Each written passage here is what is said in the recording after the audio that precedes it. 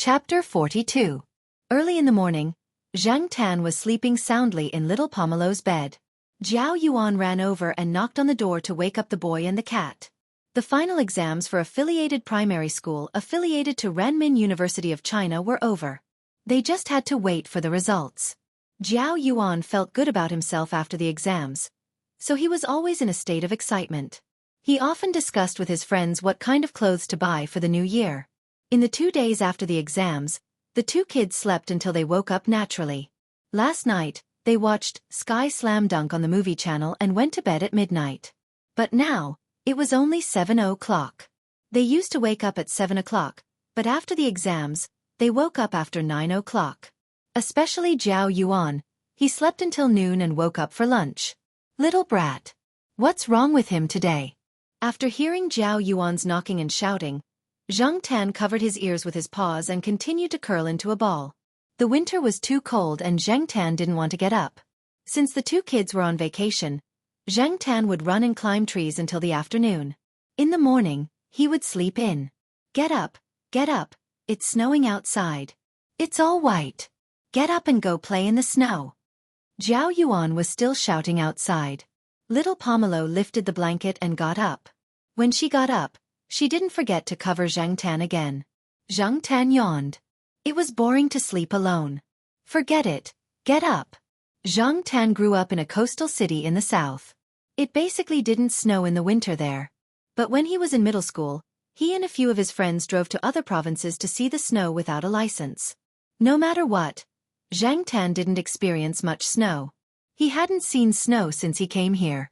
This was the first snow of the year. Zhang Tan got out of bed and shook his fur. He stretched and got out of bed. Jiao Yuan was already dressed. He was washing up in the bathroom with an excited expression on his face. When the phone rang, Jiao Yuan threw the towel that he hadn't wrung dry on the rack and rushed to answer the phone. He already knew who would call at this time. Jiao Yuan's laughter came from the bedroom.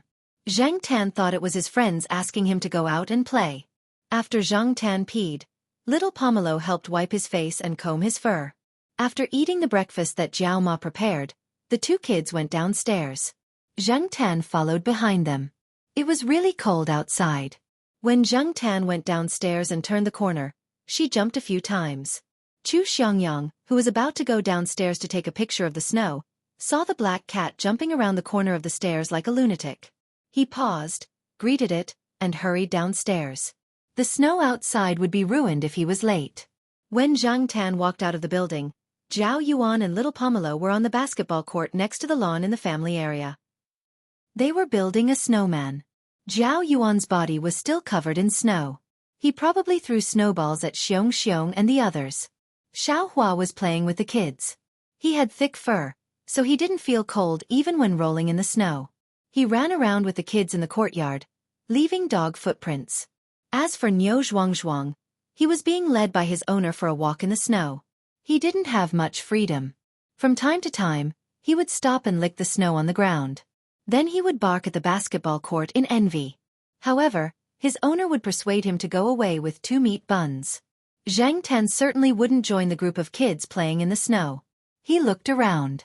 Depang was squatting by the balcony railing, looking outside. He didn't seem to want to come out. Huang came out and walked around. Then he shrunk to the corner. It was said that the habits of animals were related to the month they were born. For example, some dogs born in hot days liked to play in water, while some dogs born in cold days always avoided water. However, it seemed that this saying wasn't completely correct. Huang and the sheriff were born in the same month, but their habits were very different. Other than the fact that they were both neurotic at times, they were poles apart. Now, for example, Huang was hiding in the corner of the building to avoid the wind, while the sheriff was running around in the snow. A child in the yard took off his plush hat to play with Huang, and the sheriff was having fun. The only cat footprints on the snow were Huang's. After a while, Huang came out from the corner of the building and walked to the basketball court. There, Xiaohua was lying on the ground, panting. He stuck out his big tongue and breathed out clouds of white smoke. After Huang went over, it squatted beside Little Blossom. It was on the leeward side so that it could shelter from the wind and keep warm. After climbing a few trees, Zhang Tan's body warmed up a lot. He didn't feel too cold anymore. He was still a little sleepy. There was no sleeping atmosphere at home. After thinking about it, Zhang Tan decided to go to the Jiao Pa's office to continue sleeping. The Jiao Pa's office had air conditioning. The electricity was reimbursed. During summer and winter, all the offices and laboratories in the school would turn on the air conditioning. Some of them left it on all day and night.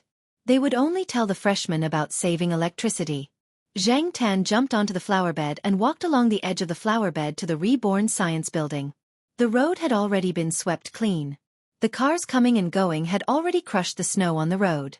The school's greenery was done well.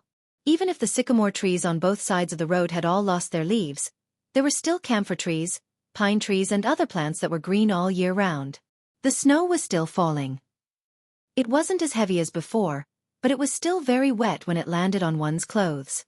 Not far away, a few students holding umbrellas walked over. They had also come out to take pictures. Maybe they were like Zhang Tan. It rarely snowed in their hometown, so they were curious.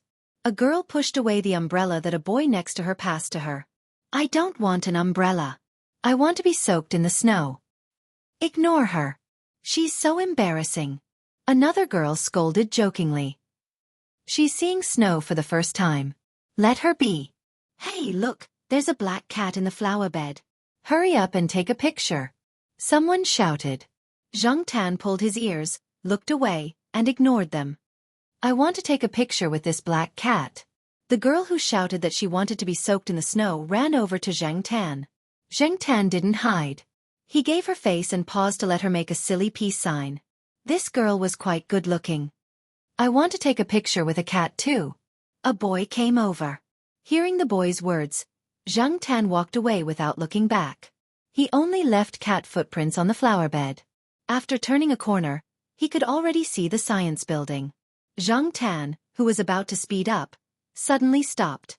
He heard someone say Jiao Pa's name. Looking sideways, he saw two people on the sidewalk walking towards the science building. They still smelled of spicy hot pot. He guessed that they had just come out of the snack bar on campus.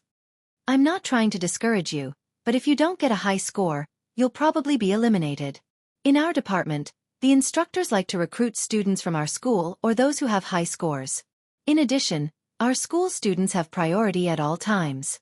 For example, my score is about the same as yours. We both just passed the cutoff, but my chances of being accepted are much higher than yours. Of course, different instructors treat students differently. For example, Zhao Mingxing's requirements are very high. Many people applied for him in this year's postgraduate entrance exam. He didn't accept any of the previous candidates. I heard that his requirements are very strict. If your score is below the cutoff, you definitely won't be accepted." The student was still talking non-stop. Zhang Tan just remembered that tomorrow was the weekend. It was also the time of the national postgraduate entrance exam. Jiao Pa often stayed in the office these days. He had to mark the students' final exam papers, hold meetings about the postgraduate entrance exam, guide research projects, and pay attention to the company's situation. A few days ago, Zhang Tan heard from Jiao Pa that he wanted to recruit a satisfactory postgraduate student to share his work. Xianxia couldn't handle it alone. Jiao Mingxing? The other person was a little confused. He was from another school and was not familiar with the instructors of Tsinghua University's Faculty of Biological Sciences. He only knew a few big names in the faculty. "I knew you didn't know him. Jiao Mingxing is not famous in other schools, but this year, he became popular. A few students who didn't apply for his postgraduate entrance exam regretted it. He's a new rising star." Zhang Tan pricked up his ears to listen to the gossip. Usually, he didn't hear about this kind of thing. So, Jiao Pa was a new rising star in the eyes of the students. However, Jiao Pa was famous for two reasons. One was the project fund, and the other was Xian. Among the postgraduate students in the same year, Xian was far ahead of the others. In the faculty, the most direct way to evaluate a student's excellence was to look at their SCI articles. Although some people criticized this evaluation method and attitude, it was indeed a recognized evaluation method. Xian had already published 2 articles in half a year. The impact factor was not bad. In other people's eyes, this was mostly due to Associate Professor Zhao. If the project was not good, how could she produce results without the project and the funds? Some of the other famous instructor spots are either full or have already been decided. You don't have to bother to compete. You can consider the marginalized instructors. Although they don't have many projects, at least you have a higher chance of being accepted. Okay, I have to go back and revise. Take a good look at the printed courseware. After chatting for a while, the two of them separated. The student from the faculty walked towards the direction of the dormitory, and the student from another faculty went to the past life research building. Then, he came out and walked towards a nearby shed. Zhang Tan followed the student from another faculty. Just now, he saw from the flower bed at the entrance that this person only stood in the hall on the first floor of the past life research building for a while. He looked at some of the honorable introductions hanging in the hall, such as the projects that the faculty had won, and so on. There was also a list of the winners of the annual academic meeting. Zhang Tan remembered Jiao Pa saying that Xianxia had won the first prize, and that there was a 3,000 yuan bonus. When this person walked out of the building, Zhang Tan heard him mumbling something. He mentioned Jiao Pa and Xian's names. Therefore, Zhang Tan was curious. Ever since Zhang Tan turned into a cat, his curiosity had increased a lot. However, Zhang Tan didn't think so. He just thought that it was purely because he was bored and wanted to have fun. There was a roof above the shed, so no snow would fall. The undergraduate students were on vacation. Recently, they were busy preparing for the courses that they hadn't finished yet. Some students who had finished all the courses had already bought train tickets to go home. Therefore, there were fewer bicycles in the shed, and the space was much more spacious. There was a wooden shelf next to the shed, and there was a wooden cable roller on the ground. Zhang Tan saw this person drag the roller to the shelf, pat the dust on it, and put the bag on his back on the shelf. He took something out of the bag, and then sat on the wooden cable roller. Zhang Tan was in the flower bed behind him. Due to the cover of some green plants, this person wouldn't notice him even if he turned around. The person who was sitting down spread out a thick printed document on his knees. Zhang Tan thought that this should be the printed courseware mentioned before. It's so damn thick. Can I finish reading it in one night? Zhang Tan didn't know much about the postgraduate entrance exam. Now, it seemed that it wasn't just about the exam. Skills? Who cares? Zhang Tan didn't bother about the so-called skills. He just came over to take a look out of curiosity. Anyway, he had nothing to do, but it didn't seem to be interesting.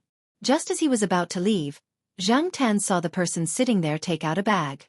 The bag was filled with what looked like jerky. Beef jerky? What a big piece. Zhang Tan was curious and didn't pay attention to his feet. He stepped on a branch, making a cracking sound. Looking up, Zhang Tan saw the examinee from another school looking at him with a piece of beef jerky in his mouth.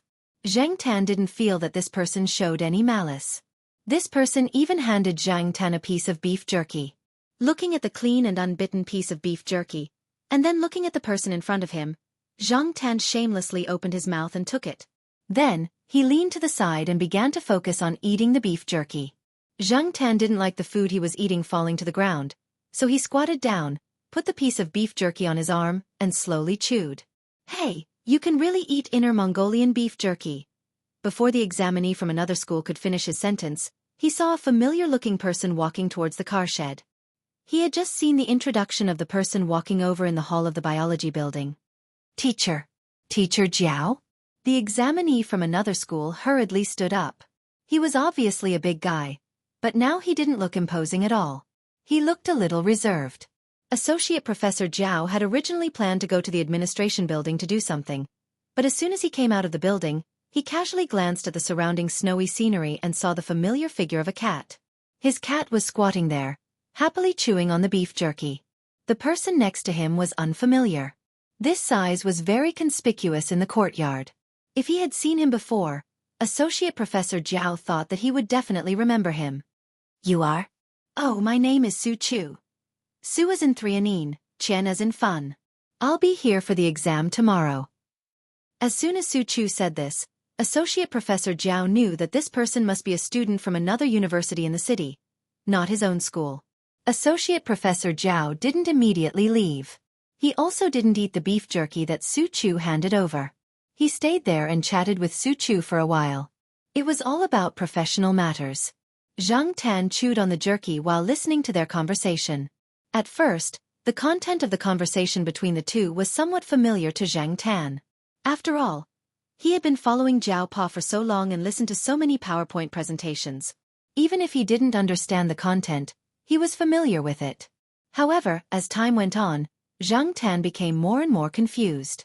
The conversation between the two gradually became a simple and direct way of asking and answering questions.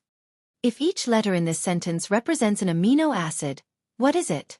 Cheese, gu, si, ilyong, cysteine, si, tiandong. What is the principle behind transforming isolated B-type blood into O-type blood? The B-type antigen on the surface of the blood cell membrane. The reason for Dolly's premature aging. Here's what I think. First, the length of the telomeres in the cell.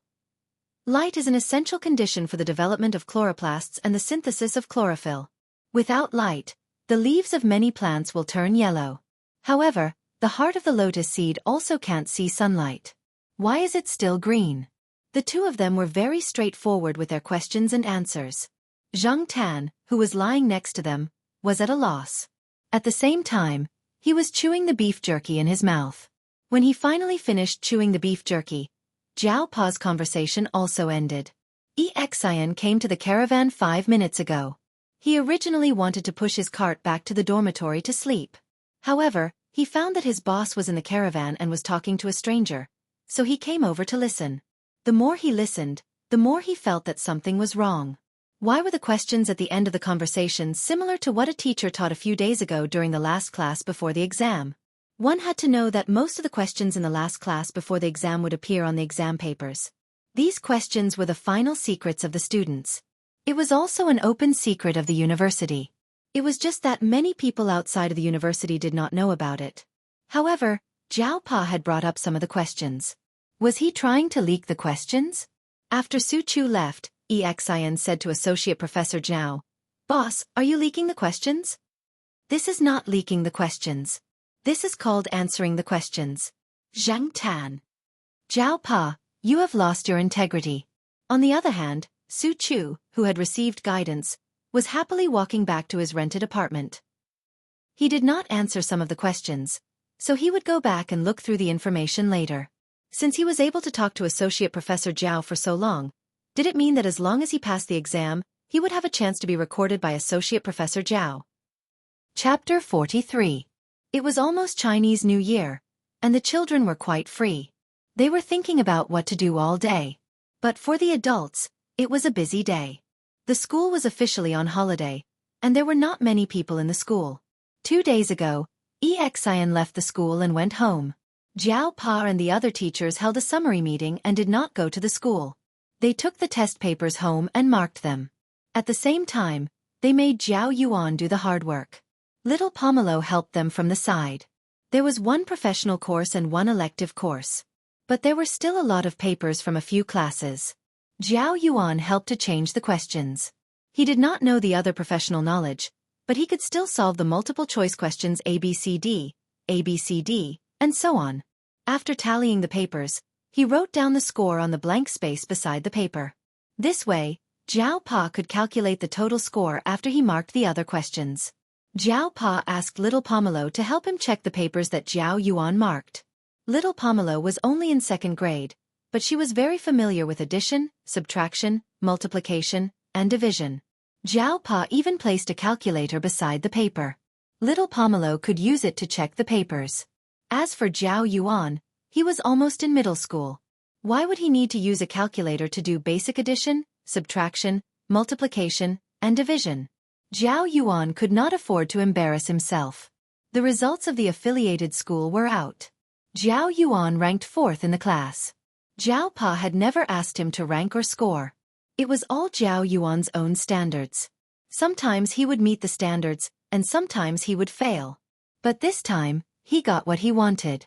Things developed as Jiao Pa expected. When Jiao Ma led him to the shopping mall, they passed by a toy gun stall. Jiao Yuan stared at the toy guns. In the end, he chose the guns and gave up the choice of clothes. As for why Jiao Yuan sat here and helped mark the papers today, he mainly wanted to earn some pocket money. One paper cost 10 cents. There were about 200 to 300 papers in here. When they went out to play, they could buy some junk food. Zhang Tan squatted on the foldable table with the Chinese chess pattern on it and watched them mark the papers. The papers were filled with childish red numbers. Sometimes, Zhao Yuan would see people who were bored during exams and draw on the back of the papers. Then he would sit there and laugh. "Hey, I know this teacher. Dad, isn't this the teacher who always likes to carry a loudspeaker?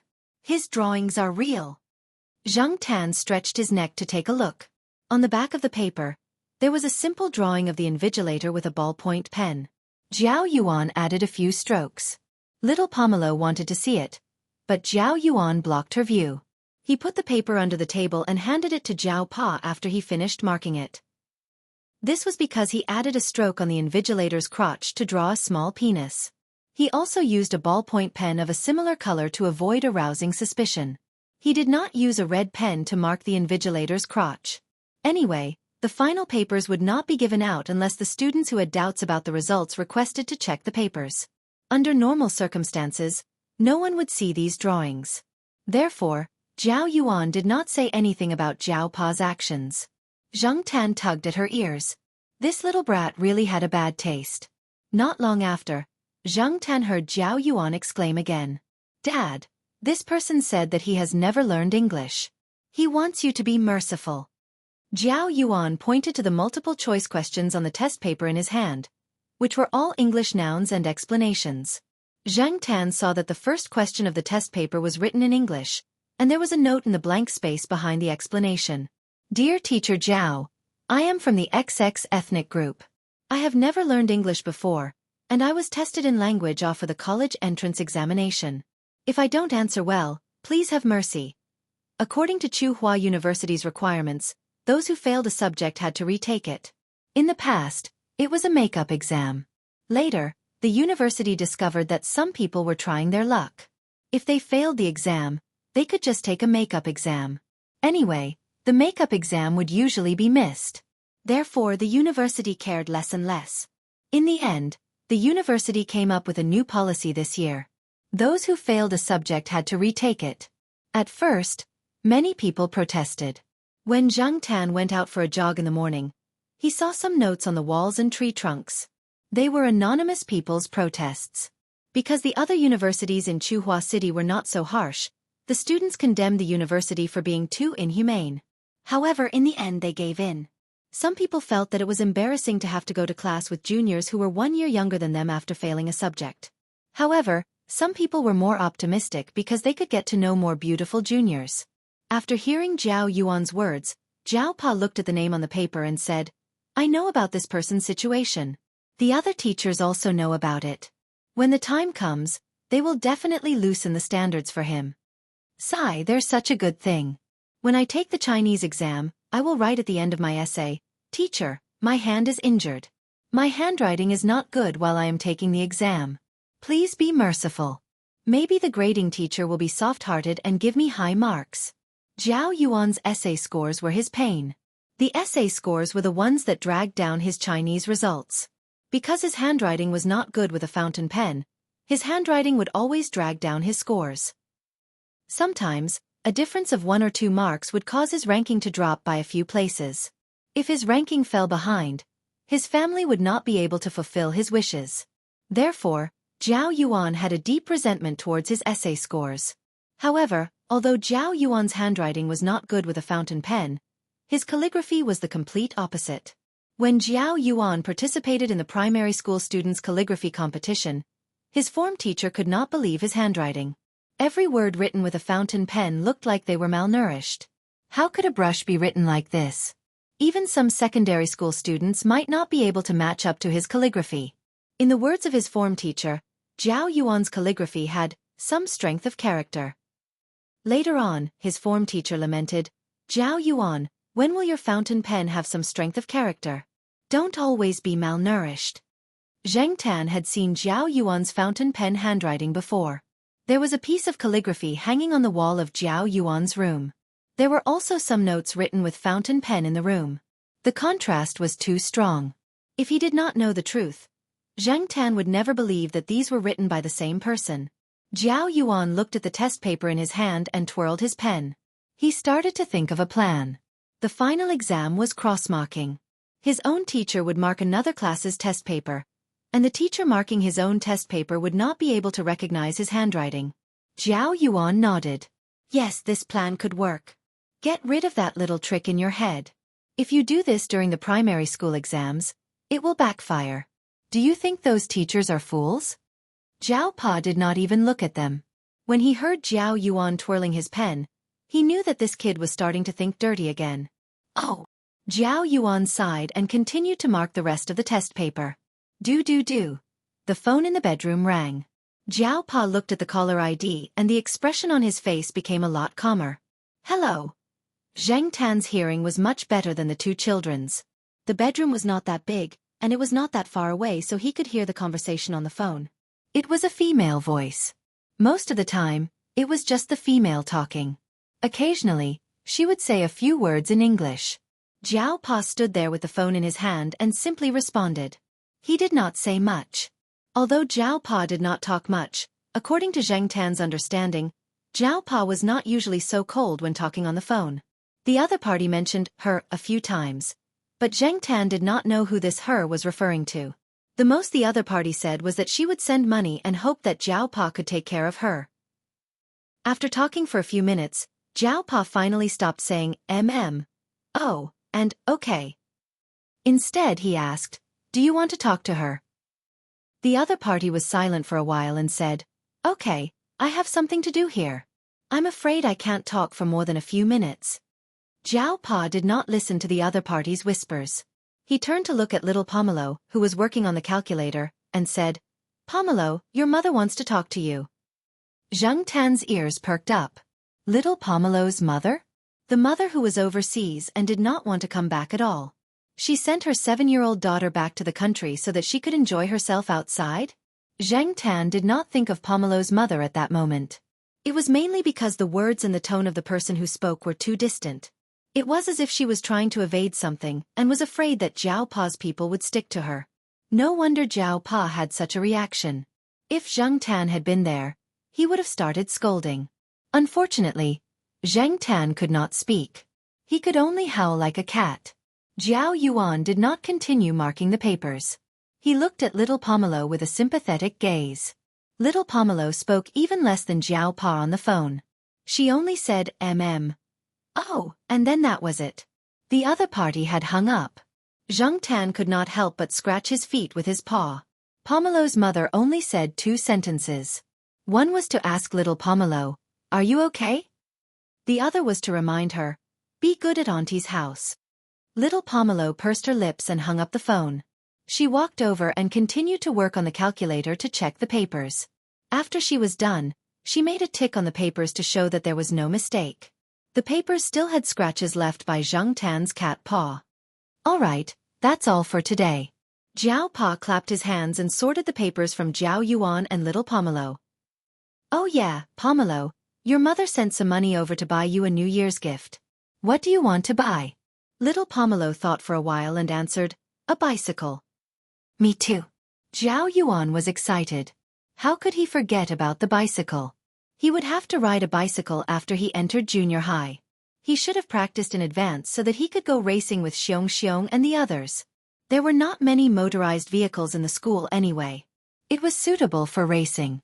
Zhao Pa looked at Zhao Yuan. His expression did not change. Rejected. Why? Your mother said that she would buy it during the summer break. Xianxia, Suan, and the others are the same.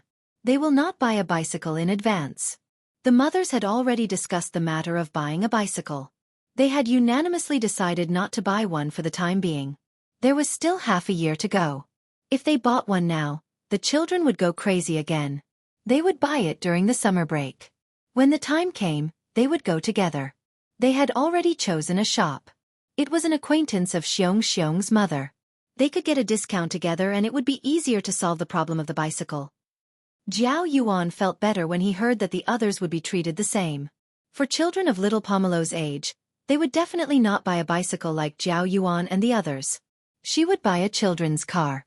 The place where they bought the bicycle was near the central department store. The 3 of them walked there in the afternoon. Zheng Tan did not follow them. It was almost the new year and there were many people there. It was inconvenient for Zhang Tan to follow them, so he decided to sleep at home. Or he squatted in the kitchen and watched Jiao Ma prepare some New Year's food, such as fried rice balls, fried lotus root, and braised food. When Zhang Tan was squatting there, Jiao Ma would occasionally pass him a freshly fried meatball. Zhang Tan chewed the meatball in his mouth. He felt that his days were so good. This was the so-called life where he could just open his mouth and sleep when he was full. He did not have to worry about anything. The three of them left quickly and returned quickly. When they returned, Jiao Pa was carrying a pink and purple children's car that had been assembled. Choosing a children's car was not easy. Don't think that it would be safe just because there were two protective wheels on the back wheels. It also depended on the size of the handbrake on the car. If the handbrake was too big, the child would not be able to hold the handbrake tightly and would not be able to stop the car. It also depended on whether the braking force was too strong and whether the chain cover was well covered. Only then could the child's chances of injury be reduced. Therefore, Jiao Pa asked little Pomelo to choose the car and test it herself. After testing the car, little Pomelo requested to change it to a bigger basket. The original basket was too small. Although the big basket did not look as good as the original, little Pomelo liked it. Jiao Pa and Jiao Yuan could also guess the reason for such a big basket, so they did not object. "Yo, this car is quite beautiful." Jiao Ma came out of the kitchen wearing an apron. When she saw the basket, she smiled and said, "Is this specially prepared for black charcoal?" "Yes." Little Pomelo nodded and then looked at Zhang Tan. Zhang Tan wagged his tail and walked over to the basket and jumped on it. Because it was a children's car, it was not as high as Jiao Pa's electric car. Zhang Tan felt that it was quite close to the ground. Fortunately, the space in the basket was not bad, and it was not uncomfortable to squat inside. It would be best if he could put a plush cushion inside. As Zhang Tan was thinking, little Pomelo took out a plush hat and said, "It will be better if you put this on." The wheels were covered with dust. Jiao Pa and Jiao Yuan came back with little Pomelo, who was riding for the first time. With the protection wheels, the balance was stable. She could be cooked after a few pedals. Looking at little Pomelo riding, Jiao Yuan was so envious that he wanted to drag one of the parked bicycles to practice. However, no matter how he thought about it, he did not want to ride little Pomelo's children's car. If a man rode this kind of car, it would be a joke. After getting a car, little Pomelo would ride a few laps downstairs every day. Zhang Tan would squat in the basket, and with the plush hat, he did not feel cold. Once, Huang saw Zhang Tan squatting in the basket and jumped up, but he was slapped down by Zhang Tan. Outside cats were not allowed to enter private cat territory. There were not many children in the courtyard who had their own bicycles. When they saw little Pomelo riding, they were all envious. They asked their families to buy one for them, and if their families did not buy one, they would come over to borrow little Pomelo's bicycle. In the end, they were scared away by Zhang Tan. Therefore, within 2 days, all the children in the courtyard knew that there was always a fierce black cat on Gu Yuzi's basket. It was said that it would scratch children. Gradually, even without Jiao Yuan's intervention, no one dared to touch little Pomelo's bicycle. In the beginning, little Pomelo only rode her bicycle in the courtyard. Later, she began to ride her bicycle outside the courtyard. She did not want to attract hatred in the courtyard. There were too many people who were jealous of her. The Jiao Pa followed behind her and watched. The temperature had risen in the past 2 days, and the snow had almost melted. There was no need to worry that the road would be icy and slippery. After a few times, the Jiao Pa was relieved. Although little Pomelo was young, she was very sensible. A sensible child would be doted on, and adults would be more tolerant of anything. Everyone in the family could see that little Pomelo was not in a good mood recently. It was probably because of her mother's phone call. Therefore, no one said anything when little Pomelo rode her bicycle outside the courtyard every day. Today, little Pomelo rode her bicycle outside the courtyard after lunch as usual. Her children's bicycle was locked next to the Jiao Pa's electric bicycle. She did not want to tire herself out by carrying it up and down every day.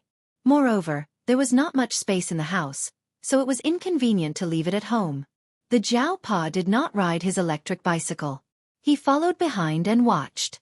Little Pomelo rode her bicycle slowly. The Jiao Pa could catch up with her in a few steps. Not long after, the Jiao Pa's phone rang. Yuanzi was looking for him and asked him to go to the company. The Jiao Pa reminded little Pomelo not to ride too far and to go home after a while. The Jiao Pa left after getting the assurance. Without the Jiao Pa behind her, little Pomelo rode a little faster. They followed the main road straight ahead. Zhang Tan looked at the road. This was the road he usually ran on. If he went straight ahead, he would reach the forest at the edge of the school. Little Pomelo's destination was the forest. She had been there once with the Jiao Yuan, so she remembered it.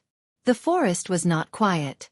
The various sounds from the construction site not far away could be heard. Recently, the construction site had been working day and night. The workers were anxious to go home for the new year and finish their work as soon as possible. Little Pomelo rode towards the forest for a while. She did not want to go deeper. The adults had said many times that this area was not safe. Although it was daytime, little Pomelo did not want to go in and take a look.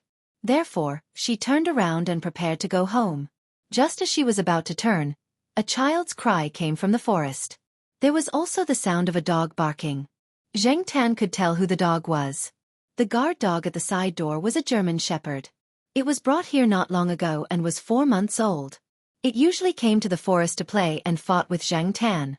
However, after it became familiar with Zhang Tan, it did not cause too much trouble when it saw Zhang Tan.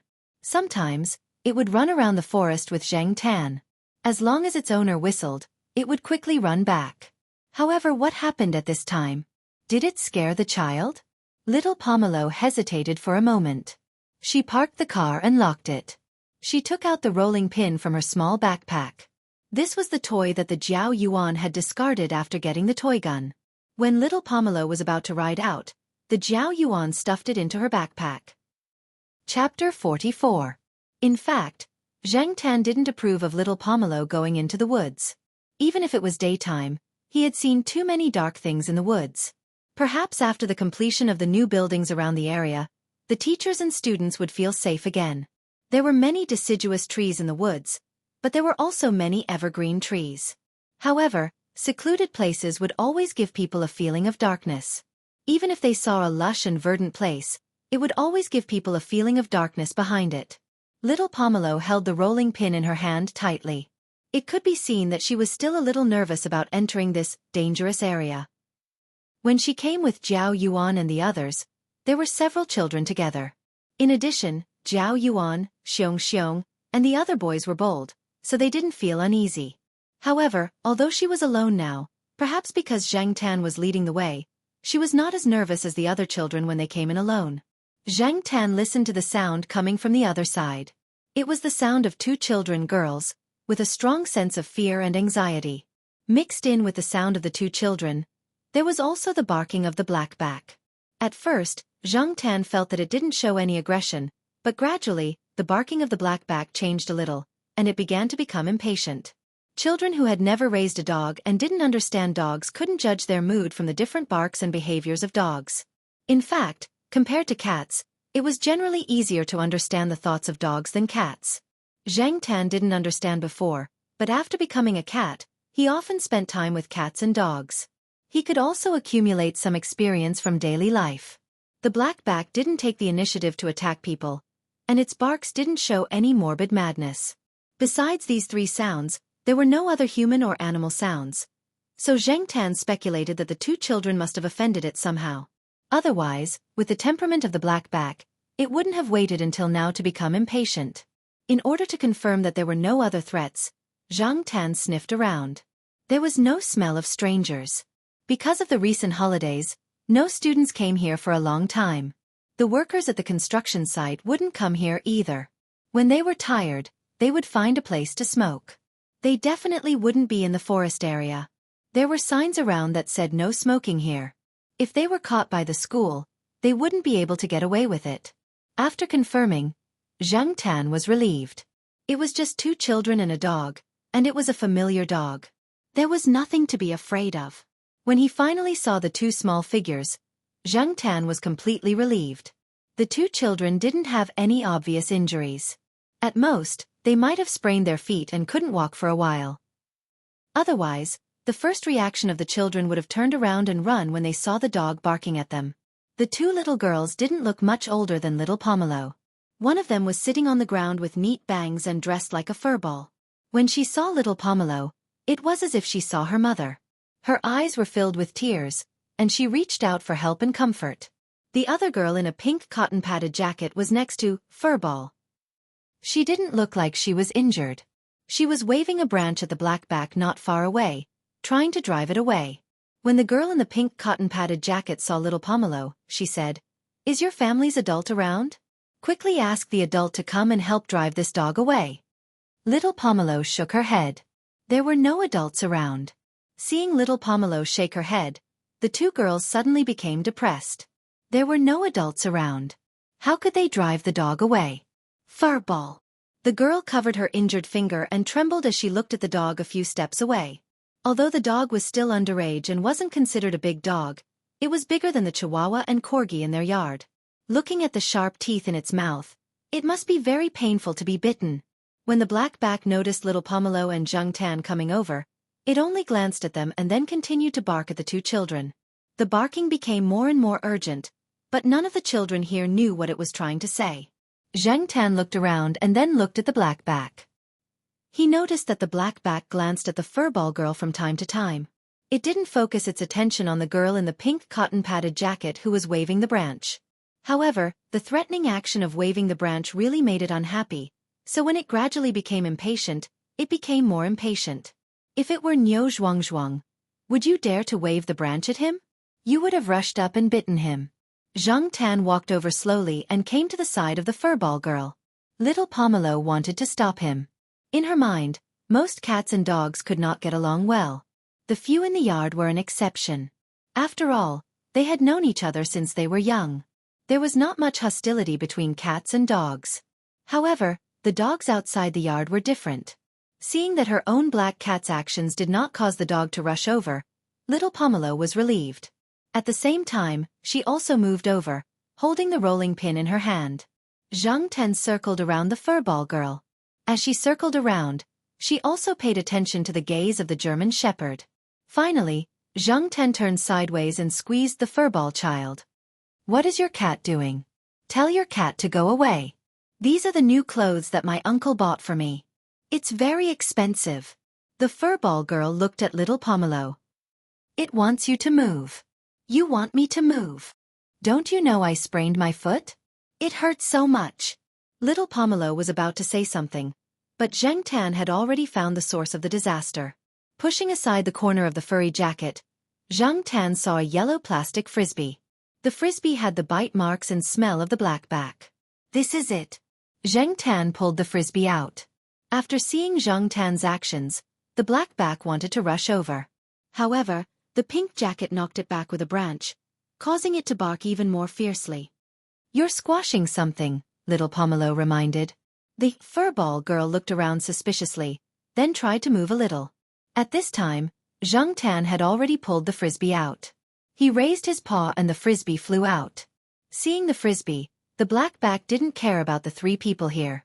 Before Xianxia could hit the frisbee, it started wagging its tail. When the frisbee flew, it ran away happily. When the frisbee was about to hit the ground, it jumped up and caught it. Then, with the frisbee in its mouth, it walked towards the construction site. The owner of the blackback should be walking around the construction site. The construction site was more noisy. No wonder the owner didn't hear the roars here. Otherwise, he would have started whistling. Seeing the dog run away, the three children let out a long sigh of relief. The pink jacket didn't care about the dead leaves and mud on the ground and directly sat down. The alarm was lifted and the source of the disaster was found. The two children talked a lot more. The furball girl even apologized to little Pomelo. She was quite sincere. She was a good child who knew her mistakes and could change. This child's temperament was not bad. Xianxia climbed up a nearby tree. He didn't stay with the three children. Because the pink jacket kept wanting to touch him, Xianxia turned and ran. He didn't let her touch him. "Little girl, your hands are still sticky with mud." The furball girl was talking about their previous experience. Today, the adults had gone shopping to prepare for the new year. The two of them were bored at home, so they came out to play. They were classmates and from the same family compound, so they had a good relationship. When they heard that there was a plum blossom forest here, the two children came by themselves. However, They didn't expect to trip on the exposed roots. They sprained their ankle and couldn't get up for a while. She was wearing thick clothes, and her attention was attracted by the pain on her body, so she didn't notice the thing under her butt. The pink jacket took out a small packet of tissue from her pocket and wiped her hands. She also let the furball girl wipe her wound. The furball girl originally wanted to find some snow to wash her wound, but she found that the snow had almost melted. There was only a thin layer of white around her. There was some black dust and other debris on the snow. She didn't feel safe using that to wash her wound. Therefore, after wiping her fingers with the tissue, the furball girl looked at her finger that was still faintly bleeding and stuck out her tongue to lick it. Xianxia and little Pomelo. Seeing little Pomelo looking at her in surprise, the furball girl taught her seriously, "I once heard from my uncle that the saliva of a mouse contains a protein called nerve growth factor.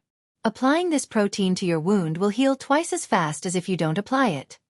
After saying that, she glanced at little Pomelo proudly, which meant, "Look at how awesome I am, knowing so much knowledge." Xianxia and little Pomelo.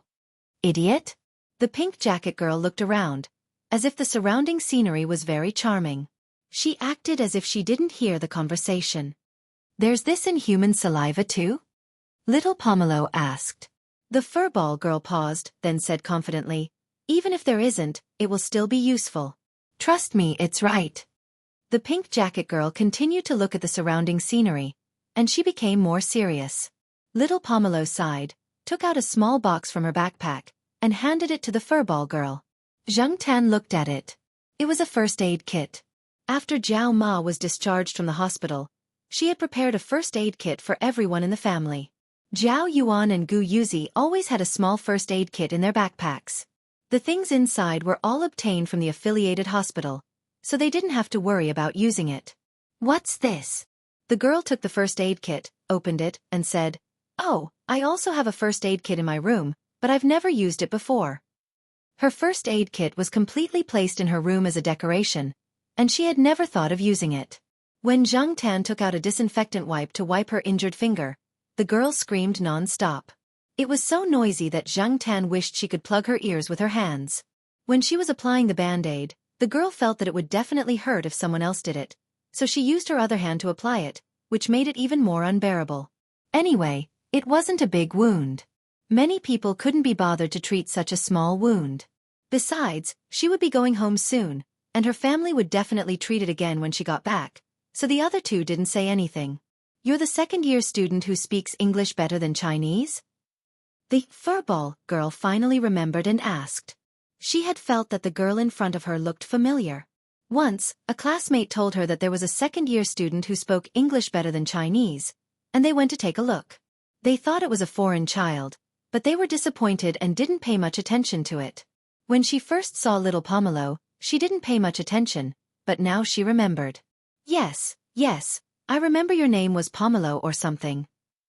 The pink jacket girl finally stopped looking at the scenery. Little Pomelo pursed her lips and said, "My name is Gu Yuzi.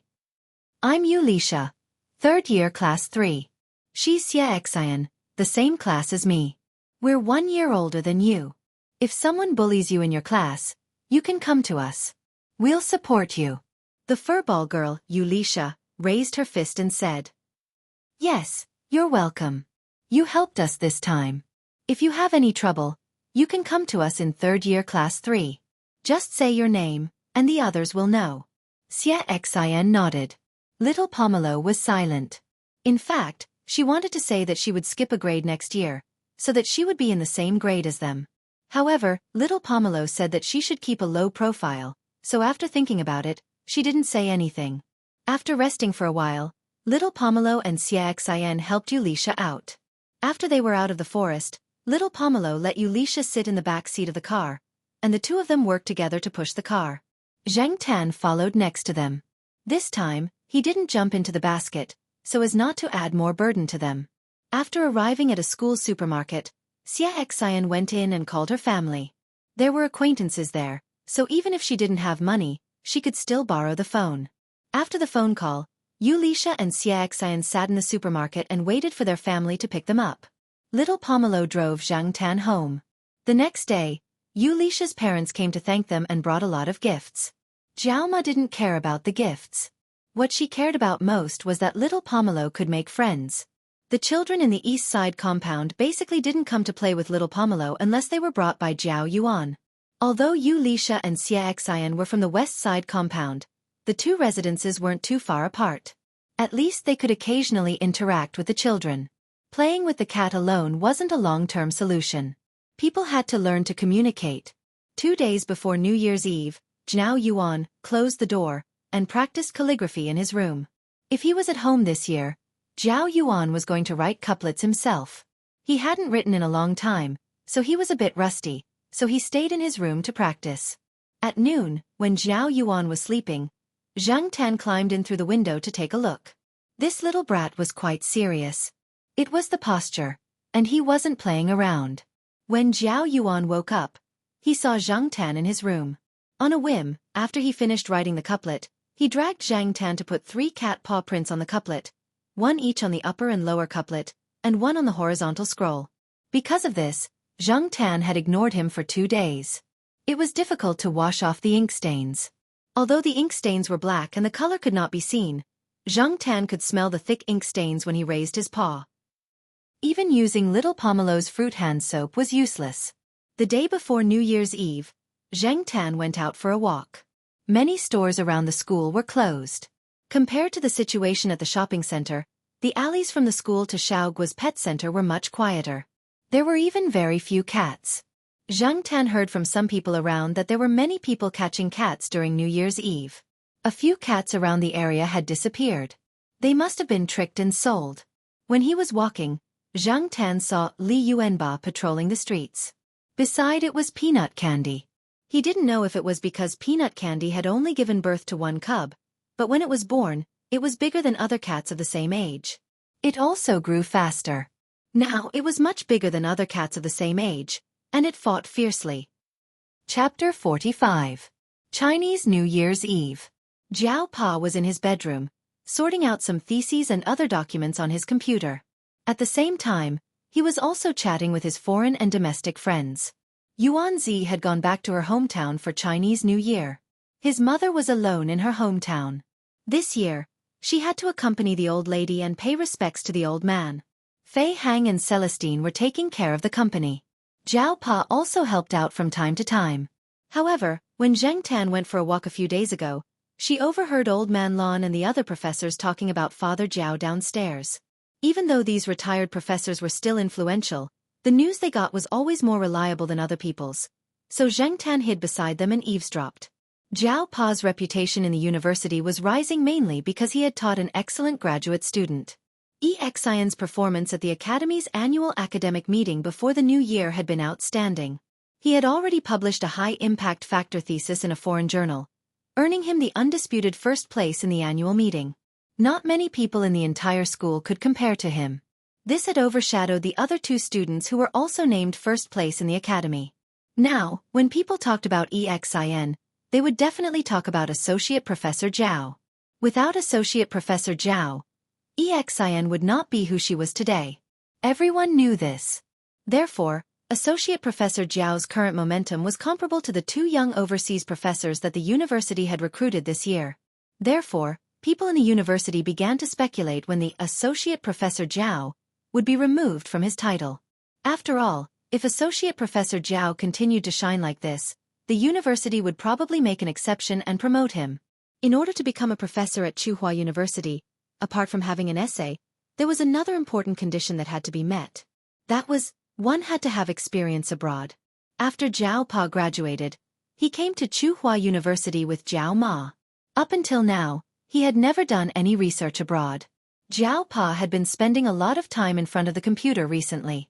This was probably the reason. He was preparing for this overseas experience. After all, a full professor would receive more benefits than an associate professor in all aspects, and they would be able to work more freely. Zhang Tan nestled on the edge of the sofa, rolled, and changed his position to continue lying down.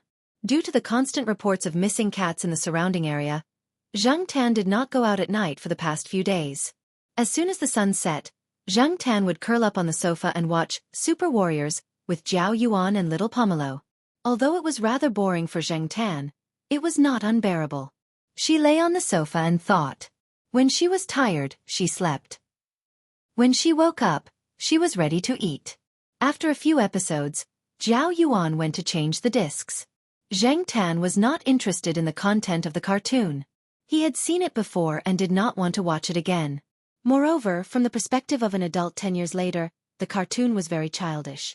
What Zhang Tan was thinking now was, if Zhao Pa went abroad for 1 or 2 years, what would happen to his family? Zhao Ma's burden would definitely increase a lot. No, it seemed like there was still Xianxia and the new graduate students who would be accepted after the new year could help out. On the TV, the yellow leopard was running and suddenly jumped up and turned into a robot. At the same time it shouted, "Yellow leopard warrior, transform!" Zhang Tan was thinking about his own thoughts when he was suddenly pulled up by Zhao Yuan. "Black cat warrior, transform!" Zhao Yuan shouted.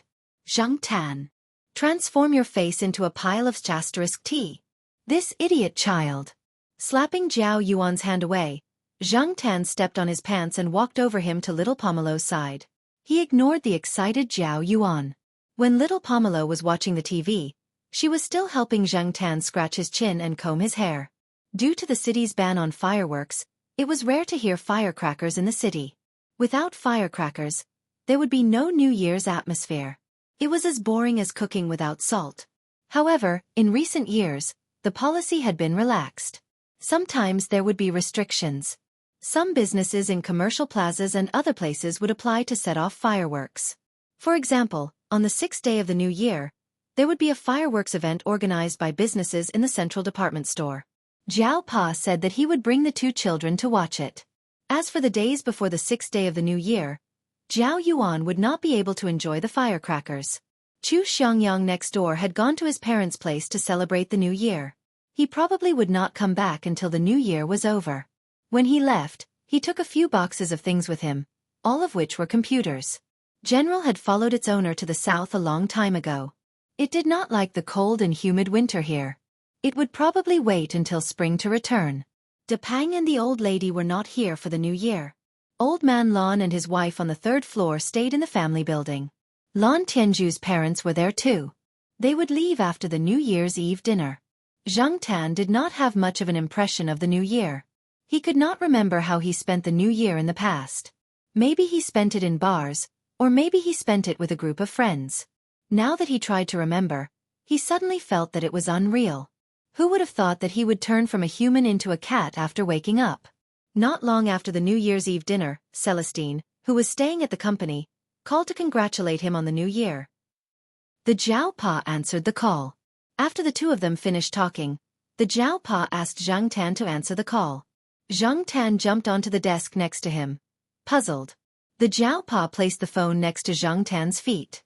Zhang Tan leaned over to listen. Celestine's voice came from the other side. "Black Charcoal, Senior Walnut wants me to congratulate you on his behalf. Happy New Year." Zhang Tan pulled his ears and breathed heavily through his nose, indicating that he understood. "Why don't you call out?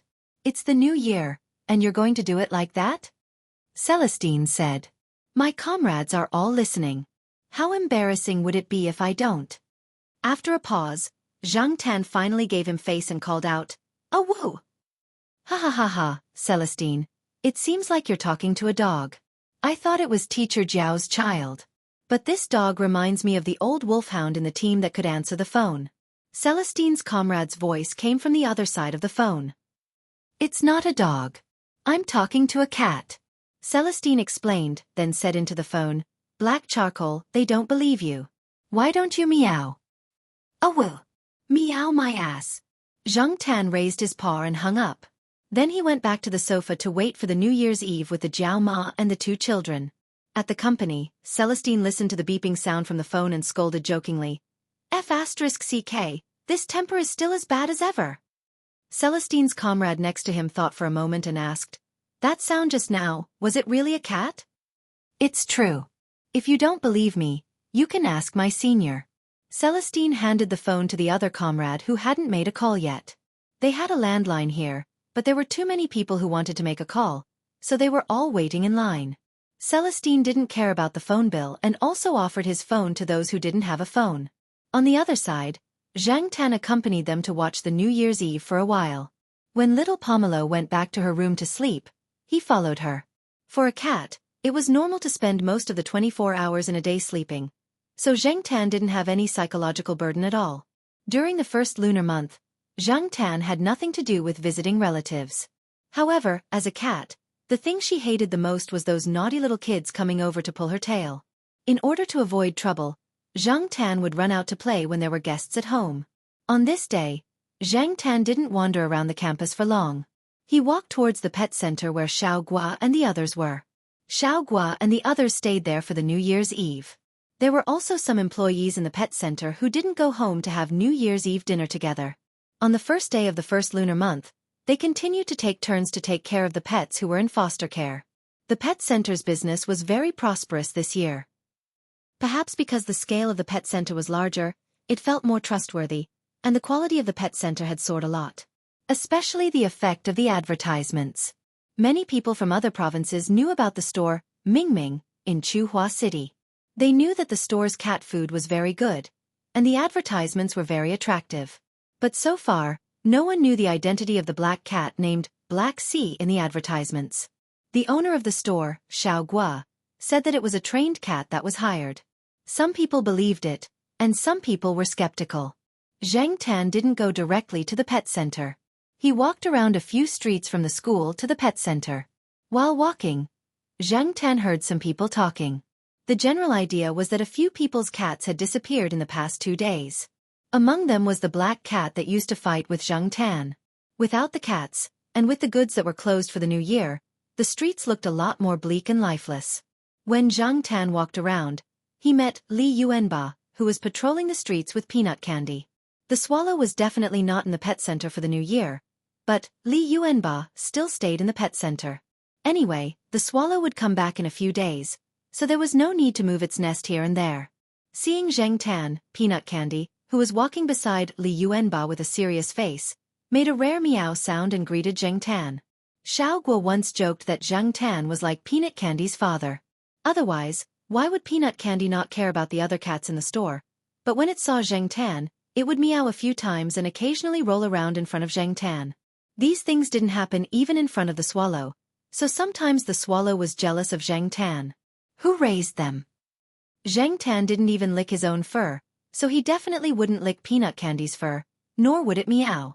Xianxia didn't like to make a sound, because every time it made a sound, it would stimulate the nerves in its brain, reminding itself that it had changed from a human who could talk to a mongrel cat. However, in order to show its closeness to the younger generation, Xianxia would raise his palm and pat peanut candy's head. For peanut candy, it was used to Xianxia's way of greeting, so when Xianxia came close, it would lower its ears and extend its head to let Xianxia pat it. This child was teachable. Xianxia sighed with emotion. What an obedient kitten. It was much more likable than those little kids who only knew how to pull his tail.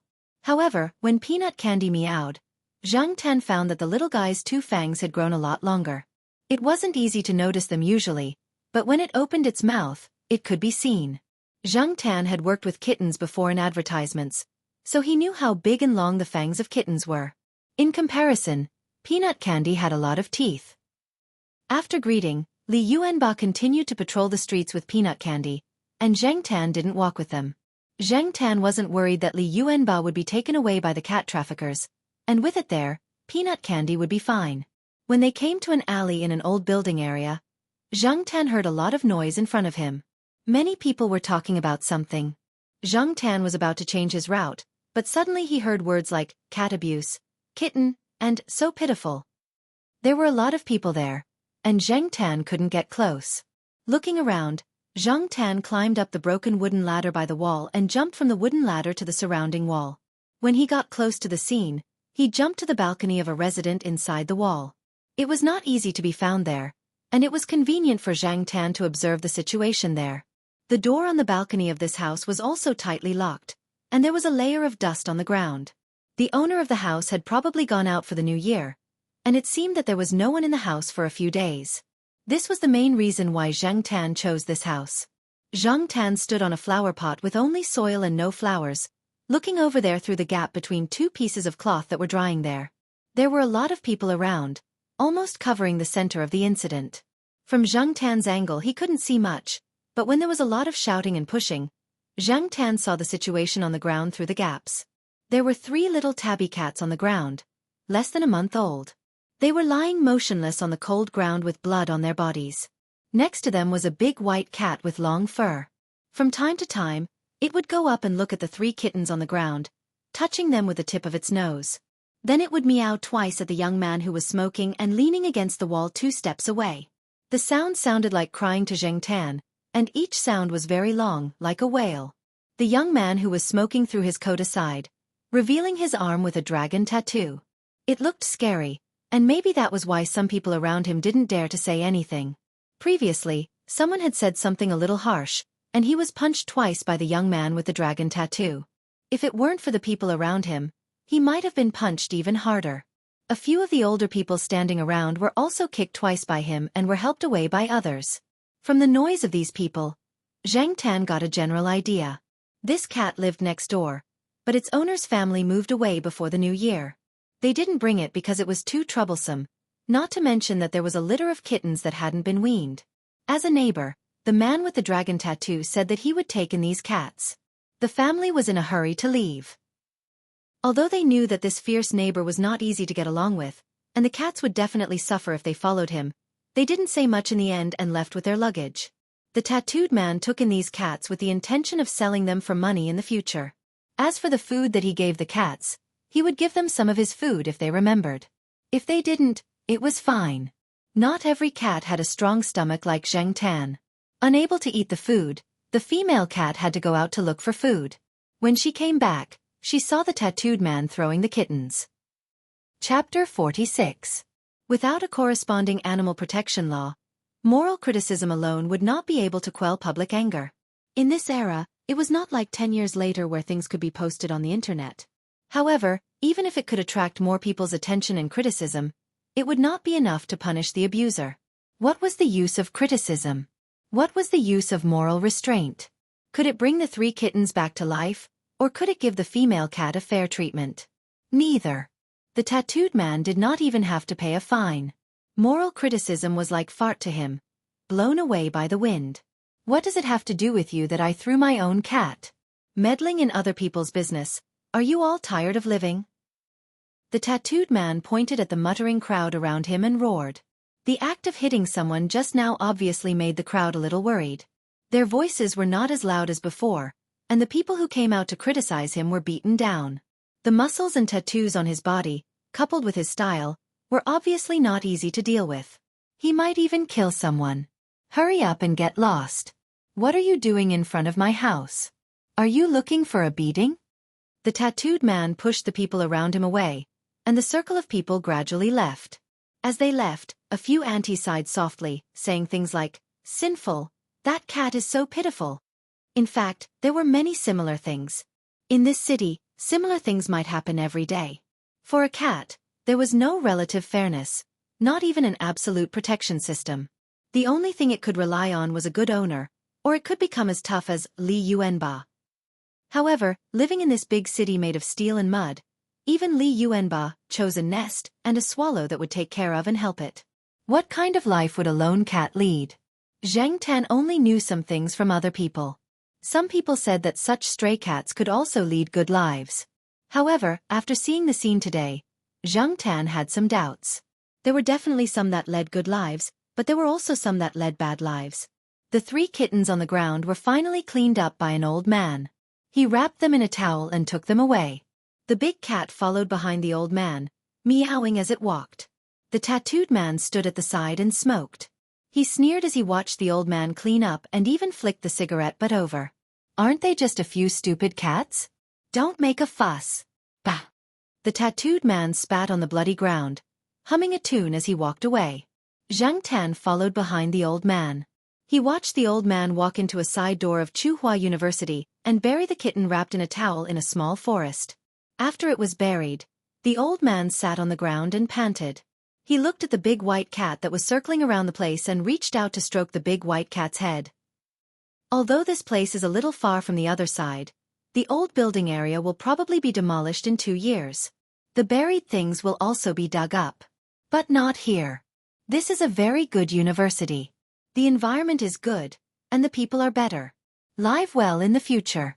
Why don't you come with me? I don't live in that old residential area. I'll live around here. Although the conditions aren't good, it won't starve you. Xianxia did not know if the big white cat understood Sir System's words. It just stuck close to the ground where the kitten was buried and lay there motionlessly. The old man wanted to pick it up, but it struggled and refused to move. The old man waited for a while and then picked it up again. This time, the big cat did not struggle. Xianxia squatted not far away and watched them. After they left, Xianxia was still squatting there. Nobody knew what he was thinking. His mind was a little messy, but it also seemed like he was not thinking about anything. When he came back to his senses, the sky was already dark. He moved a little. Perhaps it was because he had been squatting like this for too long. His whole body was a little stiff and cold. Xianxia took a few deep breaths and slowly moved his body. Only then did he become active and jog back to the East family compound. When Xianxia returned home, Jiao Pa was sweeping the floor. Jiao Yuan and little Pomelo were helping to clean up. Jiao Ma was washing the dishes in the kitchen. The house was filled with the smell of alcohol and strangers. However, seeing familiar people and smelling familiar smells still made Xianxia feel at ease. After crawling into little Pomelo's bed that night, Xianxia did not feel like sleeping. Little Pomelo next to him was already asleep. Xianxia's eyes were still open. He stared at the ceiling in the house and did not fall asleep until 3 o'clock in the morning. However, he did not sleep well.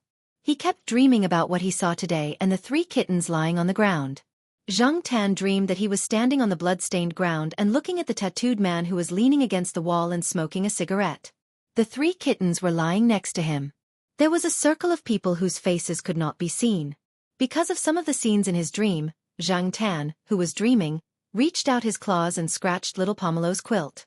The next day, Jiaoma looked at the scratched quilt and said, I guess Black Charcoal is dreaming about catching mice. But Black Charcoal doesn't look very good today. Little Pomelo pointed at Xianxia who was listless on the sofa and said. Jiao Yuan stared at Xianxia for a while and then raised his hand to lift Xianxia up. Black Cat Warrior, transform.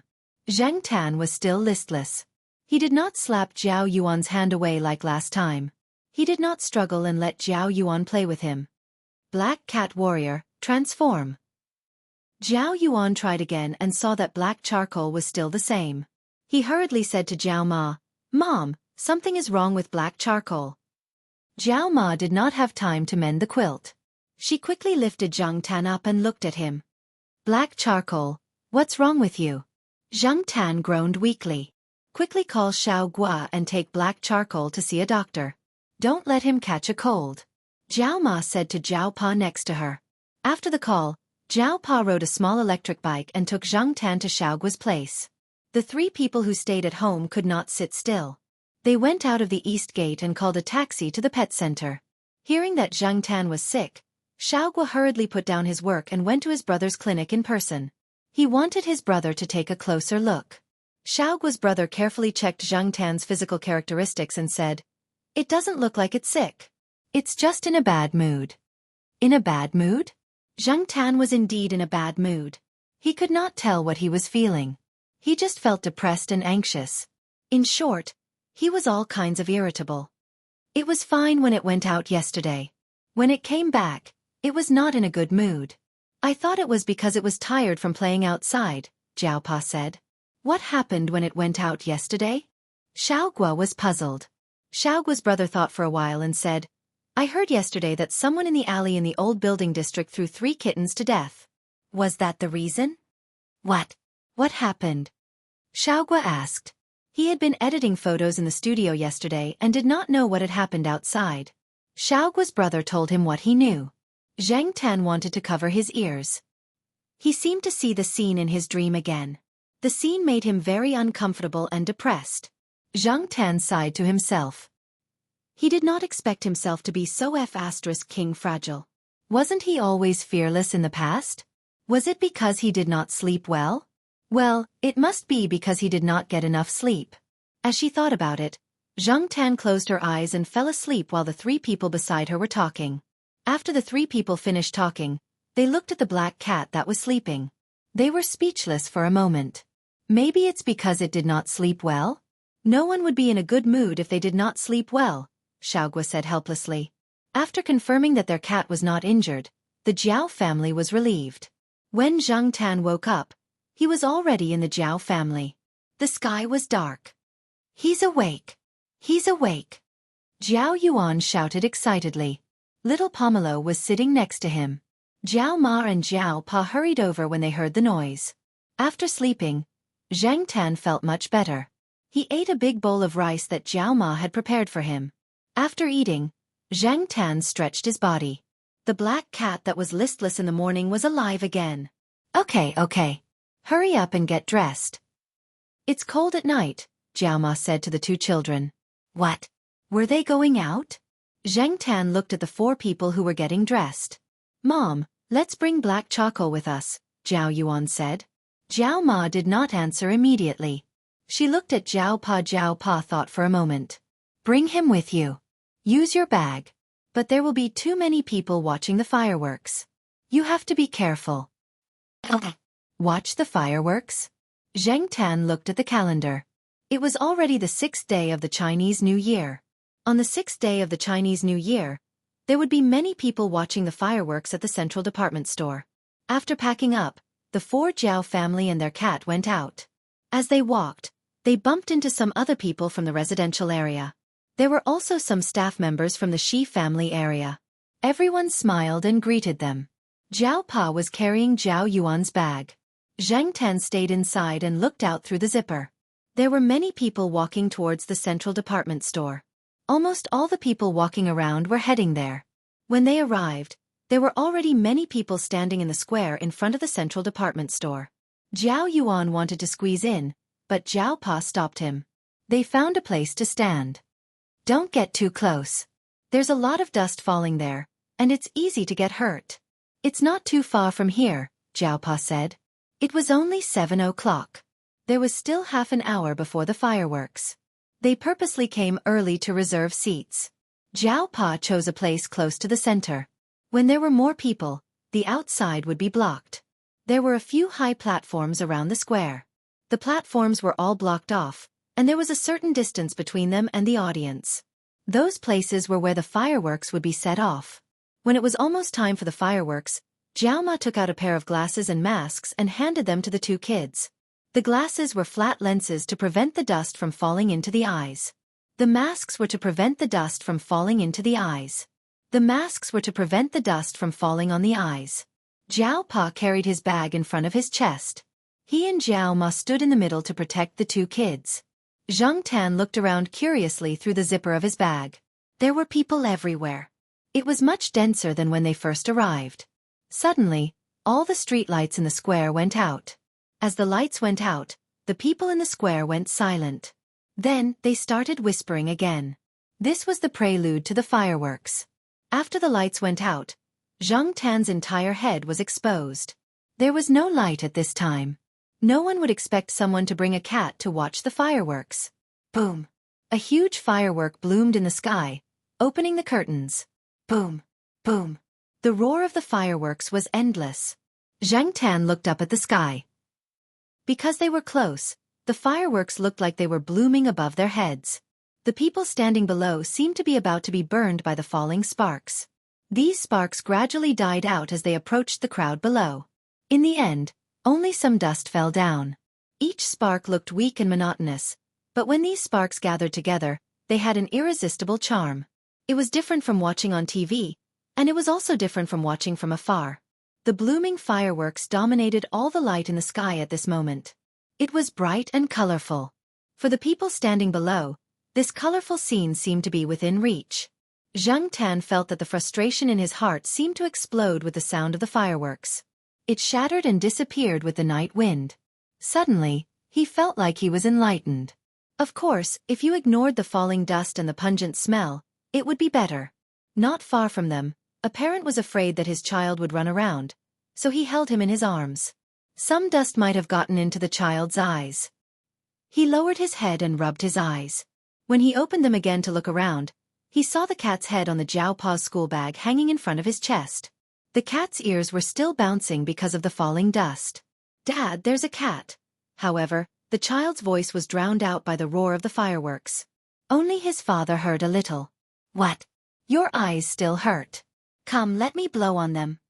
The child slapped his father away. "There's a cat." "Yes, yes, there are fireworks, fireworks. Look, the fireworks are so beautiful." The child was speechless. When the fireworks finally stopped, the crowd gradually began to disperse. The Jiao Pa waited for the crowd to disperse before he began to walk out. The Jiao Yuan and little Pomelo were still excited. On the way home, they kept talking about which fireworks were beautiful. "The firefighters must be very busy today." The Jiao Ma sighed. When they got home, everyone had a strong smell on them. They scrubbed hard. Zhang Ten also took a long bath. After the bath and drying his fur, Zhang Ten crawled into little Pomelo's bed. Little Pomelo wrote a diary entry before going to bed. Similar to the previous entries, after she finished writing, she would press Zhang Ten's paw on the paper and draw a circle around it. Then, she would add a few more strokes. Therefore, in most of the entries, there was a drawing of a cat's paw at the end. After little Pomelo turned off the lights and went to bed, Zhang Tan poked his head out of the blanket. He stretched out his hand and revealed the sharp claws that he had retracted. Chapter 47. Zhang Tan lay on the sofa in the living room, the tip of its tail wagging gently. Zhang Tan liked to think in this state. As for the wagging of its tail, it was a habit formed after Zhang Tan became a cat. It originated from an unconscious action. Just like how some people like to tap their fingers on the table when they were thinking about problems, Zhang Tan liked to wag its tail when it was lying on the sofa. In fact, many cats like to do this, but not every cat was like Zhang Tan, thinking about those complicated problems. This action might just be a way for them to express their comfort, which meant that they were in a good mood and were living a comfortable life. Or maybe, like Zhang Tan, they were thinking about something that was not as complicated as Zhang Tan's, but that was something that people could not guess. After all, it was hard to guess a cat's mind.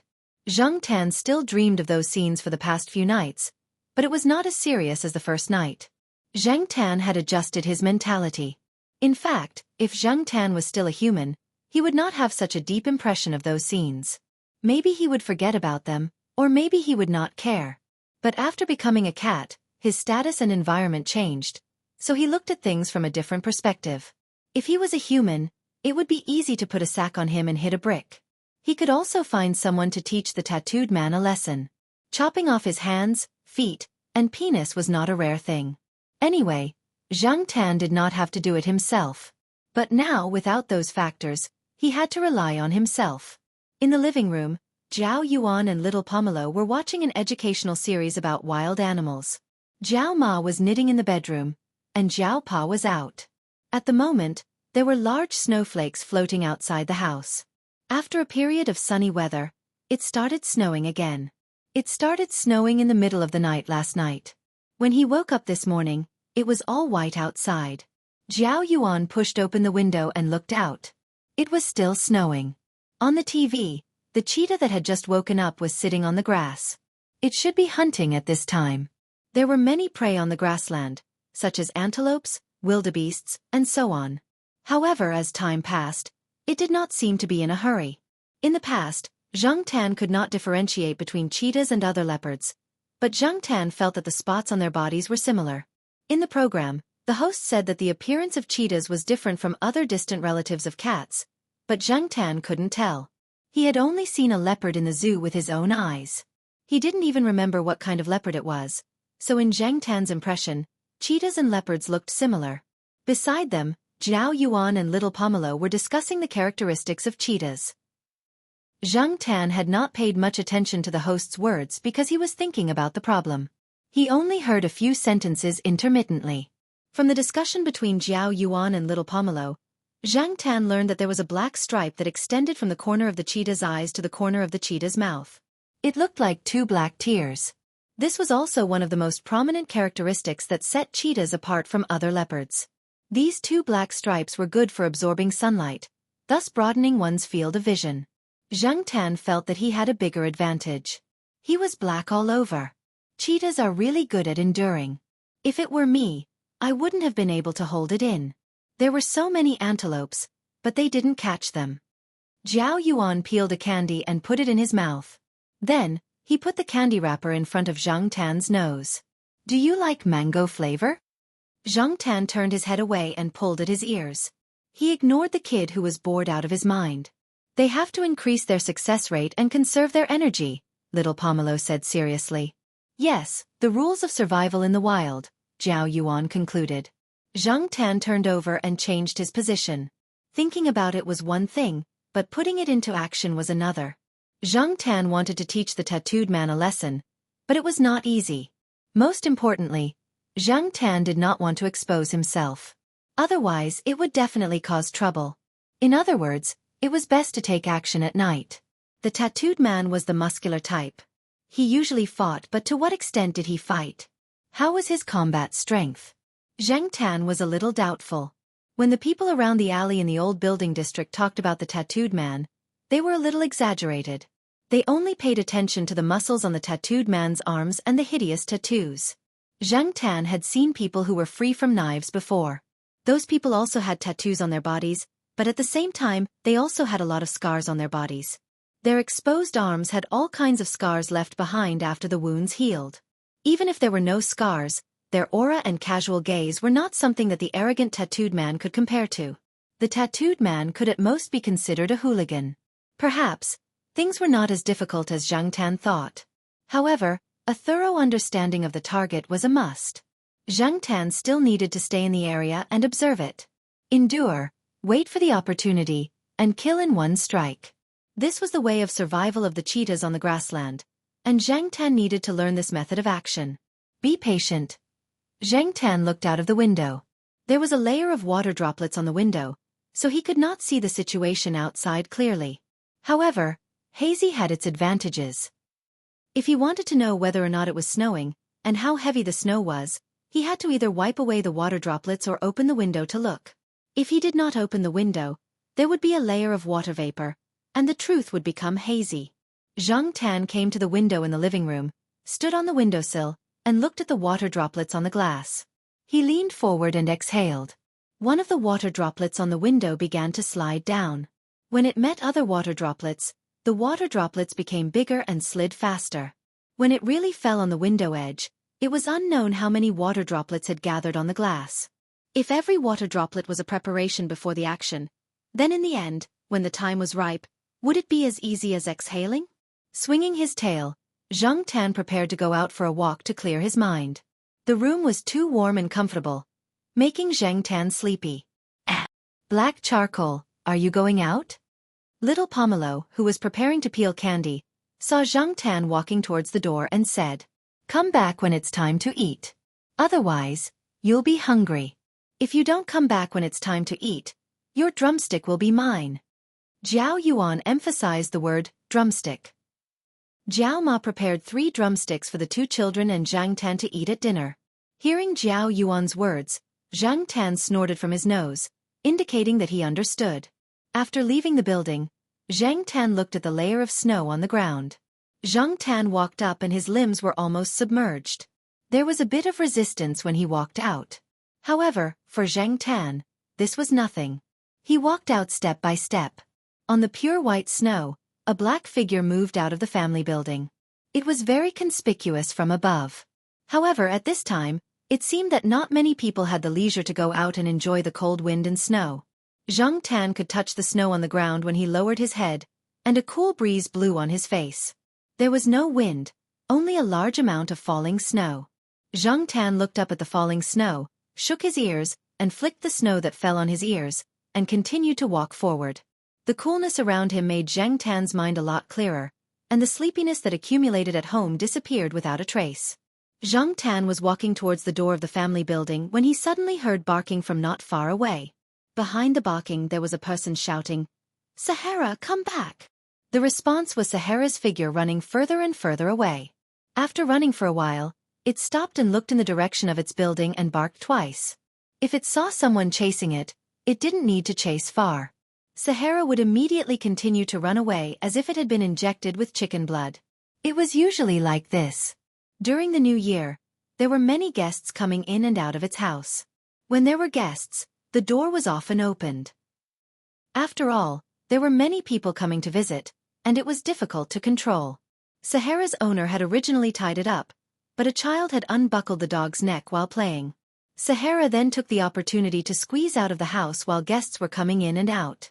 Its owner still had to take care of the guests, and at this time, he wouldn't abandon the guests to chase after the dog. Besides, this kind of situation had happened several times during the winter holidays. There was no need to worry too much. In less than an hour, Sahara would naturally come back. However, when it came back, it would either be covered in mud or other things. In short, it had to be thoroughly washed.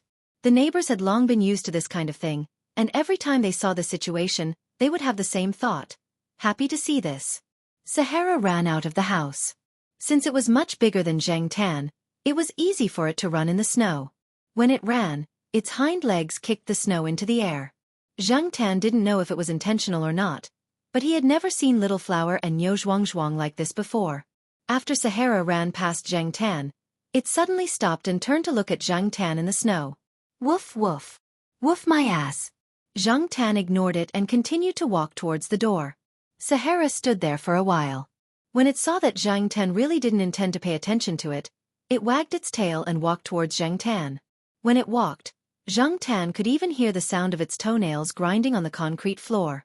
When it got close to Xianxia, Sahara suddenly rushed over, raised one of its front legs, and pushed Xianxia diagonally with the sole of its foot, pushing Xianxia into the snow.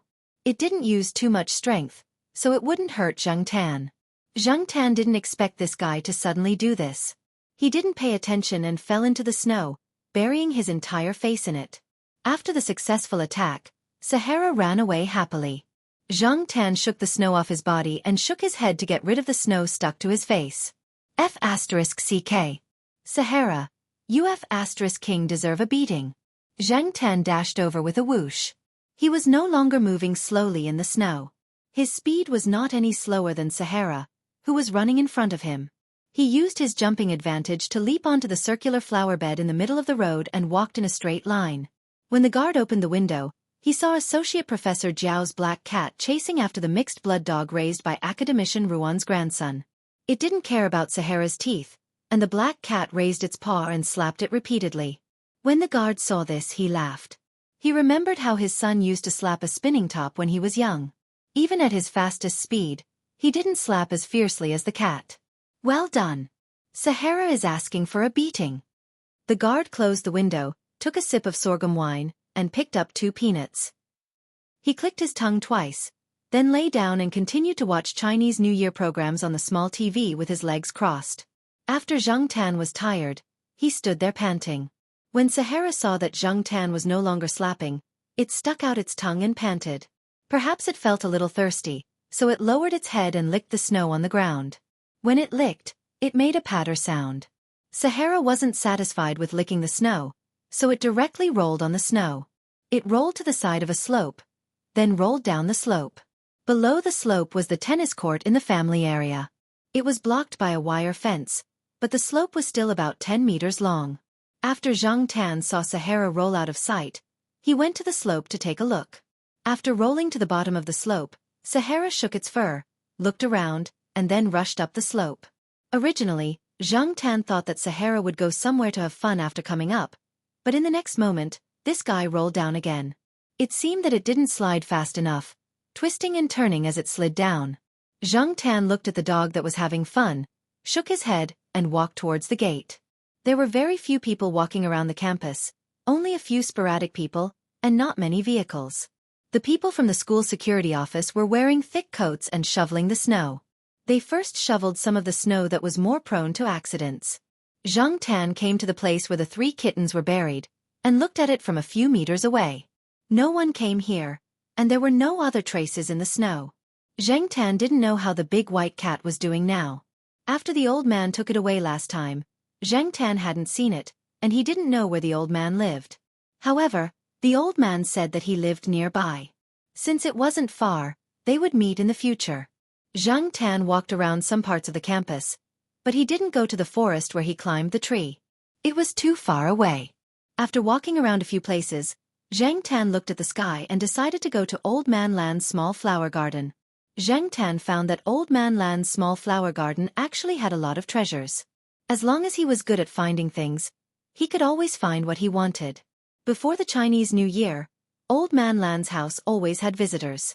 Recently, he didn't come to the small flower garden much. However, the parts that needed to be taken care of were taken care of by Old Man Lan before the Chinese New Year. Other times, he would occasionally come to check on the temperature and humidity in the greenhouse. Zhang Tan climbed over the wall as usual. The transparent greenhouse was piled with a thick layer of snow, and if he wasn't careful, he would slip. The greenhouse was still piled with wooden boxes. Zhang Tan didn't immediately jump down from the transparent greenhouse. Instead, he stood on the edge of the greenhouse and looked down at the small flower garden. With his eyes closed, Zhang Tan slightly raised his head. A snowflake fell on the bridge of his nose and slowly melted. There was a delicate fragrance of plum blossoms in the air. The snowflakes fell on the leaves and made a slight rustling sound. Zhang Tan couldn't reach the state of being one with nature like Zhuangzhou and Meng Dai. He just suddenly wanted to sit here quietly for a while. Just a while. A sneeze interrupted the tranquility of the small flower garden. Other cats would lick their noses after sneezing, but Zhang Tan didn't. He still kept the habit from when he was a human and sniffed his nose. F***ck. Hurry up and go home after taking a look. It's too F***king cold. I'm all wet. Jumping down from the wooden box, Zhang Tan found a few flower sheds. Finally, he stopped in front of a flower shed with a sign saying, "Unauthorized personnel do not enter," and a warning sign. The flower shed was locked, and even the windows were tightly shut. Zhang Tan couldn't get in through the ventilation. But it didn't matter. Zhang Tan's purpose was just to take a look. Unfortunately, the transparent flower shed had a temperature control. The inner wall was covered with a layer of water vapor and some traces of water droplets. Zhang Tan couldn't see the situation inside very clearly. Swinging his tail, Zhang Tan sat for a while and left. He would come back to take a look next time. Chapter 48. When Zhang Tan returned to the Jiao family, its outer layer of fur was wet. It had stayed in the snow for too long, and when it went out, the snow was quite heavy. It would be strange if it wasn't wet. Fortunately, its fur was thick, so it could still keep warm. However, when the cold wind blew outside, Zhang Tan couldn't help but shiver. Seeing Zhang Tan come back with wet fur, little Pomelo quickly took out the hairdryer to dry Zhang Tan's fur. The snow outside is so thick. I didn't see any other cats in the courtyard. Only our black charcoal went out for a walk, Zhao Yuan said. And Sahara. As they were talking, there was a barking sound coming from downstairs. Zhang Tan heard it clearly. It was Sahara's barking. However, the barking was obviously lacking in energy. It was far less energetic than when it went out to play. Zhao Yuan laughed and immediately opened the window in the living room to look at the building diagonally opposite. Little Pomelo also moved a stool over, took off its slippers, and stepped on the stool to look at the situation outside the window. Zhang Tan was also a little curious. He jumped on the windowsill and looked in the direction of the barking. The dog below the building diagonally opposite was Sahara. At the same time, on the balcony of the building's second floor, Professor Ruan's grandson, Ruan Ying, was standing there. He leaned against the railing of the balcony, holding a bowl of seaweed and pork rib soup in his hands. As he drank, he smacked his lips and said to the dog that was licking its lips and jumping downstairs, "Run, try running again. Tonight's pork rib soup won't be served to you." Woof woof, woof woof woof. There was a little whimper in the barking. It was obviously weak. It wanted to go upstairs to eat the ribs, but it couldn't enter the door. Sahara's big paws patted the big iron door of the entrance control area. After patting it once, it retracted its paws. It remembered that this big iron door couldn't be patted randomly. If it did, it would be beaten when it went home later. Woof. In the end, Sahara squatted in front of the iron door and let out a flat whimper from its nose. It opened its mouth twice and yawned twice. It was not until more than 10 minutes later that its owner opened the door and let it in. He was afraid that it would get sick if it squatted outside for too long. As soon as they entered the door, the originally listless Sahara instantly regained its health. It wagged its big tail vigorously and even jumped up the stairs. There were many other people in the courtyard who were watching the drama like Zhao Yuan and the others. Due to the different residential areas, some of them were watching from their balconies, while others were watching from the windows of their bedrooms or living rooms. Sometimes, there would be people who would kick up a fuss. Just now, someone had asked Sahara to go to their house to gnaw on a bone. In the end, Sahara still had some backbone. He only moved his but a little and remained firm. Zhao Yuan was talking about the difference between raising a dog and raising a cat when he suddenly heard a sneeze next to him. Zhang Tan sniffed, and after a few seconds, he couldn't help but sneeze again. Zhao Yuan and little Pomelo stared at Zhang Tan. After Zhang Tan sneezed twice in a row, Zhao Yuan shouted to Zhao Ma in the bedroom, "Mom, black charcoal seems to have caught a cold." "What? Caught a cold?" Zhao Ma immediately put down what she was doing and walked over in her slippers. Zhang Tan also had a bad feeling. Did he really catch a cold? "Do you want to take his temperature?" Little Pomelo asked. Take his temperature? Zhang Tan remembered seeing some pets with thermometers inserted in the pet center and shivered. Don't put it in the back door to take his temperature. Zhao Ma was not familiar with this situation. She thought about it and called Xiao Gua. Cold. Is his conjunctiva congested? Are there tears in his eyes or a lot of eye mucus? Xiao Gua asked on the other end of the phone. No. How's his meal? It's not dinner time yet. I don't know. You can take his temperature first. But if you do it at home, you can use the root of your hind legs. It's more convenient that way. Zhang Tan jumped onto the desk and pricked up her ears to eavesdrop on the conversation between Auntie Zhao and Little Gua. She heaved a sigh of relief when she heard that she did not need to use her rectum to measure the temperature. Zhao Ma finished the phone call and took out the thermometer. When she turned around, she saw Zhang Tan lying on his side with his tail tightly clamped and one of his hind legs raised. Zhao Ma could not help but smile. Other people's cats had to go through some foreplay before taking their temperature. Now that it was her cat's turn, she did not even need to say anything. Her cat had already gotten into position by itself. Zhang Tan thought that as long as they did not use the rectum to take his temperature, anything else would be fine. However, it seemed that this was a little too revealing. Forget it. It was not like it had never been exposed before. After all, it was a cat now. There was no need to be too pretentious. There were a lot of cats wandering around on the road. Zhao Ma placed the thermometer that she had prepared at the junction between Zhang Tan's hind legs and the abdominal wall. After Zhang Tan stayed in the position for about 5 minutes, Zhao Ma took out the thermometer. 39 degrees. Zhao Ma frowned. According to Xiao Gua, it seemed a little too high. This method of measuring body temperature would give a lower result, so Xiao Gua gave a range of standards for this method. After all, the normal body temperature of a cat was higher than that of a human, so the standards were different. Zhao Ma called Xiao Gua again and told him about the temperature measurement. Then it shouldn't be a big problem. We can give it some children's medicine. Let's see what happens tomorrow. Over the phone, Xiao Gua heaved a sigh of relief. He still had some spring festival advertisements waiting for this cat. Otherwise, they would have wasted a lot of food in the store. After hearing Little Gua's explanation, they felt much more at ease. Zhao Ma made some children's medicine. She didn't need to find a syringe to feed it to Zhang Tan. Cats were different from humans.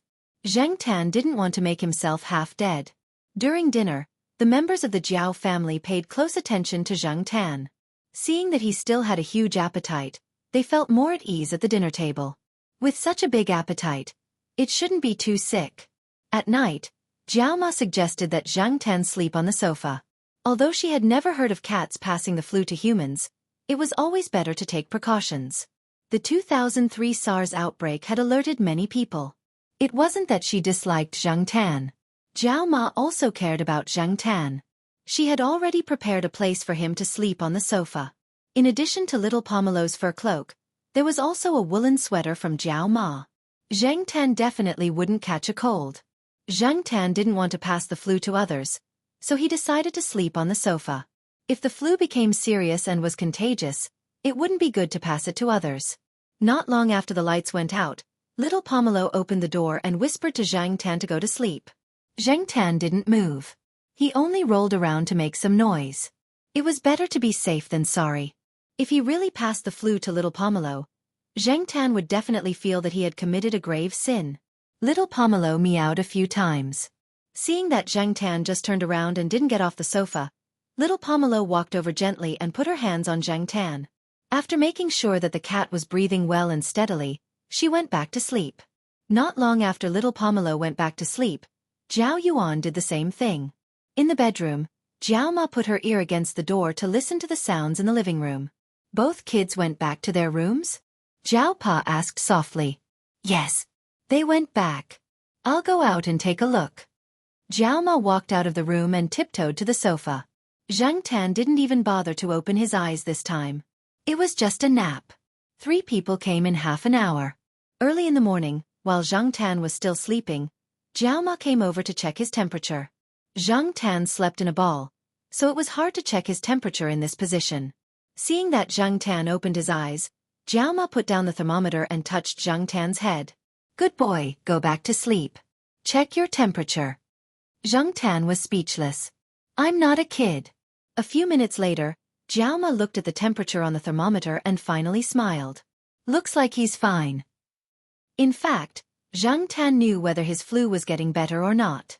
After taking some medicine and sleeping, he felt much better now. His nose didn't hurt as much as it did yesterday. Zhang Tan stretched and jumped off the sofa to go to the bathroom. Seeing Zhang Tan go into the bathroom, Jiao Ma said to Jiao Pa, "Why doesn't Black Charcoal's tail stick up?" Other cats would stick up their tails when they were in a good mood, but Zhang Tan never did. Zhang Tan usually put his tail down diagonally. When it was about to touch the ground, the tip of his tail would stick up a little. There were many black cats in the world, but Jiao family members felt that their black cats were very different from other black cats. It was easy to recognize them when they were put together, because their black cats had small movements that could be easily recognized by people who were familiar with them. Who cares? No one says that a cat's tail has to stick up. Besides, our Black Charcoal is very sensible. It's just that sometimes it has a bad temper, Jiao Pa said. After peeing, Zhang Tan didn't feel sleepy for the time being. He jumped on the windowsill in the living room and looked outside. The sun was out. Last night, when he watched TV, the weather forecast said that it wouldn't snow for the next few days. The Chinese New Year was coming to an end, so there probably wouldn't be such heavy snow. There might even be no snow in the future. The family compound was still white yesterday, but today, when Zhang Tan saw that it had already been cleaned, it wasn't necessarily the work of the janitor or the person in charge of cleaning. Many people in the family compound couldn't help but come out to clean the snow. These 2 days, the Jiao family didn't have many guests. To be safe, Zhang Tan stayed at home for 2 days and didn't go out. On the 3rd day, when the Jiao family had guests again, Zhang Tan went out for a walk. After not going out for 2 days, he still felt uncomfortable. After coming out, Zhang Tan felt that his whole body was relaxed. After climbing a tree in the forest and warming up his body, Zhang Tan walked out. He didn't see Huang and the sheriff, so he went straight out of the school gate. Zhang Tan walked towards the place where the kitten was buried. When he went over to take a look, he saw footprints of people and cats. It should be the old man and the white female cat. The female cat was still alive and was with the old man. Even if the old man wasn't as rich as the family that moved away, at least there were people who cared about it. That was enough. After the weather cleared up, there were more people and cars on the road. It was very lively. Zhang Tan followed the familiar road to the alley in the old building area. He saw the tattooed man wearing a thick down jacket walking out of the alley. He scolded people whenever he bumped into them, regardless of whether it was because he was walking in an S-shaped way. Zhang Tan hid in the corner and watched him leave. The tattooed man also had a job. He helped people look after the place and was a follower. He also changed shifts several times a week. Today was the only time he changed shifts in a week. After he left, he probably found a corner to lie down and continue sleeping. Looking at him, he must have watched too many erotic movies last night and used up too much energy. After the tattooed man walked away, Zhang Tan took advantage of the time when no one was around to climb over the wall in the backyard of the old building area. The tattooed man lived on the 1st floor. The 1st floor was very big. The tattooed man even used a fence to mark out a piece of land. It was originally a public area for drying blankets, but he also occupied it. The people around him told him off, but it didn't work. Instead, they were intimidated. The doors and windows of the room were tightly shut, but the kitchen wasn't. There was a broken window in the kitchen. It looked like it had been there for a long time, but it hadn't been fixed. Zhang Tan went in through the broken window, careful not to scratch himself on the broken glass. After he went in, Zhang Tan looked around the small kitchen. It wasn't big to begin with, and there were piles of garbage everywhere. It looked even smaller. There were many disposable bowls and chopsticks around, and there were also instant noodle boxes that hadn't been thrown away. There was a layer of stains on the stove, and there was a dark layer on the floor. It had solidified. If he didn't scrape it hard, it probably wouldn't be clean. There was no gas jar, and the iron pot was rusty. Zhang Tan looked around. In the whole kitchen, the microwave was the most used thing. No wonder the kitchen window hadn't been fixed for a long time. The kitchen wasn't used much, so it didn't matter if it was fixed or not. The kitchen door was closed. Zhang Tan leaned against the door and listened to the movements outside. After confirming that there was no one in the house, he jumped up and turned the doorknob. The area of each house in the old building area wasn't big. It was about 60 or 70 square meters. There were piles of junk in the living room, and there was also a motorcycle. The brightest thing in the house was probably the motorcycle. It was obvious that the owner often cleaned it. Other than that, the other places were all kinds of junk and garbage. The unfinished takeout on the table hadn't been cleaned up. The rice grains on the ground were already dry and stuck to the floor. As for the bedroom, there were some magazines thrown on the floor. Each magazine cover was a scantily dressed big-breasted girl. The calendar hanging on the wall at the head of the bed was also in this style. There were a lot of things on the head of the bed. The ashtray was full, and there were many cigarette butts on the floor. What didn't match the environment was that there was a gift box of tea leaves and a Yixing clay teapot on the table. There was a card with a blessing written on it, but it wasn't the tattooed man's name. It looked like it was a gift for the old man. As for why the tattooed man had it, it was unknown. It probably wasn't something that could be exposed. After walking around, Zhang Tan didn't touch the things here. He went back the way he came, closed the kitchen door, and came out through the broken window. When there was no one around, he jumped over the wall and left. There was a small restaurant not far from the alley in the old building area. The owner probably knew that the surrounding area was going to be demolished. He also planned to move the store, so there were fewer things. However, business was still good during the New Year period. Now, many people would call the small restaurant to order food or book a private room when guests came to their house. The restaurant owner made a lot of money on New Year's Eve. The kitchen was next to the restaurant's main building. There were many people washing and cooking. Room 16, a box of beer. Okay, send it over right away. A waiter wearing the restaurant's uniform walked into the warehouse where the beer was stored. However, when he moved the beer, he found that one of the boxes was missing. There were originally 12 bottles, but now there were only 11 bottles left. Could it be that someone secretly drank it? Forget it. Even if someone secretly drank it, it didn't matter if they offended someone. Therefore, the waiter chose another box of 12 bottles of beer and moved it out. After knowing that the store was going to be moved, the management here wasn't as strict as before. In addition, the new year wasn't over yet. The store's business was still good. Sometimes when things got chaotic, people would pretend that they didn't know about it. Chapter 49. After the Lantern Festival, students from both Tsinghua University and the affiliated primary school started attending classes one after another. School started. Some people were happy, while others were the opposite. From Zhang Tan's point of view, the students returned to school with more smiles than the kids from Tsinghua Elementary School. The first and second graders were still trying to find excuses to skip school. Some of the kids at the entrance of Tsinghua University's primary school had red eyes. They sniffled from time to time, but under the pressure of their parents, they slowly walked into the school. In contrast, the young people who were riding their bicycles were in a much better mood. They were anxious to find the girls they had not seen in a long time and missed. The sixth graders had a special mentality. They had mixed feelings of, I'm finally growing up, and, damn, there's still so much homework and exams, as they spent their last days in primary school. Zhang Tan did not know if every sixth grader had the same mentality. At least Zhao Yuan was like that. The little kid always had an inexplicable sense of excitement and anxiety. Just like what Zhao Pa said, he was entering puberty. Children entering puberty. This meant that when he entered junior high, Zhao Yuan would not be a little kid anymore. He would be a young man. I guess I can read some books about sex in Zhao Yuan's room in the future. Zhang Tan laid on the sofa, the tip of his tail wagging slowly. He watched as Zhao Yuan and little Pomelo left the house. Jiao Ma sent them off. After sending the children off, she went to buy groceries. Zhang Tan did not go out during the day for the past few days. The school was full of people and it was very lively. After the new students returned to school, the school, which had been quiet for the entire winter break, became noisy again. Zhang Tan did not want to go out at this time. It was inconvenient. Therefore, Zhang Tan changed her schedule. During the first week of school, she would sleep at home during the day and go out after dinner at night to do some scouting. After these few nights, Zhang Tan had a better understanding of the tattooed guy's schedule. However, it was still not enough.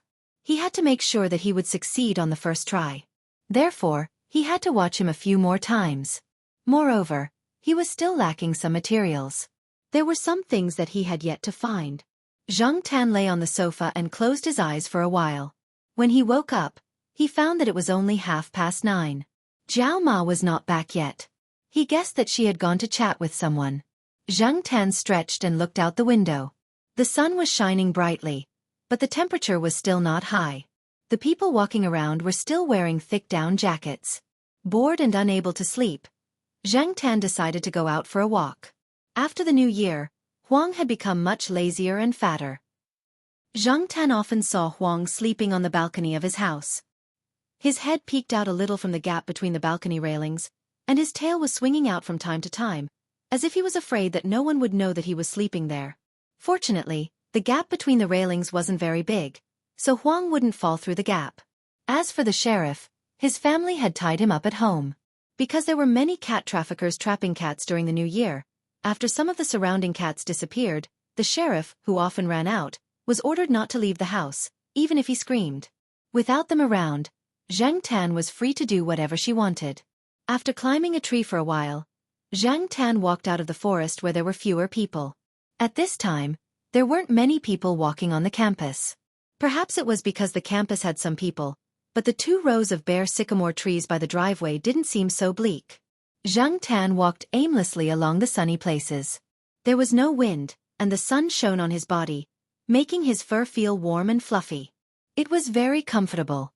Zhang Tan squinted his eyes and enjoyed the warm sunlight. Suddenly, he heard someone call his name. Looking in the direction of the voice, Zhang Tan saw a person wearing a long, loose fur coat standing on the other side of the flower bed, waving at him. Little Joie? Zhang Tan turned and walked towards Little Joie. Compared to the last time Zhang Tan saw her, Little Joie's belly was clearly protruding now. Even the loose winter clothes couldn't hide the protruding arc. Little Joie was holding a bag in her hand. There was a book in the bag that looked like it was newly bought. She probably just came back from the bookstore in front of the campus. What are you doing here? Little Joie looked at Zhang Tan and asked. She bent down and reached out to gently tap Zhang Tan's forehead. Little Joie knew that the person in front of her was a cat and couldn't speak, but she still asked out of habit. People who spent a lot of time with animals would do the same when they saw other animals. They would speak directly instead of mimicking them. Zhang Tan didn't dare to get close to Little Joie. Looking at her belly, what if something happened? She looked like she was having trouble bending down. Also, didn't they say that pregnant women avoided cats because of toxoplasmosis? Looking around, Zhang Tan realized that he had unknowingly approached the West Family District. So, Little Joie had been living in the West Family District all this time? Come to my place to play? Little Joie took 2 steps and stopped. She turned around and looked at Zhang Tan expectantly. Zhang Tan stood in place and thought about it. He had recovered from his cold for a while. As for toxoplasmosis, he shouldn't have it, right? He seemed to be very healthy and bathed often. He slept in the same bed as little Pomelo every day. Seeing that little Pomelo was fine, he shouldn't be able to infect Little Joie. After hesitating for a while, Zhang Tan looked at the expectant Little Joie and started walking. Seeing that Zhang Tan was following her, Little Joie immediately smiled. She walked in front of Zhang Tan and told him some things that had happened in the past few months. Little Joie didn't usually talk to people. There were only a few people she could talk to. However, Little Joie wouldn't directly say what was on her mind to them. She would always be considerate towards people, but it was different with cats. It was easier for people to speak their mind to animals or objects of spiritual sustenance. This was also a way to vent. Some people kept pets for this reason. Later on, Little Joie's belly was getting bigger and bigger. It wasn't convenient for her to move around and needed to rest. Lord Zhang was worried that little Zhua would run around every day. Coincidentally, the new buildings in the West Family District were being allocated at that time. Lord Zhang gave little Zhua his own unit. People like Lord Zhang had already gained both fame and fortune. They didn't care about such a house at all. Normally, Lord Zhang wouldn't fight with the other teachers. However, for little Zhua, Lord Zhang really did. With one sentence from Lord Zhang, everyone else had to step aside. At this time, there weren't many people walking around outside in the West Family District. During working hours, there were only a few people in the district. The buildings in the West Family District were very new. Some of the buildings were similar to the buildings in the East Family District. However, the exterior looked much more gorgeous and fashionable. The greenery was okay, but it was definitely not as good as the East Family District. Even though the buildings were bright and shiny, Zhang Tan was still not used to it. Perhaps he was used to the old houses in the East Family District. Facing these shiny new buildings, Zhang Tan always felt that something was missing. Zhang Tan remembered the time when he first came to this place. Many of the family buildings in the East Family District were covered with creepers. The surrounding trees were lush and there were people setting up grape trellis in the corner of the courtyard. In the evening, some old people sat there, waving the brown speckled bamboo fans in their hands and chatting. Some people said that nostalgia was a kind of emotion. This was indeed the case. The years had eroded the feelings of several generations. Perhaps this was the reason why those old professors were still willing to live in that small old house. After living in the East Family District for a while, Zhang Tan really felt the calmness and the simplicity. Little Zhua didn't live in the houses that Zhang Tan saw after entering the district. It was further inside. The West Family District was much larger than the East Family District, so in addition to the main entrance, there were several side entrances. The part in front of the main entrance was a 6-story building. Further inside, there were a few newly built elevator rooms. This place was very close to one of the side entrances. Little Zhua sometimes went in and out of this side entrance. It was more convenient to go outside the school. Today, she just wanted to go for a walk on campus after buying some books. She didn't expect to run into Zhang Tan. It wasn't easy to get a spot for these elevator rooms. Zhang Tan followed little Zhua into the elevator. There was no one else in the elevator. If other people were there, they would definitely wonder why there was a cat in the elevator. A cat taking an elevator? Little Zhua pressed the button for the 6th floor, which was in the middle of the building. This is where I live now. After exiting the elevator, little Zhua pointed to the apartment number 606. There were even Spring Festival couplets. When little Zhua opened the door, Zhang Tan walked in and found that there were other people inside. So he stopped at the door and sniffed. Seeing Zhang Tan's reaction, little Zhua smiled and said, "Teacher Yi asked someone to take care of me, but she's not here today. She has something to do." Lord Zhang was really considerate. But also with such a big belly, no one would be at ease. Zhang Tan thought. Zhang Tan glanced at the furnishings in the room. It was about 100 square meters. The lighting was good, the decoration was modern, and the color was very warm. There were a few fruit baskets on the table. There were all kinds of fruits inside, and there was another basket with other food. Zhang Tan jumped on the table and looked at the basket. There were some preserved fruits and sour plums inside. They were all sent by Teacher Ye's family. I can't even finish them. Do you want some? Little Zhua grabbed a handful of peeled walnuts and peanuts from a bag. After taking them out, she hesitated. She didn't know if cats could eat these.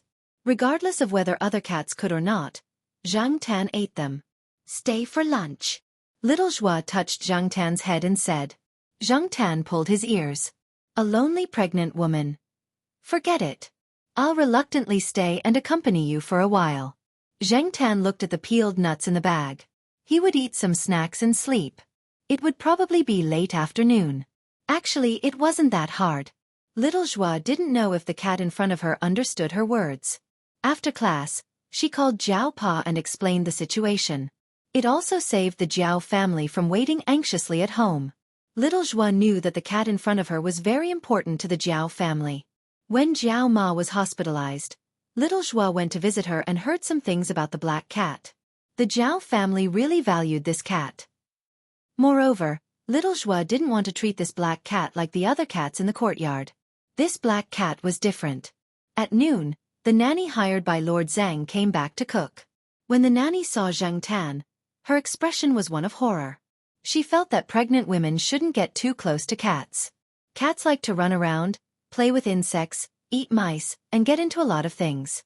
Who knew what diseases they carried? The nanny said a few words about the germs and parasites that the cat might carry and the effects of these germs and parasites on the fetus. But Xiao Zhua only grunted twice to show that he had heard him. Then, he continued to lay Zhang Tan down beside him, close to him. Seeing that her reminder didn't work, the nanny called Lord Zheng in the kitchen to report the situation. "There's a cat." Lord Zheng's voice raised a lot. It sounded like he didn't agree. "Yes, yes." The nanny sensed Lord Zheng's dissatisfaction and continued, "And it's a black one." In the nanny's house, some people thought that black cats weren't auspicious, so she didn't have a good impression of cats with pure black fur. "Black." Lord Zheng's voice lowered and sounded much calmer. "Yes." "Black charcoal?" I think so. That's what Little Zhua calls it." "Then don't worry about it." "Huh. This black cat is different." When Lord Zhang knew that Xiao Zhua was familiar with the cat, he specifically investigated the cat's diet and other living conditions, as well as its habits and temper. The results of the investigation satisfied Lord Zhang. Otherwise, he wouldn't have treated a small associate professor with such a different attitude. After hanging up the phone, the nanny was still very confused. What was different about this black cat? The nanny looked at the black cat squatting on the moon chair in the bedroom and shook her head. She didn't see anything special. It was similar to the black cat she had seen before, and it didn't have an extra ear or an eye. In the end, the nanny concluded that Lord Zhang and Little Zhua's attitudes were scientific researchers' rationality. Zhang Tan squatted on a softly cushioned moon chair in Little Zhua's room and put his hands together. Zhang Tan learned this posture from Depang and the others. When he first saw Depang in this posture, Zhang Tan was puzzled. What was this egg-hatching posture for? Then, Zhang Tan put a quail egg-sized round stone between Depang's two paws. Well, that was more like egg-hatching. Zhang Tan still remembered Depang's helpless look. Then, Depang moved his front paws and pushed the stone out. Later, when Zhang Tan saw Huang squatting in this posture, he did the same thing. In the end, Huang just squinted his eyes and meowed. Then he didn't move. So every time Zhang Tan saw Huang squatting like this, he had the idea of putting a stone in it. Maybe he could just put an egg in it to see? Later, Zhang Tan found that many cats liked this posture. It seemed that when cats were in this posture, they felt more at ease and weren't ready to move their paws. So, Zhang Tan learned to squat like this and put his hands together. He heard that this was called a farmer's pocket. After getting used to it, Zhang Tan felt that this feeling was okay. The smell of food came from the kitchen. Little Zhua, who was lying on the deck chair, put away the book and rubbed his eyes. He looked at the black cat squatting on the moon chair and smiled silently. Maybe in the future, he could raise a cat at home. It didn't need to be too expensive, just a common cat would do. It didn't need to be too hard-working. It was okay if he was lazy. It was okay if he liked to steal snacks. Chapter 50. Zhang Tan stayed at Xiao Zhua's place until after dinner. Xiao Zhua sent Zhang Tan out of the Western District compound and watched him walk away. After leaving the Western District compound, Zhang Tan didn't go back immediately. Instead, he went to the woods by the side gate. Because they knew that the woods at the edge of the campus were under construction, there weren't many students walking there, and even fewer at night.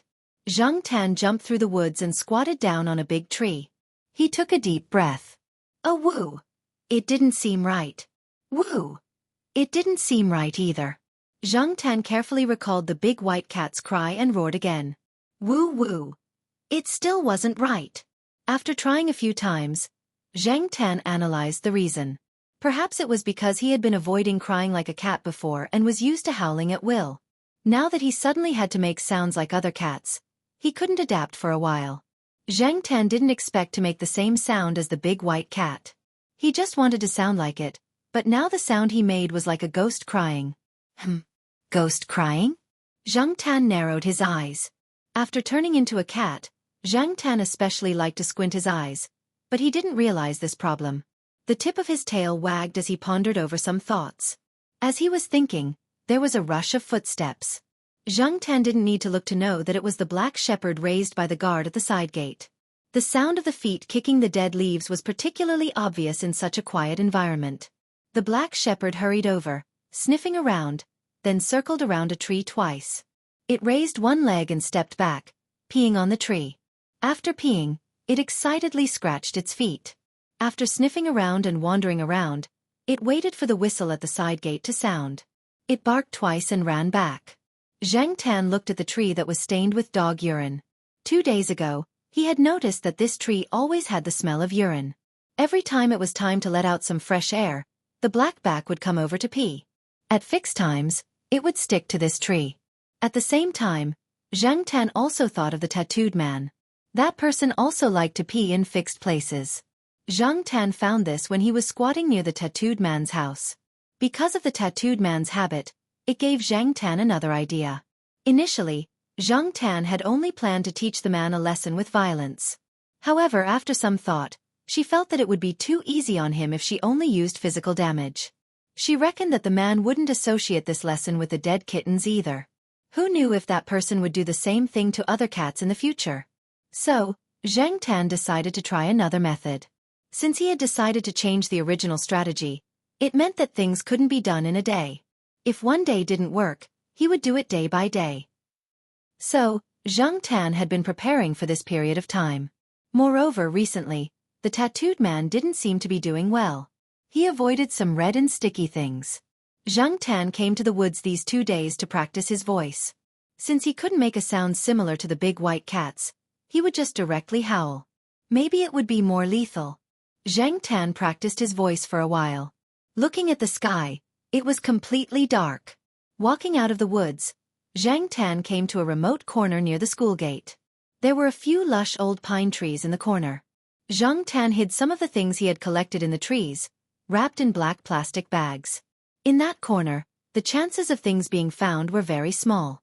Even if they were found, Xianxia wasn't afraid. Who would think that those things were made by a cat? He carefully opened the bag.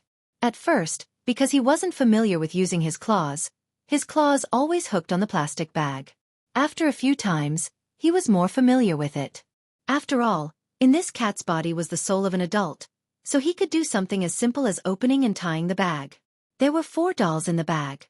One was a slightly bigger cat doll with patterns, and the other 3 were smaller. They were the size of an adult's palm. They were pure white and fluffy. Girls liked them. These 4 dolls were taken by Xianxia at night from the storage room on the 2nd floor of a gift shop near the school gate. In addition to the 4 cat dolls, the black plastic bag also contained a pack of cotton swabs, 3 small packs of paper towels, some bags of different sizes for snacks, a few bags of ketchup that were the size of seasonings used in fast food restaurants, and a few rubber bands that girls used to tie up their hair. The rubber bands were wider than the normal rubber bands used in Jiao Pa's laboratory. At the same time, they ensured that when Xianxia wore them around his neck, they wouldn't be too loose or too tight. These were all taken by Xianxia during this period of time. In order to not be discovered, Xianxia spent a lot of effort. Acting as a cat had its advantages and disadvantages. It was easy to sneak into someone's storage room, but it wasn't so easy to take things away. Xianxia took out a black plastic bag and put the big fluffy cat doll into it. Then he put in a bag of ketchup, 2 cotton swabs, and a pack of paper towels. Xianxia packed up the other things that he didn't need for the time being. He tied the bag and put it in its usual spot on the tree. There were many pine branches there, so it was hard to see from the outside. Even if someone saw it, no one would be so bored as to climb up the pine tree to look for the bag. After putting the things he needed for today into the bag, he tied it with a rubber band. Looking around, Xianxia made sure that everything here was properly packed and wouldn't fall down. He bit on the rubber band that tied the bag and jumped down the tree with the bag. He went through the fence near the old building at the edge of the campus and rushed into the green flower beds. Under the cover of the plants in the flower beds and the darkness of the night, he quickly disappeared. And the surrounding cars that came and went in a hurry didn't notice the black shadow that flashed by. At this time, the old building alley was much more deserted than the central department store. It was a completely different scene. Occasionally, there were dim streetlights, but many roads were dark. He could only vaguely see the general layout of the alley from the surrounding houses. As for other things, he couldn't see clearly at all. People who were on the night shift or going home after work, or people who rode electric bikes, would use flashlights to illuminate the area. In such an environment, no one would notice that there was a black cat squatting next to a trash can in the corner. Xianxia estimated the time in his heart. According to the situation he learned a while ago, the tattooed man would leave home at 9 o'clock most of the time and go to the club where he worked. Sure enough, not long after, the tattooed man's voice came. There was another person with the tattooed man, and the two were talking. That's why we should keep a low profile. The situation is tense. Boss Ye's side is probably in conflict with our boss. Brothers, be careful. Don't lose an arm or a leg at any time. The person beside the tattooed man said. Hee, boss, he doesn't care about small fries like us. The tattooed man's voice sounded like he was laughing, but the laughter was very forced. In short, when they fight, we'll just pretend to be dead. Also, don't cause trouble. Don't get caught. I know that. Oh wait, I need to pee, hee. As he said that, the tattooed man took a few steps forward and turned into a dead end. This was where the tattooed man went out or came back to pee. The dead end was very close to the corner where Xianxia was squatting. Xianxia could see the situation over there from the trash can. When the two people walked far away, Xianxia came out with the bag in his mouth and went to the tattooed man's house. He went in through the broken window in the kitchen. The house was no different from the first time Xianxia came here. Dirty and messy as always. Without turning on the lights, Xianxia could see the layout of the house through the light from other people's houses outside the window. He took off the rubber band, opened the bag, tore open the ketchup, and smeared it on the toy cat. The toy cat also smeared some around its mouth. With the plastic bag as a cushion, the ketchup would not drip outside. Then, Xianxia put the toy cat smeared with ketchup at the tattooed man's bedside. This was just one of the things. He put the cotton swab in the bag in his palm. Compared to human fingers, the cat's palm was very inconvenient. Because of this, Xianxia would practice using his palm when he was bored at home. It took him a while to become proficient. Dipping the cotton swab in the remaining ketchup, Xianxia used the cotton swab to smear a red cat's paw on the wooden cabinet not far from the bed. Xianxia's drawing skills were limited, but it was just a few circles. As long as he could roughly see the paw of a cat or dog, it would be fine. Because the position of the wooden cabinet was a bit high for Xianxia, he dragged a stool over and stepped on it. Using his two hind legs to support himself, he stood up so that the height of the drawing position was more in line with his expectations. After finishing the drawing, Xianxia threw the cotton swab into the plastic bag, jumped up, and scratched a few claw marks in front of the cat's paw that he had drawn. Xianxia was very strong, and the claw marks he made were also very deep. After finishing, Xianxia pushed the stool back to its original position, took out a piece of tissue paper from the small bag, and wiped the stains on the ground and his own claws. He threw the used ketchup packet, cotton swab, and paper into the plastic bag. After thinking about it, Xianxia was about to leave when he turned around and lifted the bed sheet under the pillow to take a look. This was just something Xianxia did on a whim. When he was in the Jiao family, Xianxia once saw the Jiao Yuan hiding his pocket money under the mattress at the head of the bed. That was why he did this. The result really surprised Xianxia. The tattooed man had this habit too. Did he want to count his money and sleep? Xianxia counted. There were 800 yuan. Xianxia took out a 100 yuan note, rolled it up and wrapped it in tissue paper, and put the remaining 700 yuan back to its original position. After looking around and seeing that there was nothing else to do, Xianxia wrapped the plastic bag with a rubber band and tied it a few times. He also inserted the tissue paper into the rubber band to secure it. Then, he left the tattooed man's house with the money in his mouth. After walking out of the alley, Xianxia found a trash can and took out the money from the bundle. He threw the plastic bag into the trash can, and then went to a gift shop with the money in his mouth. He used some items from outside to climb into the second-floor warehouse. He took out the tissue paper and threw the 100 yuan note on the ground. As for the tissue paper, he casually threw it out the window.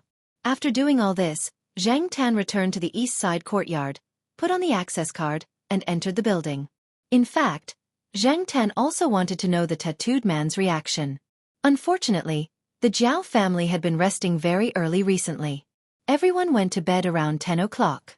The Jiao Yuan and little Pomelo went to bed at 9:30. Xianxia could not go home too late. Knowing that Xianxia went out to play every night, the Jiao Ma did not close the door. Zhang Tan only had to open the door when he went home. He did not have to unlock it himself, which saved him a lot of trouble. After returning home, Zhang Tan took a bath in the warm water the Jiao Ma prepared for him. He squatted on a stool and let the Jiao Ma dry his hair. Then, he went to sleep in his room.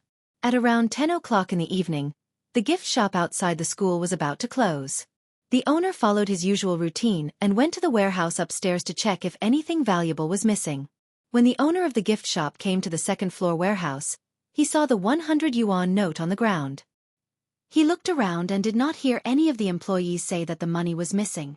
After thinking about it, he squatted down and quickly picked up the note and put it in his pocket. He did not ask the delivery person or the employees if the money was missing. He casually scanned the shelves in the warehouse to see if anything big or valuable was missing. The owner did not pay much attention to the other small things. Seeing that nothing valuable was missing, the owner of the gift shop hummed a little tune and left. He was very happy that he had picked up 100 yuan for free. However, the owner did not know that his warehouse had been visited by a black cat many times. It had even taken away a few dolls in batches. He did not know what it would take in the future. The 100 yuan was just the cat's consolation money. At around 4 o'clock in the morning, the tattooed man came home with the smell of alcohol. He was not a meticulous person, so he did not notice the subtle things in his house. He did not notice that the house was different from usual. Yawning, the tattooed man kicked off his shoes and lay on the bed. He habitually took out the 800 yuan note under the mattress and counted it. He had accumulated the money from the protection fees he had collected from the students who had set up the street stalls. He purposely kept the newer 800 yuan note under the mattress and counted it every day. It was one of his little fetishes, just for the sake of good luck. Just as Zhang Tan expected, the tattooed man liked to count money in sleep. 800 yuan was not 8,000 yuan. He could count it all in a few seconds. Missing 100 yuan? The tattooed man frowned. He licked his fingers and counted them again. Slowly and carefully, he counted them one by one. It was still 700 yuan. That was not right. The tattooed man irritably spat on the ground. He did not seem to have taken any money when he went out tonight. Was it a thief? Who would dare to steal from here? Did they want to die? The tattooed man thought that he was the tyrant of this generation. Besides, if there was a thief, he would not have taken only 100 yuan. The tattooed man was puzzled. He tried to recall what he had done before he went out today, but he still did not remember taking any money. Scratching his head, the tattooed man lay down and turned over to continue his memory. However, when he turned over, he found a toy cat doll covered in blood next to him. F***CK. The tattooed man jumped up in fright. It was not that he was making a fuss. It was just that the clubhouse had not been peaceful recently. A few days ago, one of the clubhouse's guards had his hand chopped off. Several other people were also injured. It was quite serious. The bloody scene at that time had stimulated him. This was not a cat, but a human, a real person. So now when he saw this blood-red thing, he could not help but have goosebumps. Recently, the restaurant did not order sweet and sour pork tenderloin. After a few quick breaths, the tattooed man looked around. Then, his eyes stopped on the wooden wardrobe. Chapter 51. The tattooed man felt that he must have offended someone. Ever since he came home that day, he saw the toy cat smeared with ketchup on the bed, the red pattern on the wooden wardrobe that looked like an animal's footprint, and the deep scratches on the wooden wardrobe. The tattooed man began to wonder who he had offended. There were too many people who were suspicious. After all, they would definitely offend someone as a caretaker. Especially the recent conflicts between several forces, they were all suspicious. However, it was hard to determine who would do this in a short time. After all, those people's methods would be more direct and bloody, and would not just use ketchup. The people around him? The tattooed man shook his head. He had lived here for several years, and the people around him were all soft-hearted. He had called people to beat up and intimidate a few of the more stubborn ones. After that, those people stopped challenging him. However, it was not absolutely impossible. Who could it be? The tattooed man could not figure it out. He poked the toy cat smeared with ketchup with a knife and threw it into the garbage. As for the scratches on the wooden wardrobe, after wiping them, he covered them with several layers of newspaper. In addition, the tattooed man also changed the lock of his house. He felt that someone must have gotten the key to his house or used some means to unlock the door. The next day, the tattooed man returned home at the same time. When he was about to unlock the door, he held a steel rod in his other hand. He was afraid that someone would be in the house. However, before he could insert the key into the keyhole, he felt that he had stepped on something. There was no light outside the door, and at this time, the other residents were already asleep. It was dark all around. Only the circle of light from the flashlight in his armpit shone on the door lock. Just now, he was so focused on the door lock that he did not pay attention to what was on the ground outside the door. The tattooed man had a bad feeling. He threw the key into his pocket and shone the flashlight down. There was a furry toy cat doll at the door. It was smaller than the one yesterday. Its fur should have been white, but there were some red marks on it, especially around the cat's mouth. The tattooed man's hands trembled. However, after watching over someone's house for so long, he was not necessarily a coward. So, he opened the door and walked into the house. The house was still the same as before. There were no scratches on the wooden wardrobe, and there were no suspicious marks on the surrounding ground. The tattooed man relaxed a lot. It seemed that changing the door lock was useful. In fact, Xianxia had also entered the house this time, but after he saw that the door lock was changed, he did not put anything in the house, nor did he do anything in the house. What if the tattooed man got anxious and sealed the broken window? Therefore, Xianxia took care of the cat doll and left it at the tattooed man's door. After walking around the house, the tattooed man became bold again. He walked to the door and picked up the toy cat. He sniffed it and licked it. It smelled like tomato. Tisk! The tattooed man curled his lips. He felt that someone must be playing a prank. On the third day, when the tattooed man returned home, the first thing he did was shine the flashlight on the ground by the door. There was indeed a cat doll there, just like the one from yesterday, but with a lot more red paint on it. After yesterday's experience, the tattooed man wasn't afraid anymore. He didn't open the door and walked over to pick up the toy cat on the ground. However, when he held the toy cat, the tattooed man suddenly had goosebumps all over his body. Something was wrong. This sticky feeling. The tattooed man's movements were a little stiff as he brought the cat doll closer and sniffed it. The smell of blood. Suddenly, the tattooed man felt as if his hand was burning, and he threw the cat doll away. The smell of blood still lingered in his nose, and the tattooed man was reminded of the cruel and bloody scene he saw in the clubhouse. Taking a few deep breaths, the tattooed man shone the flashlight back on the door lock, and his hand paused. There was a long red mark on the door lock, and there was also a claw mark. It was like a cat scratching its way down from the door lock. However, this trace was blood red. This time, Xianxia didn't use ketchup. During the day, when he went to the Institute of Biological Sciences, he saw some students in the basic laboratory collecting blood samples from rabbits. They used plastic tubes to store the blood samples. The collected blood samples were mixed with heparin sodium solution. Heparin sodium had an anticoagulant effect. Xianxia often came here, so he had heard about it. Therefore, Xianxia took advantage of the time when the students were leaving to grab 3 tubes. He took them away 3 times. Xianxia could only take 1 tube each time, and he had to be careful not to be discovered. There were cameras in the corridor outside the laboratory, so Xianxia always left through the window. If he took a few tubes at a time, it would be inconvenient for Xianxia to move around. When he smeared the blood in the plastic tube on the cat doll, Xianxia's palm was stained with blood, so he simply smeared some blood on the tattooed man's door lock. After that, Xianxia went to the kitchen sink in the restaurant to wash vegetables and washed his claws with detergent. Anyway, there weren't many vegetables to be washed in the kitchen, and there weren't many people around the sink. On the 4th day, the situation was similar. Coupled with the recent warming of the weather, some cats that had been cooped up in the house for a long time ran out and started to meow at night. There weren't many cats, and most of them didn't live in the alley. They just came here to play.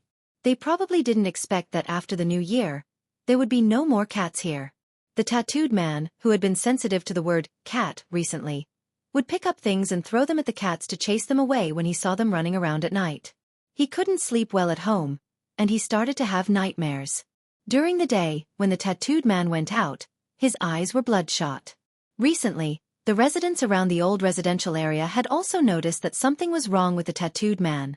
In the past, this person used to walk with his nose up in the air, but recently, when he looked at people, he seemed a little strange, as if he was suspicious of something. If you opened your mouth to ask, the tattooed man would roar back at you with an unfriendly expression, as if he would beat you up in the next moment.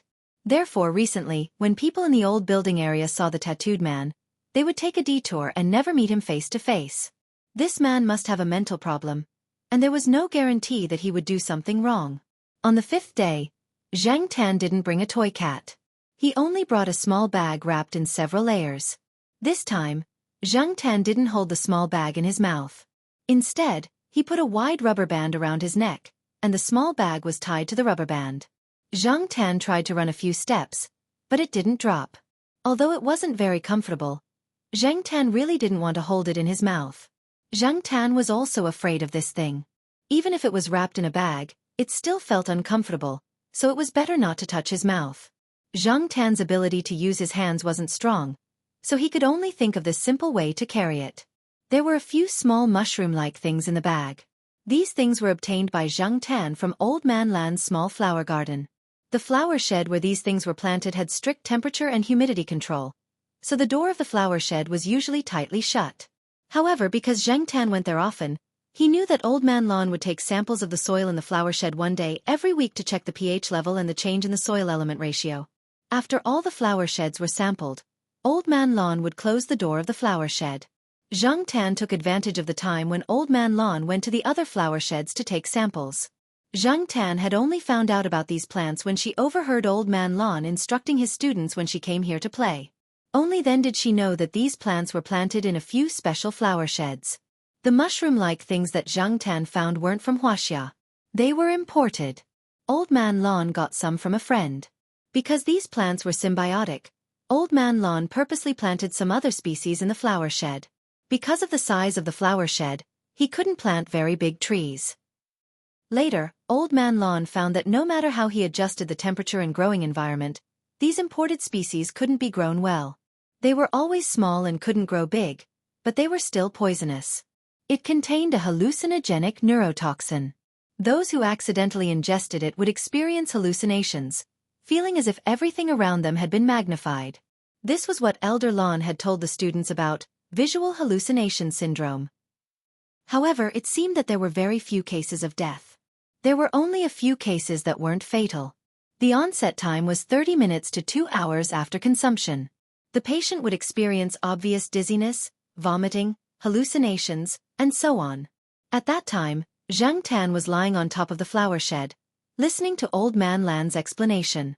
He felt that this thing was really magical. When he decided to teach the tattooed man a lesson, Xianxia thought of the many poisonous plants in the flower sheds that Old Man Lan put on warning signs, including belladonna. These plants were very useful in medicine, but they could also kill people if not used properly. However, Xianxia still chose this one. Old Man Lan said it was called something like an umbrella. Who cares? As long as he knew its effects, it was fine. At 7:30 p.m., Xianxia brought the bag to the tattooed man's house. The tattooed man would leave for his workplace between 8:30 p.m. and 9 p.m. Before that, the tattooed man would take a bath, make a bowl of instant noodles, drink a cup of tea, and leave. Every day. After Xianxia arrived, he waited outside for a while. Then, he heard the sound of the tattooed man taking out a bowl of instant noodles from the kitchen. The tattooed man poured the boiled water in the electric cup next to him into the bowl. At the same time, he took out half a bag of braised meat that he brought back from the clubhouse yesterday. He put a few pieces of meat into the bowl of instant noodles and stirred it. After soaking the noodles, the tattooed man went to the bathroom to take a bath. Xianxia came in through the broken window. He carefully poured a few small mushrooms from the small bag into the bowl and stirred it with a fork. The instant noodles were spicy. The red oil wrapped the braised meat and mushrooms inside. After soaking for a while, the abnormalities of the mushrooms would not be easily seen. Xianxia put the fork and other things back to their original places. The bag of mushrooms was also rolled up and inserted back into the rubber band. Hearing the movement in the bathroom, Xianxia jumped out of the broken window and squatted on the wall outside to look at the tattooed man's bedroom. In the dark, the tattooed man could not see the scene outside the window. Therefore, when he brought the bowl of instant noodles back to his bedroom to eat, he did not notice that there was a cat outside his window looking in his direction. The tattooed man ate absent-mindedly. He did not know if he would see the same scene as a few days ago when he came back tomorrow morning. Therefore, he did not notice that there was something different in the braised meat in the instant noodles. After watching the tattooed man finish eating, Zhang Tan left the place and went to the place the tattooed man had to pass, the place to pee. Behind the wall was a pile of miscellaneous items that the residents had piled up. There were a few bottles of beer hidden in the pile. Zhang Tan had taken them from the small restaurant. Fortunately, the small restaurant was not far from here. Otherwise, Zhang Tan would not have gotten glass bottles of beer. Zhang Tan relied on 2 hands to hold the beer bottles and walked step by step to get there. Fortunately, it was at night when he took action, so no one saw him. Otherwise, he would probably be treated as a monster. How could there be a cat that walked on 2 legs like a human holding a beer bottle? No one would have thought that the thief would be a cat. After all, an ordinary cat would not have the strength to move an unopened bottle of beer. After placing the hidden bottles of beer on the wall that blocked the path, Zhang Tan squatted behind the wall and stood on the pile of miscellaneous items. He only stuck his head out and looked at the fork. The rubber band and bag around his neck had long been thrown away. Now, he was ready for the final step. After a while, Zhang Tan saw a familiar figure. The tattooed man seemed to be drunk. He was walking unsteadily. It seemed that it was starting to take effect. The tattooed man wobbled over and mumbled something. Zhang Tan could not hear it clearly, but he did not care. He just stared at the wobbling figure. The tattooed man came to the familiar wall. There was also the familiar smell of urine.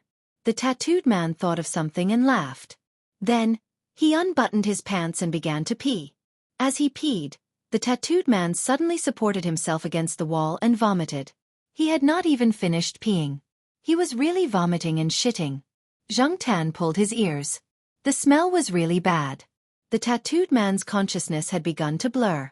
The surroundings were very dark and he could not see anything. He supported himself against the wall for a while, rested for a while, and prepared to leave. He did not even pull up his pants. He had probably forgotten. Just as he took 2 steps, there was a sudden bang at his feet. It was quite ear-piercing in the quiet night. The tattooed man was shocked. His legs went soft and he fell to the ground. At the same time, the beer bottle exploded and the shards flew everywhere. Although the tattooed man was wearing thick clothes, his hands were exposed. Now, there were several bloody marks on them. His pants were not pulled up, and the shards had pierced into his thighs. He had almost been scratched off. The tattooed man's reaction was much slower. He felt that everything around him had become very strange. He seemed to have come to a strange and hopeless place, surrounded by high iron walls. Where was the way out? Where could he escape to? A woo! The sudden cry was especially terrifying in such an environment. The tattooed man looked around in horror. He felt that there was a ferocious beast hiding outside the iron walls. It was looking at him, and he felt so insignificant that he was not worth mentioning. At the intersection, another resident came back on a scooter. The dim light from the car's headlights lit up the area for a second or two. And in those 2 seconds, when the tattooed man looked around with his blurry vision, he saw a pair of shining eyes on the iron walls. They were especially eye-catching against the black background. And the illusion made him feel that the pair of eyes he saw was like a huge searchlight. A woo! When he heard the cry again, the tattooed man's body trembled. His forehead was covered in sweat and blood from the scratches. Bang! There was another explosion. The beer bottle exploded at the tattooed man's feet. The tattooed man felt as if his hands, face and legs had been scratched by something. It was very painful, a burning pain. But his hands and feet did not listen to him, and he could not react. The tattooed man lay on the ground, hugging his head and curling into a ball. His whole body trembled. Bang! Bang! Bang! The sounds of explosions came one after another. They hit his eardrums and stimulated his nerves. In his chaotic consciousness, some emotions suddenly began to sharpen. It must be that monster. Yes. It must be that monster with eyes like 2 big searchlights. Every time there was an explosion, the tattooed man felt that the monster's footsteps were approaching, and then he would be injured. It was as if he would be torn into pieces and crushed into meat paste in the next moment. Meow, meow, meow. After throwing the beer bottle, Zhang Tan was looking at the trembling man curled into a ball on the ground. Suddenly, he heard the sound of a cat. This sound, The tattooed man on the ground heard the sound of a cat and suddenly remembered the toy cat that had recently been placed in front of his house. He also remembered the kittens that had fallen to their death some time ago. Was it because of those cats that the big monster had come to find him? Cats, blood, meows, and other things related or unrelated to them that made him afraid. All of them appeared in his mind one by one. The burning pain in some parts of his body was getting stronger and stronger. It was so painful that he wanted to cry out, but in fact, he could only make groaning sounds. It felt as if there was a pair of big feet stepping on his body. It was too oppressive and could not be released. The human brain was a very strange thing. You always thought that you had forgotten things, but at some unintentional moment, you would remember those forgotten parts. Or, under the stimulation of some environmental factors, you would piece those faded fragments together piece by piece, slowly and clearly playing them in your mind. And when you remembered something at this time, it would not be as easy to forget it as it was the first time. It would take a few months or a few years, or, if it was serious, it would become a conditioned reflex for the rest of your life. Once there were similar environmental conditions and some familiar factors in the surroundings, the brain would uncontrollably search for those images from the depths of the memory that you had always wanted to bury. It would pick up those things that you never wanted to recall from the depths of the memory. Those images that you could not avoid would wreak havoc like a storm until you had a deep impression of them again. Perhaps, after the toxins in the tattooed man's body were metabolized and the hallucinations disappeared, he would tremble when he heard the sound of a cat's meow and the bottle's explosion. Would he recall his own feelings at this time? Xianxia looked at the man who was still curled up there and twitching. He jumped off the wall and left. His body smelled of alcohol. He should blow on it before he went home. Thinking, Xianxia walked along the wall and out of the alley. After a few steps, he saw a cat squatting on the wall outside the fork. It was the big white cat. Xianxia did not know why it came here at this time. Was it a coincidence or something else? Meow. The big white cat meowed at Xianxia. Chapter 52. Hey, did you hear? That guy in the old alley was set up. I heard that he was messed up quite badly. When he was found, he seemed to have gone crazy. Didn't they say that he was messed up because he was drunk? He hasn't recovered yet, right? I also heard that when his friends asked him who did it, he kept saying, cat, and monster. I guess he was really scared out of his wits. Didn't he kill a kitten a while ago? Because of that matter, I said a few words and he even kicked me. It still hurts now. If you ask me, this is karma. Hey boss, give me another fried dough stick. Early in the morning, at some breakfast places near the old building district, people were eating breakfast while talking about the tattooed man. The tattooed man was found around 11 or 12 o'clock in the middle of the night. His buddies who were guarding the clubhouse saw that he hadn't shown up, so they sent 2 people who were relatively free to look for him. However, there was no one at home, so they found him in the dead end. When they found the tattooed man, he was still curled up on the ground. His whole body was twitching, and he was in a daze. He was mumbling something, but no one could hear what he was saying. Around the tattooed man were glass shards from beer bottles. His clothes were torn by the shards. His hands, face, and exposed calves were all covered in wounds. His pants were still tied up, but the smell of urine was very strong. At that time, some people who came back from work in the middle of the night saw a flashlight shining over there. They took a look, and then the rumors spread. No one called the police. Even if they did, the police didn't want to care. These people all had criminal records. As for the personal grudges between these people, the police were too lazy to care. Moreover, that person was just a small fry. There was no need to spend time and energy investigating. No matter what the tattooed man's situation was, or what the residents around the old building district were talking about, in the east courtyard, Xianxia got out of bed in a relaxed manner.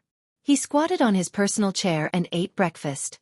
When he came back last night, even if he washed his hands and got some fresh air, the smell of alcohol still lingered on his body. The moment he came back, he was discovered by the Jiao Pa. The Jiao Pa even suspected that Xianxia had gone to that tavern to eat or drink secretly. However, seeing that Xianxia was quite sober, walking steadily, in good spirits, and clean, she didn't think too much about it. However, she still reminded Xianxia not to go to places like restaurants at night, or he would be stewed. Xianxia pulled his ear. Since the matter had been resolved, he wouldn't stay there for long. Xianxia had a good sleep last night after settling a load on his mind. This morning, He ate a big bowl of Jiao Ma's Xianxia noodles and went out with the other Jiao family members. After they arrived downstairs, the Jiao Pa rode the scooter to the biology building. The Jiao Ma carried the grocery basket and sent the two children to school with Zhang Tan. Then, Zhang Tan went for a walk while the Jiao Ma went to buy groceries. The weather was getting warmer, and the sun was very comfortable now. The birds on the campus started to make noise again, and the leaves started to sprout. It wouldn't be long before the heavenly poop roads in the campus started to drop bird poop again. Anyway, Zhang Tan didn't walk on those roads now. The campus environment was good, and it was green. However, when there were more birds, there would be more bird poop. Zhang Tan could smell the bird poop from far away. Zhang Tan walked on the green belt of the campus. Of course, this was only for humans. For cats, it didn't matter. After all, Zhang Tan often stepped on it. There were some flowers blooming here. Zhang Tan had seen them before when it was snowing, but he didn't go over to take a look. He walked closer to take a look. The leaves looked like the camellia that Old Man Lon had mentioned. He didn't know what species it was, but it was very beautiful. Zhang Tan went over to take a sniff. There was no fragrance. While looking at the flowers, Zhang Tan heard a girl's voice not far away. She was probably talking to her boyfriend on the phone. "You've been to Pearl City to help with the project for more than 3 months. Didn't you say that you would be back in 3 months? Delay? How long will it take? Well, I hope to see you next month. By the way, what do you think of the specimen I gave you?" The girl was talking on the phone, and the high heels on her feet kicked a small stone on the road. "What did you say?" The girl's voice suddenly rose. "That's a specimen I made with the leaves of the acer claw in front of the dormitory. How could it be those low-quality goods sold on the street? Of course you can't tell. Do you know the difference between a poppy and a beauty? Do you know the difference between a cherry blossom and a peach blossom? You don't know, you can't even tell the difference between a husky and an Alaskan." Zhang Tan, who was listening by the side, was speechless. "My brother in Pearl City, you've worked hard." Soon, the girl hung up the phone and walked away quickly in her high heels. Zhang Tan recalled the days when he chased girls in Tianjin University. At that time, he had used all kinds of tricks to get those few flowers. Lowering his head to look at the paw, Zhang Tan raised his head again and sighed. Life is unpredictable. Zhang Tan was looking at the sky in deep thought when a voice suddenly came from behind him. "Black charcoal, are you looking at birds?" Zhang Tan's ears twitched when he heard the voice, and he turned to look. The next moment, a pile of bird poop fell from the sky and dripped onto Zhang Tan's ear. Zhang Tan was speechless. F***CK, that's why I hate these birds that shit everywhere. They have no integrity at all. The culprit had already flown away, and before it flew away, it called out twice to show its existence. The bird poop was still a little warm when it dripped onto his ear, but it quickly turned cold. There was also that smell, and Zhang Tan wanted to catch that stinky bird and cut it into pieces. "Don't shake your ears, you'll shake it onto your body," Little Zhua said with a smile. Hearing Little Zhua's words, Zhang Tan immediately stopped moving and froze. Little Zhua took out a tissue from her bag and slowly squatted down. Zhang Tan was a little shocked by her actions. Was it okay to squat down with such a big belly? Little Zhua used the tissue to wipe the bird poop off Zhang Tan's ear, then tapped Zhang Tan's head and slowly got up. "You're so lucky." Zhang Tan pulled his ear. His luck was really bad. "Come, let's go to my place. I'll wash your ears," Little Zhua said to Zhang Tan as she walked to the trash can and threw away the tissue. Zhang Tan also felt that his ears were a little weird. He kept feeling that there was still a pile of bird poop on his ear, and Zhang Tan could smell it. He would only feel better after washing it clean, or else he would feel uncomfortable.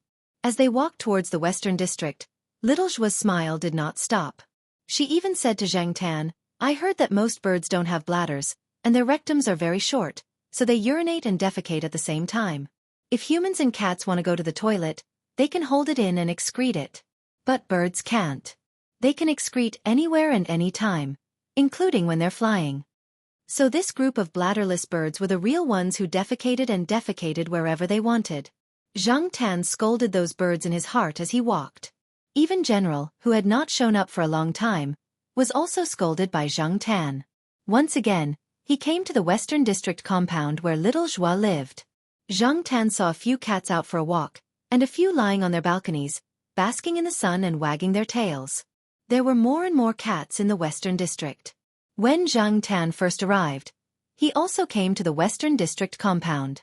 At that time, there were not many cats, and there were a few kittens that looked like they still had baby hair. In the blink of an eye, the kittens had become big cats. He wondered if there would be a big fight between the cats in the Eastern and Western districts. The sheriff would definitely be very happy. A group fight. When he thought of that scene, Zhang Tan felt that it would be spectacular. He had never seen cats fight in a group before. As he thought about it, he arrived at little Zhua's residence. The nanny was watching TV. When she saw little Zhua come back, she had a caring smile on her face. But when she saw Zhang Tan walking in beside little Zhua's feet, the smile on the nanny's face suddenly cracked. Zhang Tan did not care about what the nanny was thinking. He just wanted to wash his ears quickly. The smell of bird poop made Zhang Tan want to vomit. Little Zhua got some warm water. There was no shower gel for pets, so little Zhua chose a more gentle shower gel and dripped it on Zhang Tan's ears. She rubbed it gently with her fingers. In order to make it easier for little Zhua, Zhang Tan jumped onto a high stool. Little Zhua sat on the chair, so she did not have to squat and feel uncomfortable. There was only bird poop around his ears. It was washed quickly. After wiping it with a dry towel, it still had the fragrance of shower gel. Zhang Tan felt that his mood was better again, and his tail began to wag unconsciously. Just like last time, little Zhua was lying on the recliner, and Zhang Tan was lying on the moon chair next to her. The difference was that little Zhua was not reading a book this time. She was looking at a photo album. There was also a plant specimen in the album. Zhang Tan stretched his neck to take a look. It was a 4-leaf clover specimen. This type was harder to find. Zhang Tan used to look for a long time in school to chase girls, but he could not find one. Later, he spent money to buy it from someone else. Seeing Zhang Tan come up to take a look, little Zhua said, "This is a 4-leaf clover. It is a variant of the 3-leaf clover. I heard that it represents luck. This specimen was given to me by a junior in the physics department. Here it's her." Zhang Tan looked at the girl in the photo that little Zhua was pointing at. Wasn't that the tough girl with the phone that he saw today? But she is no longer in the physics department. She took the postgraduate entrance examination to study botany. She has always been interested in plants. Little Zhua said, "This 4-leaf clover was given to me by her, but she said that this is a 4-leaf clover of the triax plant. It is very common for the triax plant to mutate into 4 leaves. The probability of finding a 4-leaf clover is relatively high." She originally wanted to find a 4-leaf clover of the oxalis plant. Only the 3-leaf clover of the oxalis plant family has real heart-shaped leaves. Unfortunately, she has never found it. The 4-leaf clover is a mutated individual. Relatively speaking, the probability of mutation of the oxalis plant is very small. It is difficult to find an individual with 4 heart-shaped leaves. Only a very small number of plants will grow a 4th leaf under genetic mutation. Was there a difference? Zhang Tan looked at it carefully. He did not know how the specimen was made. It was still green, and there was a V-shaped white halo in the center of each leaf. Was this the 4-leaf clover that little Zhua was talking about? Zhang Tan recalled the grass that he found when he was picking up girls in the past. When he found it, it was the kind with heart-shaped leaves. There was no white V-shape. But later on, he bought a 4-leaf clover. It was similar to the specimen in little Zhua's photo album. Oxalis 4-leaf clover? The difficulty was really high. "Aya!" Little Zhua exclaimed softly. Zhang Tan's nerves immediately tensed up. He looked over. Was she about to give birth? Little Zhua just put down the photo album and smiled. "It's moving." "What's moving?" Zhang Tan was at a loss. Then, Zhang Tan followed little Zhua's gaze and looked at her protruding belly. After returning home, little Zhua took off her coat. Her sweater revealed the protruding curve. Zhang Tan was still looking at little Zhua's big belly in confusion. Just as he was about to look away, he noticed that there was a sudden movement. "Black charcoal, your brother is greeting you." Little Zhua said to Zhang Tan, "Come over quickly." "What for?" Zhang Tan hesitantly jumped from the moon chair to the deck chair. However, he still wanted to stay away from little Zhua's big belly. He felt that it was quite scary. However, little Zhua did not let Zhang Tan avoid it. She grabbed Zhang Tan's arm and pulled him over. Zhang Tan's palm was about to touch that big belly in the next moment. Zhang Tan hurriedly pulled his hand back. His claws had thrown wine bottles and drugged people yesterday. He felt that it was not good to touch it. Little Zhua saw Zhang Tan pull his hand back and was about to say something when her belly moved again. Zhang Tan looked at the movement. Was it really greeting him? After thinking for a while, Zhang Tan slowly moved over. He did not raise his hand. Instead, he gently pressed his forehead against the place where the movement had just occurred. The next moment, his forehead seemed to be touched by something. Perhaps. Was this the feeling of a new life? In the future, this little guy will have to call Black Charcoal Big Brother. Yes, Big Brother Black. Little Zhua said. Zhang Tan returned to the moon chair. A scene of a human child following behind a black cat and calling it Big Brother Black appeared in his mind. Zhang Tan trembled. It was a little hard for him to imagine it. F***ck, when the time comes, will she pull my tail? If she does, I will whip her without hesitation. Zhang Tan did not eat at Little Zhua's place in the afternoon. The housekeeper looked at him as if she was looking at a god of plague. She kept a distance of 2 meters away from Zhang Tan. After returning to the Jiao family for lunch, Zhang Tan rolled on the sofa for a while. He could not fall asleep, so he ran out again. He wobbled his way to Old Man Lan's flower garden. He suddenly remembered that he seemed to have seen the sorrel grass that Little Zhua mentioned in Old Man Lan's flower shed. Didn't Old Man Lan's flower garden always have treasures? Zhang Tan was ready to try his luck. Except for those flower sheds with special signs hanging on them, the other flower sheds were not locked. When Zhang Tan entered the flower garden, Old Man Lan was busy in one of the flower sheds. Hearing the sound of the flower shed, Old Man Lan just turned his head to look at Zhang Tan and then continued to work. Some of the flower shed's doors were open. Zhang Tan looked around one by one. Finally, he saw the sorrel grass in one of the flower sheds near the head. There was no special plant in this flower shed. The plants that were planted in the past were moved away, so there was no plant here. When Zhang Tan came here last time, there was a special sign hanging on the flower shed. Later on, the door was closed. Today it was open. Old Man Lan was probably sampling again. Old Man Lan did a mutation experiment here. He did not know what kind of new flowers he induced. Zhang Tan did not know. Anyway, Old Man Lan and the other old men treated it as a treasure. Zhang Tan walked in and came to the side of the sorrel grass. He looked at it carefully. It was indeed a heart-shaped leaf. He did not find the wrong one.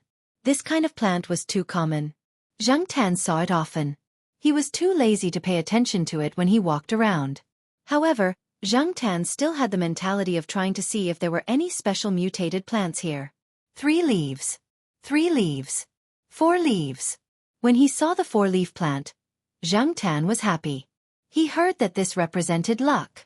Before Zhang Tan could be happy for 2 seconds, he found that there were many 4-leaf plants beside the 4-leaf plant. However, 3-leaf cultivators were rare here. What the F***ck was going on? Didn't they say that 4-leaf plants were rare? Chapter 53. There were a lot of 4-leaved grasses, but a 3-leaved variant of oxalis was not so easy to find. Most of the ones sold on the market were not 4-leaved oxalis. As Xiao Zhua said, the probability of encountering this kind of 4-leaved oxalis was not high. Otherwise, the market would not replace it with other grasses. Just that. Looking at the clump of 4-leaved oxalis in front of him, Zhang Tan's mood was complicated. Zhang Tan felt that if the students outside knew about this, they would definitely come over and finish this clump. No wonder there were not many things planted here, but the flower shed door was usually closed tightly. In addition to the reason of the flower shed itself, Old Man Lan must also know about these oxalis. Zhang Tan raised his paw to move these oxalis. As he was cursing in his heart, he suddenly noticed a special individual. It was smaller than the surrounding leaves, but the reason why Zhang Tan noticed it was mainly because its leaves were a little strange. 1, 2, 3, 4, 5, 6, 7, 8, 9. Zhang Tan counted again. There were indeed 9 leaves. Could it be that 3 plants grew side by side? Looking at this grass, the stems of the other branches were still very ordinary, but this stem with 9 leaves was indeed thicker than the others. However, although the stem was thick, the 9 leaves were very small. The largest leaf was only 2/3 of the other plants, and the small leaf was only a little bit. It could barely be seen growing on it. However, even if its leaves were small, there were still 9 leaves growing on each other. 9 leaves! How could this happen? Was it a product of the mutation of other plants in the past? Xianxia couldn't understand. However, if he didn't understand, then so be it. Xianxia was too lazy to be entangled. Then, he looked at the leaves on the other branches of the plant. They all had 3 leaves. Only this branch had 9 leaves. Xianxia was ready to pull up the whole plant along with the leaves of the other branches. However, he didn't control his strength and broke it. This made Xianxia depressed. Sure enough, cat claws were not as good as human fingers. Ignoring the other branches, Xianxia picked up the branch with 9 leaves and walked out. Black charcoal, what's that in your mouth? Old Man Lan said to Xianxia after finishing his work in the flower shed. When he walked out, he saw him with something in his mouth. Xianxia glanced at the old man and then at the flower shed. Oh, you found out. That's something I've kept for myself. Out of habit, Old Man Lan was showing off his work, but when he saw the stalk of grass in Xianxia's mouth, his voice stopped abruptly. Xianxia ignored him, jumped directly from the box to the roof of the flower shed, and ran away in the blink of an eye. Old Man Lan was still standing where he was, recalling the scene he had just witnessed. What black charcoal was holding seemed to be more than 4 leaves. There were at least 6 or even 7 leaves. However, Old Man Lan was only stunned for a moment. He didn't care about the oxalis grass the most. Those were just for fun. In the entire flower garden, he cared about his orchids the most, so he quickly forgot about the oxalis grass Xianxia found. Coming out of Old Man Lan's small flower garden, Xianxia went directly to the West District family compound. Every time Xianxia came out, it was during class and work hours, so there weren't many people. There were still some people in the campus, but there weren't many people in the family compound.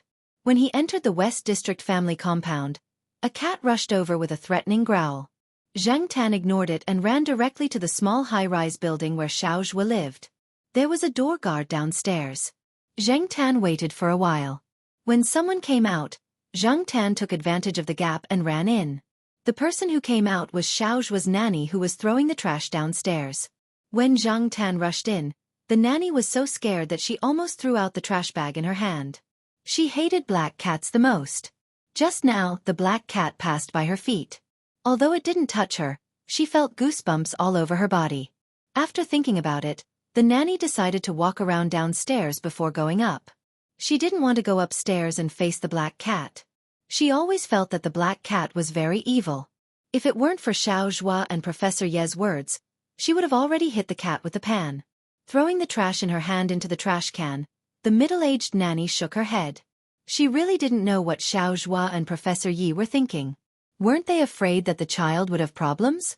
Although the nanny hadn't been here for long, she usually chatted with some of the teacher's family members in the compound when she was bored and knew some things. She heard that the child in Xiaoxua's belly was not guaranteed to be healthy. Even if there were no abnormalities found so far, who knew? Many people said that even if there were no abnormalities, the child's IQ was very likely to be different from ordinary children. There were such examples before. Now the child was in his teens, but his IQ was not even comparable to those in kindergarten. Wind from an empty cave may not be without cause. These people's guesses were also well-founded. After all, according to the time, when Xiaoxua was accidentally pregnant, she was following up on a project of Lord Zhang. That project came into contact with some radioactive elements, even if there were protective measures, but even the doctors in the affiliated hospital were not optimistic. In order to avoid trouble if he took the elevator and other people bumped into him, Xianxia chose to take the stairs. It was only 6 floors. Xianxia climbed 5 floors every day. This height was nothing to Xianxia. When he arrived at room 606, Xianxia jumped up and pressed the doorbell. The nanny should still be downstairs. It was not convenient for Xiaoxua to move around at home alone, so after Xianxia pressed the doorbell twice, he squatted in front of the door and waited. After waiting for a while, the door opened. At first, Xiaoxua thought that the nanny didn't bring the key and didn't see anyone when she opened the door. She looked down and saw Xianxia squatting in front of the door. Before Xiaoxua could see what Xianxia was holding in his mouth, Zhang Tan had already run through the door. He jumped onto the moon chair in Xiaoxua's room and lay on his stomach, panting.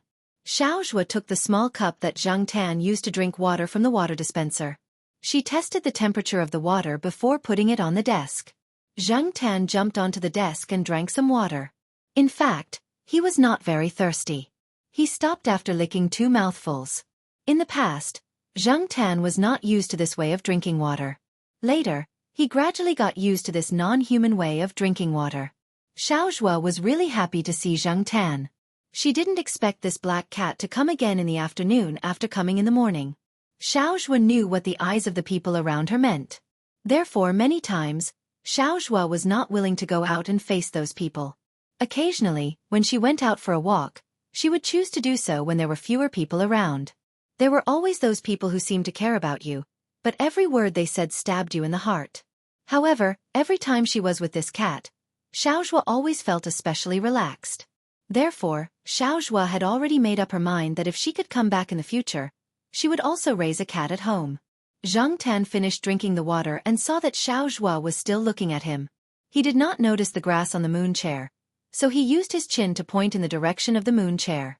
When Xiaoxua saw this, she looked towards the moon chair. Xiaoxua picked up the grass on the chair. When she saw it clearly, her face was full of disbelief. She looked at Zhang Tan and then at the grass in the palm of her hand. 9 leaves, like the petals of a flower, stacked together. The smallest leaf in the center was only that big, but it was indeed 9 leaves. Xiaoxua heard from the junior who had transferred to another hospital that the 4-leaf clover had given her that the extra leaf of the lucky grass represented luck. There were also the 5th, 6th, 7th, 8th, and 9th leaves. They all had their own meanings. What did the 9th leaf represent? It represented a narrow escape, the good luck of a phoenix's nirvana. A narrow escape, the phoenix's nirvana. Although it was just a legend, something that people used to comfort themselves, when people were at the bottom of the valley, when they were close to despair, there would always be something that made them persevere. It could be a belief, a person, something, or some obsession. After knowing that she was pregnant, although Xiaoxua did not show much on her face, she had never let go of her worries. She hoped that her child would be healthy. It did not need to be too smart, as long as it was healthy. However, the word healthy was an extravagant hope for someone in Xiaoxua's situation. The gazes of the people around her and the words they said behind her back were so oppressive that Xiaoxua could not breathe. And now, the lucky grass with 9 leaves in her hand made Xiaoxua suddenly have the urge to cry out loud. The 9-leaf clover in her hand was not big. People had always thought that it was just a legendary 9-leaf clover. It was as if Xiaoxua had seen a shining star in the darkness of despair. Where the star pointed was the direction of hope. Zhang Tan stood on the desk while Xiaoxua sat on the recliner looking down at the grass in her hand. Therefore, Zhang Tan could not see the expression on Xiaoxua's face. However, seeing the droplets of tears falling, Zhang Tan was also at a loss. Crying? It can't be, right? It's just a piece of broken grass. Is there a need to cry? Pregnant women are so sentimental. Shaking his beard, Zhang Tan really did not know how to react. Not long after, Xiaoxua sniffed and said, "A 4-leaf clover is not easy to find.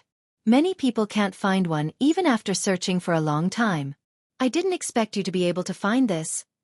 Zhang Tan really wanted to say that this 4-leaf clover was not difficult to find. Really, Old Man Lon had a lot of them hidden in his flower shed. "Child, even if mommy can't come back in the future and can't accompany you, Brother He will accompany you," Xiaoxua whispered. Zhang Tan pulled his ears. In his mind, he recalled the scene of a little kid in Huang's house grabbing Huang's tail and sending it into his mouth. Then, Zhang Tan was horrified. "I don't want to take care of children. Calling him Brother He is useless. I can't even call him Daddy. I'm just a cat now. They'll grab my tail and pull my ears. They'll even cry at me for no reason." Zhang Tan was a little confused by Xiaoxua's reaction. Xiaoxua even said that she wanted to thank Zhang Tan properly. However, looking at Xiaoxua's expression, Zhang Tan was afraid that something bad would happen. With such a big belly and so sentimental, was it really okay? Fortunately, at this moment, the nanny came back. Zhang Tan took the opportunity to run out. Not long after, when Zhang Tan met Xiaoxua again, who was walking outside with the nanny to bask in the sun, Xiaoxua showed Zhang Tan the pendant hanging around her neck. The pendant was slightly bigger than a longan fruit. Inside it was the 9-leaf clover that Zhang Tan found. The material that wrapped the clover was unknown. It was neither plastic nor glass. The material was transparent. However, because of the plant inside, the pendant looked green and full of vitality. The nanny was sitting on another chair 10 meters away. She was a little far from Xiaoxua and Zhang Tan. She could not see what Xiaoxua was hanging and was not interested. Now, her attention was on Zhang Tan. She was afraid that Zhang Tan would run over. If Xiaoxua was not here, the nanny would have run away the moment she saw Zhang Tan. Zhang Tan felt that Xiaoxua was a little different today. Compared to the Xiaoxua before, Xiaoxua felt more lively. Unlike before, even when she smiled, there was a trace of melancholy. Zhang Tan yawned and shook his fur.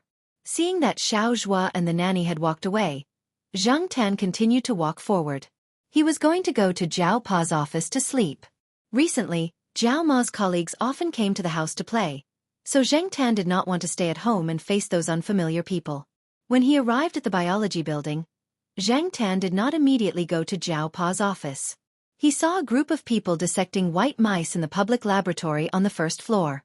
Although he did not see Xian, Zhang Tan saw a familiar face. Wasn't this the beef jerky?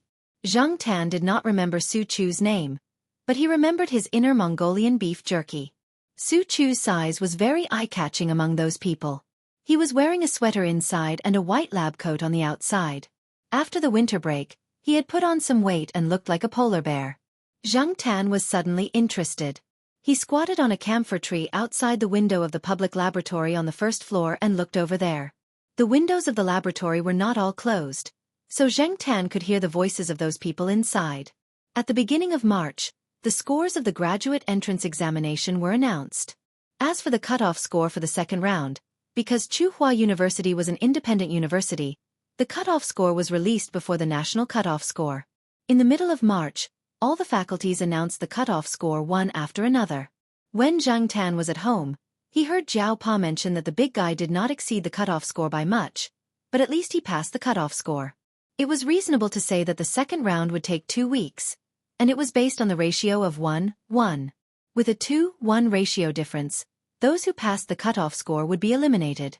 However, when the scores of the first round were announced, many people with higher scores had already started to contact the teachers in the university. As for those with lower scores, they had already started to look for connections to find a teacher they liked and settle down. After all, the person who decided whether you could stay or not was still the teacher who had a spot for the graduate entrance examination. If the teacher decided on you, you would pass regardless of your score. Therefore, many people had already decided before the second round. When the time came, the second round was just a formality. This was a semi-public internal rule, and many universities were like this. Zhang Tan only knew about it when he heard Zhao Pa and Zhao Ma's discussion. As for the beef jerky guy, Zhao Pa seemed to have already decided on him. Otherwise, he would not have let him come over to familiarize himself with the laboratory. At this moment, the big guy was laughing and chatting with the others. His hands were not careless at all, and his knife skills were very sharp. After the dissection, the tweezers could accurately find the part to be sampled. Su Chu's score for the first round was not high. Under normal circumstances, people like this were more likely to be eliminated in the second round. However, Su Chu was now standing in the laboratory to study under the instructions of Associate Professor Zhao. This meant that this person had already been decided. He would officially become a member of the university in September. The other senior graduate students in the university also understood the significance of this. Therefore, they were very willing to accept this prospective junior. In the past 2 days, the big guy often helped some of the seniors in the university carry things and helped the seniors take samples. Therefore, he was quite popular. As for the results, So what if you came in first in the second round? Those who had experienced it before knew that once you enter the university, you would only look at the published articles and the impact factor of the articles. Everything else was bullshit. There were so many classes in the first year of postgraduate studies.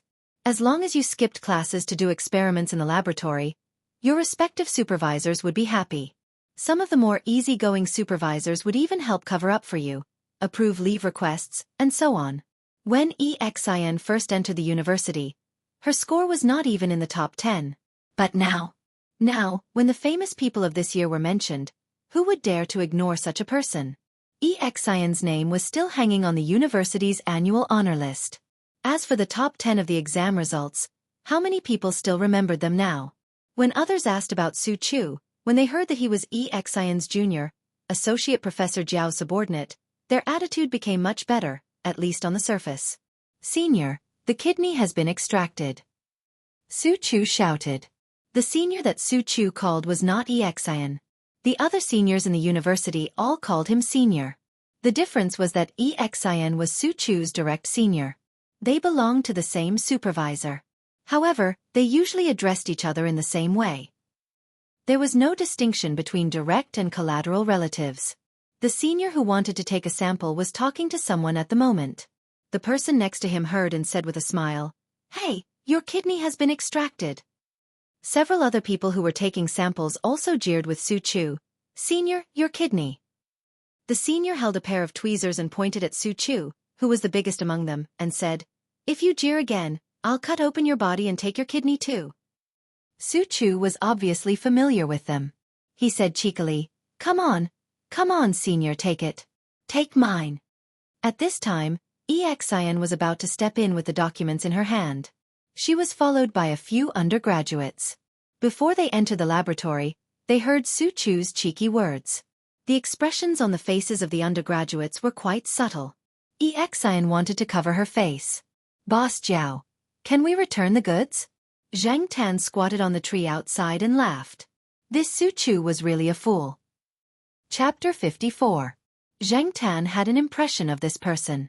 Zhang Tan had seen him a few times when he came here. Zhang Tan had heard people call him Professor Ren. This Professor Ren was one of the young returnees that the institute had introduced last year.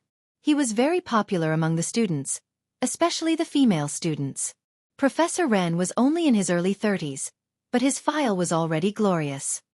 He also had the halo of a returnee. Otherwise, the institute would not have recruited him. Speaking of which, Professor Ren and Jiao Pa's research was in the same direction. To some extent they were competitors. However, Professor Ren was already a full professor, while Jiao Pa was still an associate professor. The difference was not small. Professor Ren had a London accent when he spoke English. Coupled with his good looks and his pretentious words and deeds, he was also one of the people that the students talked about in private. However, Zhang Tan had always felt that this person was too fake. Just looking at him made him uncomfortable. In the few times that he had met him, Zhang Tan knew that this person always had a kind smile when facing students, teachers, and leaders. He looked very gentlemanly. Many female students praised Professor Ren behind his back for being very gentlemanly. However, Zhang Tan felt that every time this person looked at him, there was an indescribable malice. He originally thought that this person did not like cats and treated all cats this way. However, Zhang Tan later rejected this idea. Even if this person did not like other cats, he would not have such malice. When this person faced cats, he removed his usual disguise. The smile in his eyes was cold. Therefore, Zhang Tan felt very uncomfortable when he saw the smile on this person's face. He always felt that this person was up to no good. "Hello, Professor Ren." A few students passed by and greeted the person. Professor Ren also responded with a smile.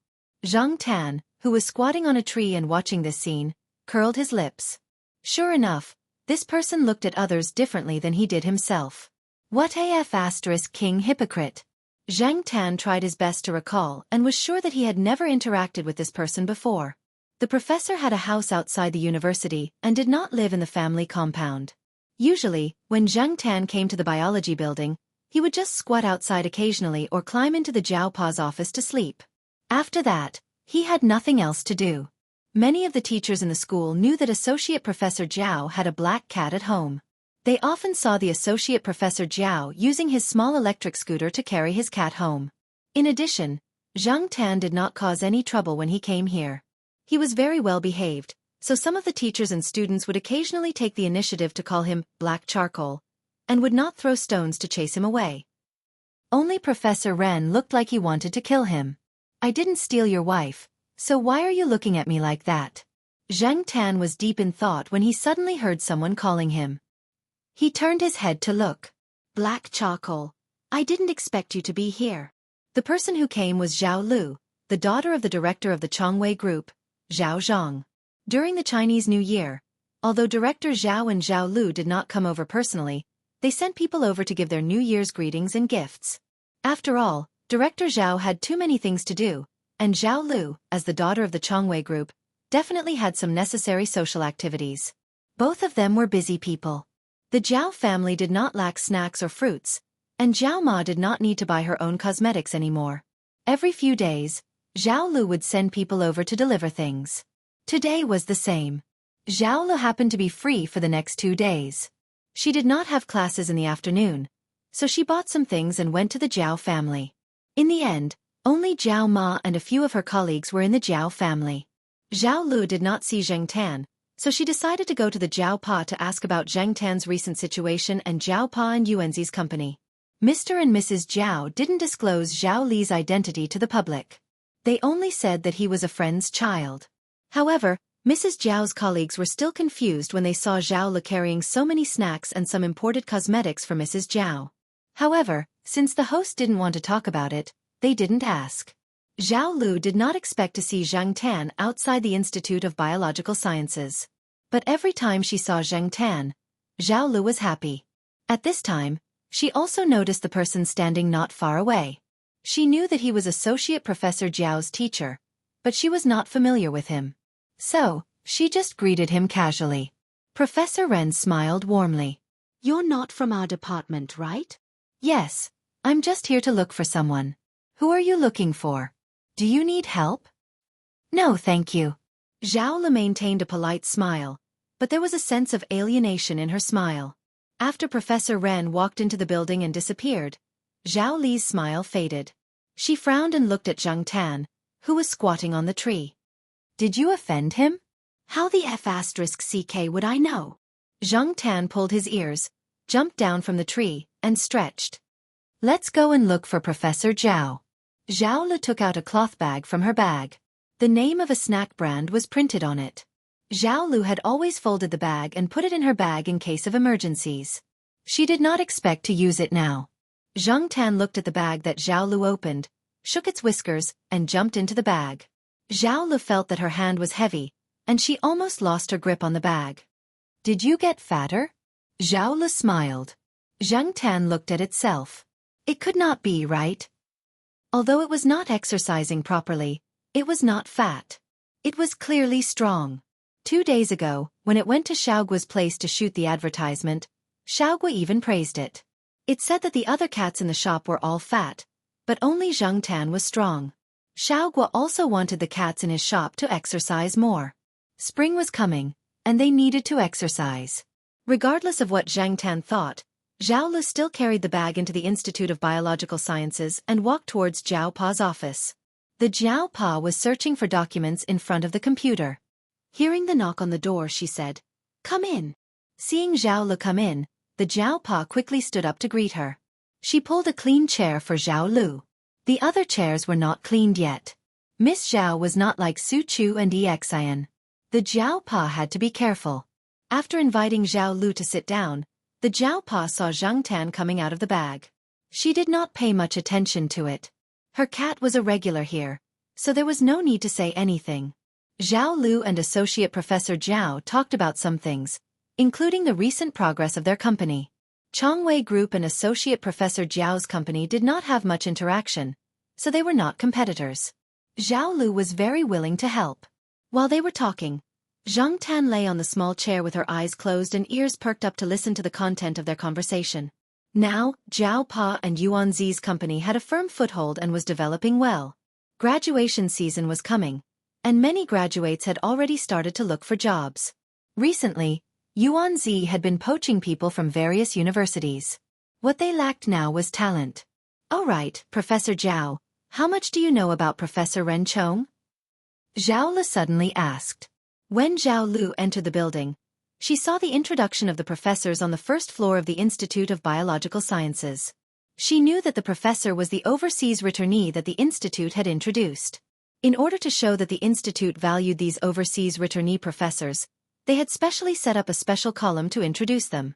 It had been hanging in the lobby of the first floor all this time. Professor Ren? The Jiao Pa was surprised that Zhao Lu would ask about him. Not much. The Jiao Pa told Zhao Lu and Zhang Tan about what they knew about Professor Ren. Zhao Lu and Zhao Lu were puzzled. It did not sound like they had any grudges. Why? Miss Zhao, are you interested in Professor Ren? Professor Ren is very popular among the girls in our institute. The Jiao Pa joked. Zhao Lu did not laugh. After all, she was the daughter of the head of Chongwei Group. She was very sensitive to certain things. Zhao Lu shook her head and said, I saw Professor Ren downstairs just now. Black charcoal was on the tree. Professor Ren's attitude towards black charcoal didn't seem to be very good. Hearing this, the Jiao Pa looked at Zhang Tan and asked, Did you offend him? Zhang Tan glanced at the Jiao Pa. I really don't know how I offended him. The Jiao Pa could not think of a reason at the moment, but he still thanked Zhao Lu for her reminder. After Zhao Lu left, the Jiao Pa poked Zhang Tan and said, Next time you see Professor Ren, stay away from him. He is not as kind as he looks. You should be careful not to be dragged to the laboratory table and dissected by him. Zhang Tan felt a chill down his spine. After hearing the Jiao Pa's words and recalling the look in Professor Ren's eyes, he could not tell if that was what Professor Ren meant. For the sake of his life, Zhang Tan decided to listen to the Jiao Pa and stay away from that hypocritical Professor Ren. At around 6 p.m., the Jiao Pa took Zhang Tan home after settling the matter. As usual, Zhang Tan squatted in the basket of the Jiao Pa's small electric car. At this time, many teachers were off work and going home, so there were more cars at the intersection. When they arrived at an intersection, there were a few cars in front of them. The Jiao Pa temporarily stopped and waited. While they were waiting, a silver-gray private car stopped next to the Jiao Pa's small electric car. It seemed like it was also waiting for the cars at the intersection to turn. The windows of the silver-gray car were rolled down, revealing the person in the driver's seat. Professor Ren. Since the Jiao Pa saw Professor Ren, he could not pretend that he did not see him, so he greeted him. Professor Ren, who was in the driver's seat, smiled and nodded. His gaze swept across Zhang Tan, who was squatting in the basket. At this time, the cars in front of them had finished turning. The silver-gray car next to them closed its windows and slowly drove away. The Jiao Pa was riding on the small electric car. He felt strange. He noticed that Zhao Lu was right. There was something wrong with Professor Ren. Associate Professor Zhao knew that Professor Ren was hostile towards him. The institute had received a quota to encourage and support young teachers. In the end, they chose Professor Ren and the Jiao Pa. In terms of qualifications, Professor Ren was obviously more qualified. After all, he had the word righteous. However, after a discussion among the leaders of the institute, they decided on the Jiao Pa. Because of this, when the Jiao Pa saw Professor Ren in the institute, he felt that Professor Ren's smile was fake and hostile. In that brief glance, the Jiao Pa felt that Ren Chong was even more hostile towards him. There was something else hidden in the hostility, but the Jiao Pa could not figure out the reason. No matter what, it was better not to let his cat come to the institute in the future. Who knew if Ren Chong was a psychopath? On the other hand, Ren Chong drove back to the villa he bought. After he returned to his house, he picked up his phone and dialed a number. The call was connected after a while. How's the investigation going? Ren Chong asked. The person on the other end of the phone talked to Ren Chong for about 5 minutes. During these 5 minutes, Ren Chong did not speak, but his expression was very bad.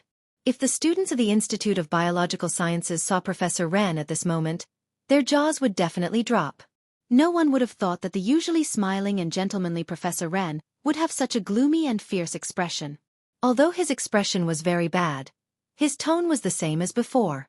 After the person on the other end finished speaking, Ren Chong said, I understand. Continue to investigate.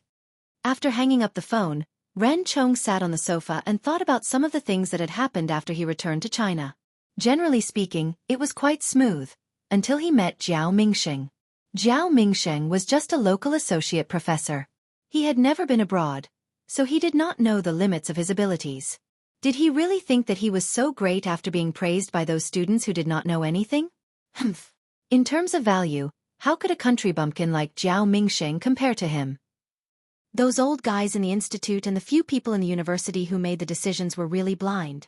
From the moment he lost his place, Ren Chong knew that his obstacle had appeared. Before he returned to China, Ren Chong had met a few people at a banquet. One of them had learned some divination. Ren Chong had never believed in divination, so he did not take the person's words to heart. After arriving at Tsinghua University, not long after he lost his place, he happened to see Associate Professor Zhao driving his black cat home. At that moment, Ren Chong remembered what the person at the banquet had said. If you return to China to develop your career, pay attention to the cat. The biggest obstacle in your way might be the cat. If the biggest obstacle was a human, Ren Chong would have believed it. However, if it was a cat, Ren Chong would not have believed it even if he was beaten to death. Not only Ren Chong, but the people around him also did not believe it. Even the person who did the divination had some doubts about the results of his divination. Later on, he even apologized and said that it might be because he was not good enough and had not learned for long. Everyone was just playing around and did not take it too seriously. But now, Ren Chong had to take it seriously. Based on the information he had just learned, Ren Chong felt that it was hard to imagine. No wonder so many people said that the black cat was evil. Yi He, the dean of the School of Physics and the wife of the principal, who was known as Lord Buddha, Lan Tiesu, an old professor who had retired from the School of Biological Sciences but still had influence, the famous chairman of the Chongwei Group and his daughter Zhao Lu. These people took care of Jiao Mingxing openly and secretly. Even if they did not, no one knew if they were secretly involved. Sometimes, a word from these people was worth a few years or even decades of hard work. And the one who played an important role in this was only a cat that looked very ordinary. Although they did not find out how the cat was connected to these people, the fact was that it was undeniable. This was only what they had found so far. As for those who had not been found, how many people were connected to the cat? How many people could support Jiao Mingxing? Ren Chong never thought that he would lose to a country bumpkin like Jiao Mingxing. He heard that the institute had already arranged for Jiao Mingxing to go abroad. The fastest he could go abroad was a year. When he came back a year later, the associate on Jiao Mingxing's head would be removed. Ren Chong did not want Jiao Mingxing to go so smoothly. Now, the cat was like a thorn in Ren Chong's throat. Ren Chong could not wait to pull it out. Some things were better removed as soon as possible. Originally, Ren Chong was going to take care of it himself, but he still underestimated the cat's influence. He did not expect that a cat would involve so many people. Therefore, to be on the safe side, Ren Chong was not going to get involved and let others do it for him. When dealing with cats, there were always professionals. Chapter 55. Zhang Tan felt like he was being watched for the past 2 days. He wasn't sure who was watching him, but the feeling was very strong. Because of Jiao Pa's instructions, Zhang Tan didn't go to the biology building to avoid Ren Baqian. Not only that, but he also rarely left the courtyard at night. He only went out during the day when he couldn't hold it in. Usually, he would wait for the 2 children at the entrance of Fu Elementary School around 5 p.m. and then go home together. Even if he went out at night, he would only take a walk in the courtyard. He wouldn't go out of the courtyard, let alone to the alley in the old building. There were a lot of people during the day, so the campus was full of people. After all, it wasn't a closed school, so the checks on people entering and leaving the school weren't that strict. However, Zhang Tan couldn't relax until he found out why he was being watched. On this day, Zhang Tan found a big sycamore tree not far from the Dong family courtyard and climbed up to take a nap. Sure enough, it was safer to be high up, and the view was wider. Zhang Tan yawned. He thought too much last night and didn't sleep well, so he had to catch up on sleep during the day. Jiao Ma and a few colleagues recently had a teaching project to collaborate on. In a few months, Jiao Yuan would be entering junior high school. Jiao Ma also had to show her presence among the junior high school teachers. When the time came, Jiao Yuan would be able to gain more benefits from the school. The other families had elderly people or children who hadn't gone to kindergarten, so it wasn't convenient to visit them. In the end, they settled on Jiao family.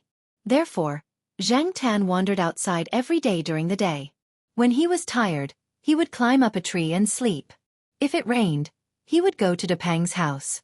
After all, Zhang Tan didn't want to stay at home and face those junior high school teachers. Zhang Tan was drowsily dozing off when the feeling of being watched came again. Zhang Tan moved his ears, but he didn't hear any strange sounds. There were only students walking around. Not far away, there was a cleaner sweeping the floor. From time to time, there were cars passing by. Not far from here, there was a sports field. Occasionally, there would be some cheering from there. These were all very common sounds, and Zhang Tan was already used to it. However, the feeling of being watched made Zhang Tan restless. Thus, Zhang Tan opened his eyes and scanned the area below the tree. He still didn't find anyone suspicious. However, Zhang Tan was more careful this time. He tried his best to remember those who were walking slowly or sitting on the benches and grass, as well as those who didn't move quickly. If the other party wanted to keep an eye on them, they would definitely not move quickly. Coming down from the tree, Zhang Tan came to a cafeteria near the teaching area of the school. After looking around, he found a big tree in the north corner of the cafeteria and jumped onto it. With his back facing the road, he continued to lie down and sleep. After a while, when the feeling of being watched rose again, Zhang Tan narrowed his eyes and looked at the cafeteria across from him. The reason why Zhang Tan chose this cafeteria and the tree in the north corner was because of the SLR glass in the north corner of the second floor. Because there was an office in the corner of the second floor, it was renovated with SLR glass. Only the inside could see the outside. If one looked from outside the cafeteria, it could be used as a mirror. Zhang Tan looked at the reflection of the glass and observed the people inside. Then, he compared them with the people he remembered. Finally, Zhang Tan's gaze fell on a seemingly ordinary student. The student was carrying a backpack and holding a book in his hand. He slowly walked towards the cafeteria. During this process, he looked at where Zhang Tan was every 2 steps. Finally, he came to the grass in front of the cafeteria and sat down, spreading out his book. Before Zhang Tan came over, this person was reading on the grass not far from the sycamore tree that Zhang Tan was under. There were many students reading on the grass like this. When Zhang Tan opened his eyes and looked over, he also had his head down, so Zhang Tan didn't notice him. After thinking about it, Zhang Tan got up and stretched. Then, he looked around casually. Sure enough, that person lowered his head again. Zhang Tan lay down and continued to sleep facing the hall, but his eyes were looking at the SLR glass in the cafeteria. Just as Zhang Tan guessed, that person raised his head and looked in Zhang Tan's direction again. And every few seconds, he would look over here. Zhang Tan was puzzled. Who was this person? Why was he spying on him? Moreover, even if he was spying on him, the target was only a cat. Was there a need to be so cautious? Zhang Tan couldn't understand. Could it be that he was too famous in the advertisement and someone wanted to take him away? That was how it was on TV. Otherwise, why would a cat with no value be spied on like this? Since he had found a suspect, Zhang Tan was going to go against him. Zhang Tan was very regular every day. In the morning, he came out with the children, walked around, and came to the tree north of the cafeteria to sleep. At the same time, he was also spying on that person. At noon, he would go home for lunch and take a nap. In the afternoon, he would come out with the 2 children, jump on the same tree, and continue to spy on him. Sometimes, he was afraid of being discovered, so Zhang Tan would change places. Some of the supermarkets and snack shops in the school also had this kind of SLR glass. It wasn't that Zhang Tan was overly cautious. It was just that the other person's behavior of spying on a cat made Zhang Tan feel uneasy. No matter what, it was better to be careful. A week later, Zhang Tan found that the person was gone. The feeling of being spied on also disappeared. No more spying? Or could it be that there was a next step? Zhang Tan's doubts only lasted for 1 day. The next night, after dinner, Zhang Tan and Jiao Ma went out together. Jiao Ma went to find friends to dance and exercise. Zhang Tan walked around the courtyard. Sometimes when he was bored, he would play with the dogs in the courtyard. Huang and Sheriff were both locked up at home. Huang had been castrated, so he might be quieter. However, Sheriff couldn't stay idle. When he was first locked up at home, he kept barking. However, he had someone at home to play with him, so he gradually stopped barking. During the day, he would occasionally be let out to play, but he was absolutely not allowed to go out at night. Therefore, if Zhang Tan wanted to find a cat to walk with him, he could only find a Pang. However, this fat man always squatted on his balcony and rarely came out to walk. After playing with Zhuang, Zhang Tan walked around the courtyard in boredom. It was almost 8:30. Jiao Ma and her friends would return from their dance party at 9 o'clock. Jiao Pa was at home today. Zhao Yuan's homework included dictation. After the dictation, Zhao Pa still had to sign, so Zhao Pa didn't go out that night. Therefore, Zhang Tan planned to wait for Zhao Ma to come back and follow her upstairs. As he walked, Zhang Tan suddenly heard the sound of wings flapping. Moving his ears, Zhang Tan looked in the direction of the sound. It was close to the courtyard wall and was considered a remote place in the courtyard. There were some osmanthus trees and wintersweet trees planted there to beautify and decorate the courtyard. However, Zhang Tan and his friends didn't usually play there. After all, there were too few trees here and the trunks were thin. It wasn't fun to sharpen one's claws and climb a tree. Compared to the small forest next to the family courtyard, this place was much more boring. Therefore, Zhang Tan and Huang preferred to walk a few more steps to the small forest outside the courtyard to play. However, Zhang Tan looked in the direction of the sound of wings flapping. It was a bit strange. Was it a bird? If it were other cats, they would definitely go in that direction. Cats didn't hunt for food. Hunting was their nature. If they heard the sound of birds, they would definitely go over. However, Zhang Tan was different. Zhang Tan wasn't interested in catching birds at all. He turned around and prepared to leave. After taking 2 steps back, Zhang Tan heard a small sound again. It sounded like someone sighing in exasperation. Although the sound was deliberately lowered, Zhang Tan still heard it. As Zhang Tan walked, he pretended to play with the branches and glanced at the courtyard wall from the corner of his eyes. The street lamp was more than 10 meters away and could only illuminate the road. It was still very dark on the side of the tree, but Zhang Tan still noticed the head on the courtyard wall with the advantage of being a cat. Something was wrong. After Zhang Tan pretended to scratch the branches twice, he heard the cage flapping a few more times. Zhang Tan took the opportunity to go over and see what was going on. Although he was curious, Zhang Tan still paid attention to the movements around him. He didn't want to get hit for no reason. The trees here were all about 3 or 4 meters tall. Although there weren't many, they were quite dense. From the surroundings, it was impossible to see what was going on under the trees. The flapping sound came from under the osmanthus trees. As he approached the osmanthus trees, Zhang Tan smelled the scent of birds and other smells. The flapping sound of wings was accompanied by the sound of metal colliding. It was just like when Zhang Tan saw the cage used to catch mice in Xiao Chu's house. When Xiao Chu patted the mouse cage, it was similar to this sound. Cage? Cat catcher? Cat catcher, or specifically to catch him? Zhang Tan's heart was full of questions. Logically speaking, there should be fewer people catching cats at this time. Not to mention that this was the family compound of the university. How could these people be so bold? Zhang Tan had already walked under the osmanthus trees. As he slowly approached, he saw the cage. There were some leaves on the cage for cover. One side of the cage was open. That was the opening of the cage. The cage was about 60 centimeters long and 20 centimeters wide. A sparrow could be seen fluttering inside the cage from time to time. Perhaps it had sensed Zhang Tan's approach, for the sparrow fluttered even more violently. However, since it was chained inside the cage, it couldn't get out at all. It could only flap its wings inside the cage. Sometimes when it struggled too violently and shook too hard, its wings would hit the top of the cage and hit the cage. Sensing that the predator was getting closer and closer, it made a few frightened cries.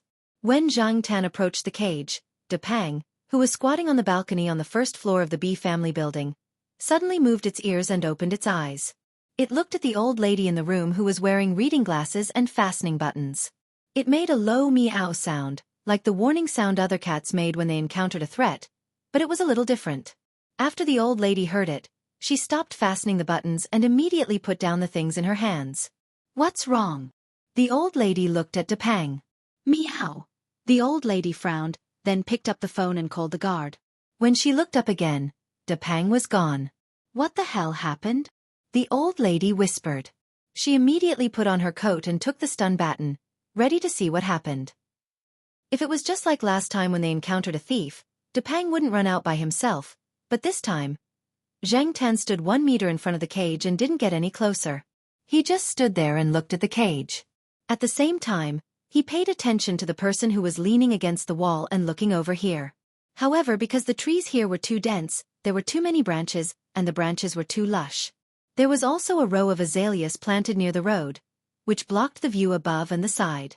However, Zhang Tan couldn't see that person, and that person certainly couldn't see Zhang Tan. Therefore, Zhang Tan was going to wait and see when that person couldn't help but climb over the wall. As he was thinking, Zhang Tan heard a meow sound. It was Depang, and it sounded like this guy was running over here. Whoosh! Depang had already jumped over the row of azaleas and came under the osmanthus tree. Seeing Zhang Tan standing in front of the cage, he rushed over and slapped Zhang Tan twice. Zhang Tan reacted quickly and took 2 steps back to avoid Depang's claws. Depang arched his back, and the hair on his back stood up. He lowered his ears and growled twice at Zhang Tan, then at the cage. Zhang Tan knew that Depang was warning him to stay away from the cage. Zhang Tan shook his tail and walked over, ignoring Depang's look of imminent disaster. He raised his paw and gently patted his head, then walked to the back of the cage, not facing the opening of the cage. Depang was still meowing and preparing to come over. Zhang Tan shook his tail, reached out his paw, and grabbed the cage. He lifted the cage and slammed it twice. Depang pulled his ears. Obviously, he didn't expect Zhang Tan to have such a reaction. After all, Depang wasn't human. Even if he was relatively smart, his thinking wasn't as good as a human's. If he were a human, he would definitely be shocked by Zhang Tan's reaction. Lifting the cage and slamming it directly wasn't something a cat could do. After slamming it twice, Zhang Tan looked at the cage. The door of the cage wasn't closed. It seemed that the mechanism inside hadn't been activated. The design was quite strict. Looking around, Zhang Tan bent his paw and hooked a thin branch. He then put the branch inside and touched a place inside the cage. Pa! When the door of the cage closed, there was almost no time for the cat to react. If a cat was playing with a sparrow inside, it definitely wouldn't react before the door closed. Depang pulled his ears again and wagged his tail. He seemed a little confused, but he didn't look like he was about to face a disaster like before. After the cage closed, Zhang Tan's attention was on the person on the wall. However, that person seemed to be more cautious and didn't immediately climb over the wall. Zhang Tan understood what had happened a few days ago. These people had been monitoring him for so long and even placed the cage here. They had probably figured out his pattern of movement, and their target was most likely him. "Oh woo!" Zhang Tan roared twice at the top of his lungs. "I don't believe that you can hold back and not move before I yell at the people in the yard." Hearing Zhang Tan's roar, Depang also meowed loudly. In the family building, many people might not have heard it clearly, but the pets could hear it clearly.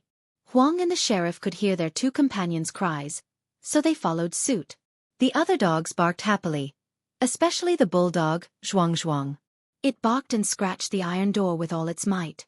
For a moment, the yard was filled with cats and dogs barking. The last time something like this happened was when they were catching a thief.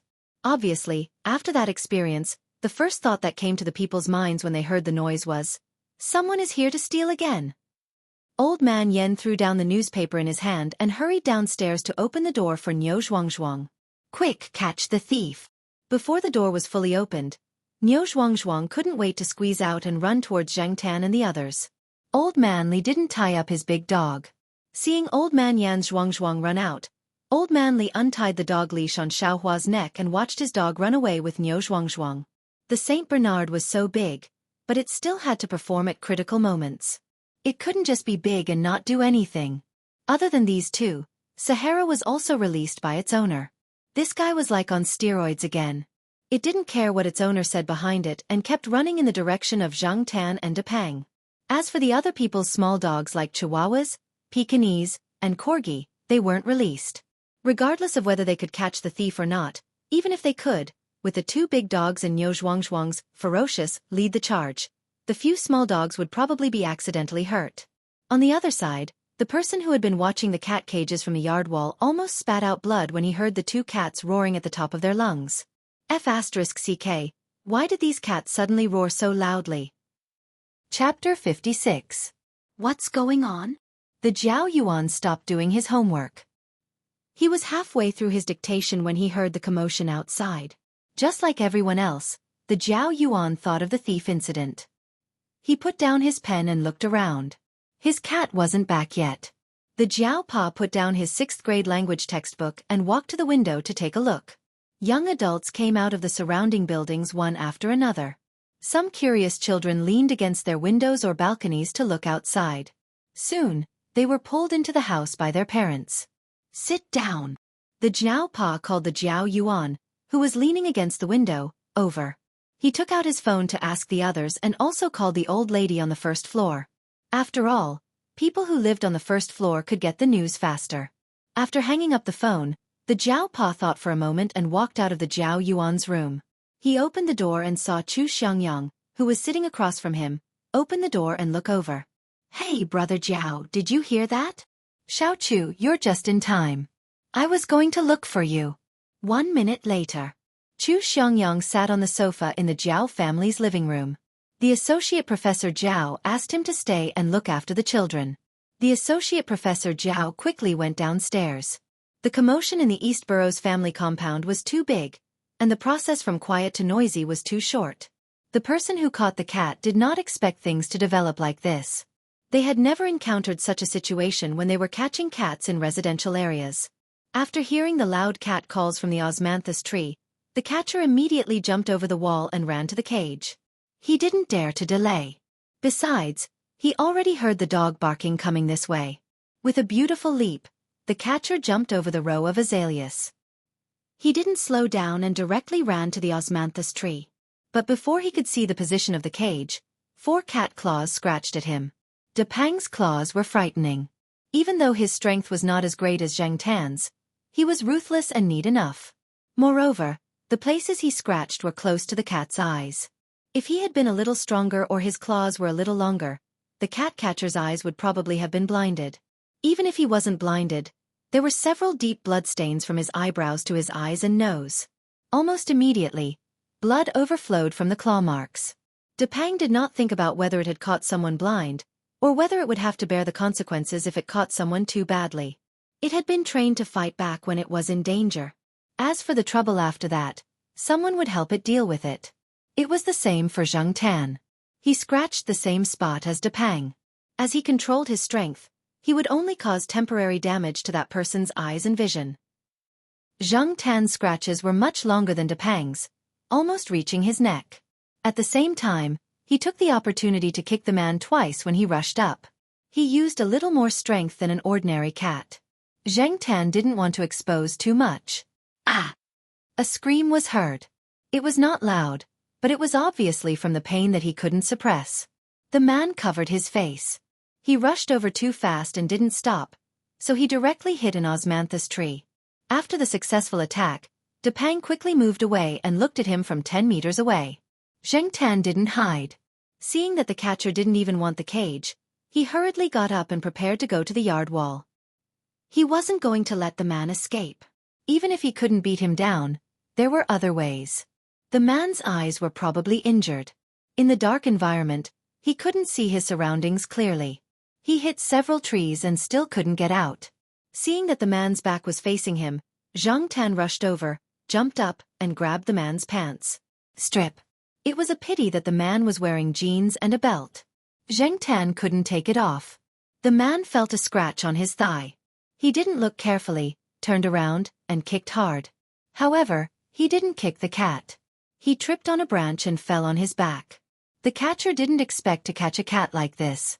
The cat didn't enter the cage, but it was so bold to come up and scratch people. Didn't they say that domestic cats were more gentle? Most of the cats he had caught in the community before didn't have such bad tempers. The cat he was facing now didn't give up after scratching him once. It scratched him a second time. If he had been wearing sweatpants, his pants would have been taken off. However, the situation didn't allow the catcher to think too much. He had to run away quickly.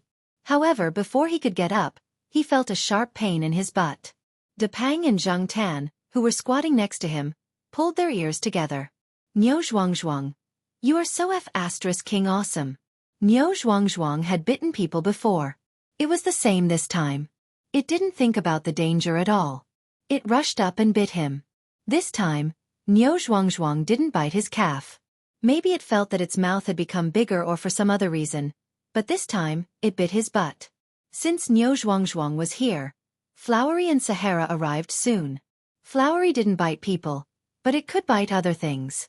Seeing that its companions had bitten, it also found something to bite. The catcher was wearing clothes with a hat. Flowery bit the hat on the man's clothes and dragged it backward. As it dragged, it shook its head and made a low growl. Originally, Flowery was just playing with toys. However, the catcher raised his hand to slap the big dog because the hat on his clothes was bitten. However, this slap made Flowery angry. It had a good temper, but it didn't mean that it wouldn't get angry. In addition, there were two companions next to it, so it gradually became serious. It used more strength, and its tearing action was much more violent than before. As Flowery tore and swayed, the catcher was also pulled to the side. He was already dizzy, and now, he was even dizzier. Zhang Tan thought of a movie he had seen before. It was called Cujo. In that movie, Saint Bernard dogs were once the symbol of terror. After coming back to his senses, Zhang Tan looked at the situation again. The funny thing was that Flowery was biting the man's hat, and Sahara was biting the man's pants. The two dogs were pulling in opposite directions. Moreover, Niu Zhuangzhuang was biting in the middle. It had to be said that the catcher was really unlucky. The catcher was feeling terrible. His face was still burning, and there was a dog biting his butt. There were two dogs eyeing him from head to toe. He was getting dizzier and dizzier. After he took a breath, he didn't bother to fight with the big dog. He reached into his pocket and searched. He searched. There was nothing. He searched again. There was still nothing. He searched again. There was still nothing. Where was the knife? Zhang Tan looked at the man's movements and knew what he was looking for. However, when the man fell and Niu Zhuangzhuang rushed up to bite him, Zhang Tan took the opportunity to take the knife out of the man's pocket and threw it to the side. He didn't want the man to hurt the three dogs with the knife. The people in the courtyard weren't slow either. They quickly arrived. The first to arrive was the guard uncle. The guards in charge of this area were a few steps behind him. The guard uncle got to work quickly after he received the old lady's call. He was a retired soldier. Although his relatives had helped, it was mainly because of the old lady that he was able to come here to do this leisurely job. Her son had also helped arrange it, so he would often help the old lady a little. When the old lady called to explain the situation, he immediately notified the school security office. He also came out with a flashlight and a shirt. He couldn't let the staff in the courtyard take the risk. However, the guard uncle was helpless when he arrived. The three dogs were too engrossed, and their tempers were obviously aroused. He would definitely be implicated if he went up rashly. Scratching his head, the guard uncle looked at the two cats squatting next to him. What should we do? Zhang Tan glanced at him, then walked over to the cat cage. The guard uncle shone the flashlight at Zhang Tan and quickly recognized the use of the cage. He walked over and took the cage out. He looked at the sparrows that hadn't moved much. He also looked at some marks on the cage. Obviously, many cats had been caught in this cage. Wow, you've got guts. You actually came to the courtyard to trap cats. The guard uncle looked back at Depang, who was squatting on the side of the road as if it had nothing to do with him, and then looked at the cat catcher who was being bullied by the three dogs. He curled his lips. Coming here to trap cats, wasn't he looking for death? Even if the laws in this area weren't perfect in our country, since he was caught, he definitely wouldn't be let off easily. Moreover, the fat dragonly was involved. A few people from the compound came over and used their flashlights to look at the situation over there. They also heard the guard talk about the use of the cage, so they didn't go up to help the cat catcher. They just stood at the side and watched, chatting with the guard. It was the first time they had seen a cage used to catch cats, so they were curious. People like this who steal cats usually sleep during the day and start stealing cats around midnight. From midnight to 5 or 6 in the morning, they can steal 10 to 20 cats. Didn't you say that a lot of people lost their cats a while ago? It's all done by these people. But it's strange. This person looks like an experienced cat thief. He actually came here to steal cats, and at 8 or 9 in the morning. The guard uncle shook his head as he spoke. Zhang Tan squatted not far away and listened to their conversation. He also wanted to know something about this. After all, before he became a cat, he didn't care about these things at all.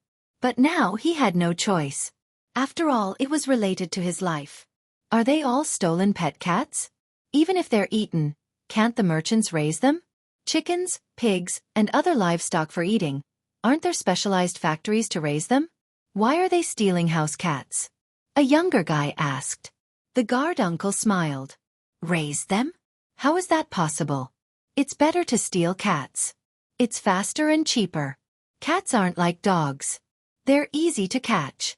And these people have skills in trapping cats. They specialize in trapping big cats and let go of the small ones. They'll come back next year. Anyway, they don't have to spend their own money to raise cats. D*MN.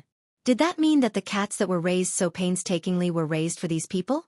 Also, don't they often see stray cats? Catching stray cats is bad enough, but stealing house cats. The young man sighed. There aren't many stray cats. The market demand is high, so these people target domestic pet cats. Moreover, house cats are raised well and don't have diseases. They can be sold at a higher price. But the people who lose their cats are pitiful. A middle-aged teacher next to him also interrupted. That's right. After raising a cat for so long, they have feelings for it. Those who lose their cats will be sad for a long time. Wasn't that person before? After losing his cat, he couldn't eat or drink. Zhang Tan knew the person who lost his cat. He also lived in the East Courtyard, but that family's cat didn't play with Zhang Tan and the others. That cat once ran into the first floor of Building B and climbed over the balcony to steal Depang's food. It was severely taught a lesson by Depang. But during the new year, Zhang Tan heard that the cat had disappeared. He didn't think too much about it. Now that he thought about it, Zhang Tan sighed. How much does this cat sell for? The young man asked curiously. Not much, just a few dozen yuan. Native cats are similar, so it's sold cheaply. After the cats were caught, some of them were skinned and sent to fur markets in other places. As for the cat meat, they were sold to restaurants or barbecue stalls. Some of the barbecue and skewers at street stalls might have cat meat in them, and some other foods might also have cat meat in them. Many people didn't even know that they had eaten them. Some cats are directly thrown into boiling pots to burn to death. It's said that chopping off the head and feet can be passed off as rabbit meat or other meat. This is the fur and cat meat business. There are also cat-catching organizations that do live cat business. After catching the cats, they're shipped to the south in truckloads. In the big cities, to get these truckloads of cats, they're all stolen house cats. No wonder Sister Ling kept her cat at home. I haven't seen her Huang recently. Right, are there many cat-catching organizations? The young man asked. There are many. Why don't you catch these people? The guard uncle paused and said, there are more cat-catching organizations than you think. They're all over the country. It's too complicated and involves too many things. Some people pull truckloads of cats to the south. Even if they're stopped halfway, they still have a license in their hands. There are always other legitimate reasons to avoid them. You can't catch them. Zhang Tan listened to their conversation and suddenly felt cold all over. Because he was now a cat, the feeling was even stronger. Connecting the conversation between the guard uncle and the few people, Zhang Tan knew that the cat that stole Depang's rations was lost and would never come back. The people in the courtyard gradually gathered here, and the people in the security office also rushed over. The 3 dogs were called back by their owners. As for the cat catcher, he was in quite a sorry state. His face was full of cat scratches, his trousers were torn, his buttocks were bleeding, and his clothes were torn into rags. But no one here sympathized with him. The woman who had just mentioned that the cat was lost was very emotional. She waved her hand and wanted to come over, but she was stopped by her husband. Under the osmanthus tree, the cat thief covered his face and lay there, blood still flowing from between his fingers. Soon, this person was taken away by the security office. But the people in the courtyard didn't stop discussing. Zhang Tan saw the Jiao Pa and ran over. It was safer to be with family. Depang was very excited when he saw the old lady. He rushed over and jumped on her. The old lady picked him up. Looking at the series of actions, it was obvious that she had done this kind of thing often. Zhang Tan watched from the side and was very surprised. Damn, this guy was fine just now, but now he's scared. T fatty, with your weight, can't you understand that the old lady is already so old? Feeling Zhang Tan's gaze, Depang raised his head, squinted his eyes, and shook his ears. He buried his head in the old lady's arms and continued to seek comfort. Every time he pretended to be pitiful, the old lady would give him more food after he went back. The Jiao Pa took Zhang Tan and walked with the old lady to their building.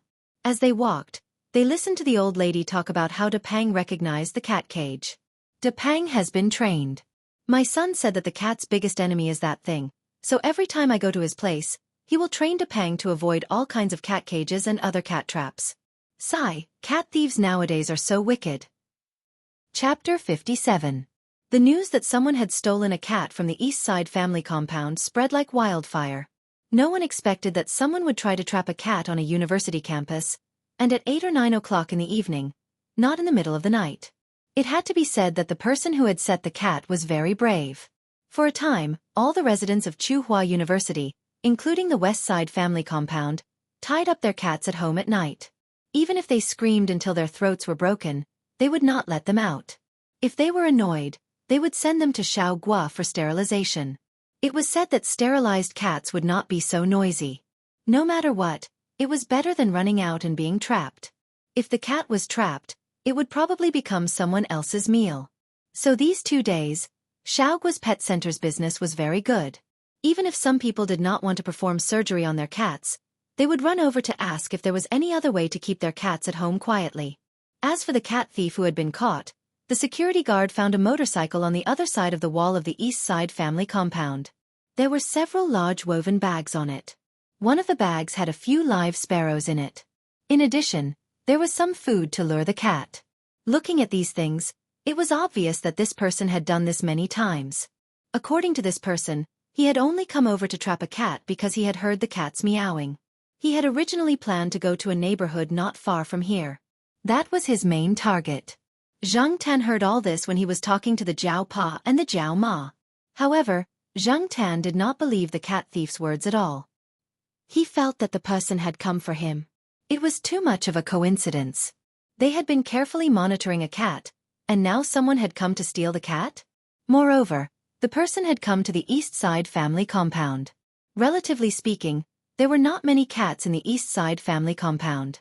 There were fewer cats than in some residential neighborhoods. Why would the person take the risk to come here at 8 or 9 o'clock to trap a cat? The time was just right when he usually went out. In the bedroom, the Jiao Pa was holding a textbook in his hand, but his attention was not on the book. He felt that something was wrong and was inexplicably uneasy. No matter what, he should not let his cat go out. Zhang Tan and Jiao Pa had the same idea. Since there were many things that they were unsure of and had doubts about, they might as well just stay at home. Not to mention Zhang Tan, even De Pang had been locked up at home for the past few days. They weren't even allowed to lie on the balcony. The old lady cherished De Pang. She was afraid that the cat that she had spent so much effort to raise would be taken away. After staying at home for a week, Zhang Tan began to feel uncomfortable again. One morning, when Jiao Ma sent Jiao Yuan and little Pomelo out, Zhang Tan followed them out. To be on the safe side, the Jiao Ma asked Zhang Tan to follow her all the way to the Jiao Ma Primary School affiliated to Renmin University of China. When the Jiao Ma Primary School affiliated to Renmin University of China, she wanted to go to the market. Of course, Zhang Tan wouldn't go with her. However, the Jiao Ma Primary School affiliated to Renmin University of China didn't want to let Zhang Tan wander around. Therefore, she told Zhang Tan to wait at the lawn in front of the school. Not long after the sun came out in the morning, the temperature had started to rise. Many flowers in the school had bloomed, and chirping birds were noisily shitting everywhere. The bell rang to signal the start of class. Students from the affiliated primary school and the affiliated primary school started their classes. The road became quiet again. Zhang Tan lay on a piece of landscape stone and yawned. Sure enough, he still needed to breathe in the fresh air occasionally. Before he could finish his yawn, Zhang Tan felt a sudden sense of crisis. It was similar to the situation when he was being watched a while ago, but this time, there was a strong sense of crisis. This was the first time Zhang Tan felt this way since he turned into a cat. He looked around vigilantly, and finally, his eyes fell on a young man in gray sportswear. The young man was carrying a backpack and wearing a mask. His hands were in his pockets, and he looked like an ordinary student. Due to the SARS incident last year, a lot of people wore masks when they went out. Although there weren't that many people wearing masks now, there were still some who did. Even those who rode electric scooters to work sometimes wore masks. The air in Tsinghua City wasn't very good. Many places were under construction, so there was a lot of dust. Wearing a mask wouldn't be noticed. Although this person was wearing a mask, Zhang Tan still recognized him. This was the guy who was spying on him a while ago. Since he recognized him, Zhang Tan had to be alert. Seeing that the guy was walking towards him, Zhang Tan didn't want to confront him directly.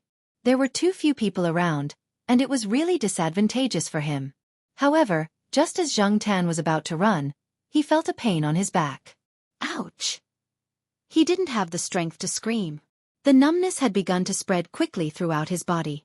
His vision was blurred, and his consciousness was gradually losing control. Zhang Tan rolled down from the landscape stone. On the side with his back facing the person, Zhang Tan struggled to pull off the pet tag from his neck. At this moment, he was very glad that his cat tag rope was elastic. Even if he was caught, Zhang Tan wanted to let the Jiao Pa know that something happened to him here. After taking off the cat tag and throwing it at the bottom corner of the landscape stone, Zhang Tan tried his best to squeeze into the bushes on the other side. Unfortunately, the numbness was too strong. His limbs were already weak, and he fell to the ground after a few steps. There was also a needle in his back. F***CK. They actually used a tranquilizer gun to catch a cat. In a daze, Zhang Tan felt that someone was approaching. Then, one of his legs was grabbed and stuffed into a bag. Then, the surroundings were dark. The young man seemed to be nervous and in a hurry. When he saw someone passing by on a bicycle, he quickly ran over, stuffed the cat into his bag, and hurried away. He didn't notice the cat tag under the corner of the landscape stone. After buying groceries, Jiao carried a few big bags in her hands. She also bought ribs. She was going to cook a big meal for everyone. However, when she came back, her cat was no longer on the lawn. Before she left, her cat was lying on the stone. Did it go to play? Black charcoal. After calling twice, Jiao looked around the lawn. When she came to the back of the landscape stone, she found the cat tag that had fallen there. Jiao asked around. No one paid attention to the situation here. However, a teacher in the teaching building of affiliated primary school said that when he came out of the office, he saw a person wearing a mask go to the lawn. However, from this angle, they couldn't see the lawn clearly. Jiao didn't care about the groceries in her hands. Instead, she quickly took out her phone and called Jiao Pa based on her understanding of her cat. If it had been told to wait here, it wouldn't have left for no reason. Moreover, it had left the cat tag here. Her cat was so smart. Thinking about the cat incident a few days ago, Jiao was very worried. Was it really taken away? In the teaching building, Jiao Pa was in class. He felt the phone in his pocket vibrate. He looked at the screen, frowned, took out his phone, and walked out of the professor's office. Usually, teachers weren't allowed to answer phone calls in class, except for emergencies. When Jiao Pa saw Jiao Ma's phone number, he knew it must be something urgent. Otherwise, she wouldn't have called him even though she knew he had classes in the morning. The student sitting in the classroom saw Associate Professor Jiao go out to answer a phone call. After a while, he came back in with a serious face. He turned off the projector and told everyone to study by themselves. Then, he left in a hurry. The young man who had caught Zhang Tan hurriedly walked out of Tsinghua University's campus. He was about to find a place to deal with the cat when the phone in his pocket rang. "Uncle, what's up?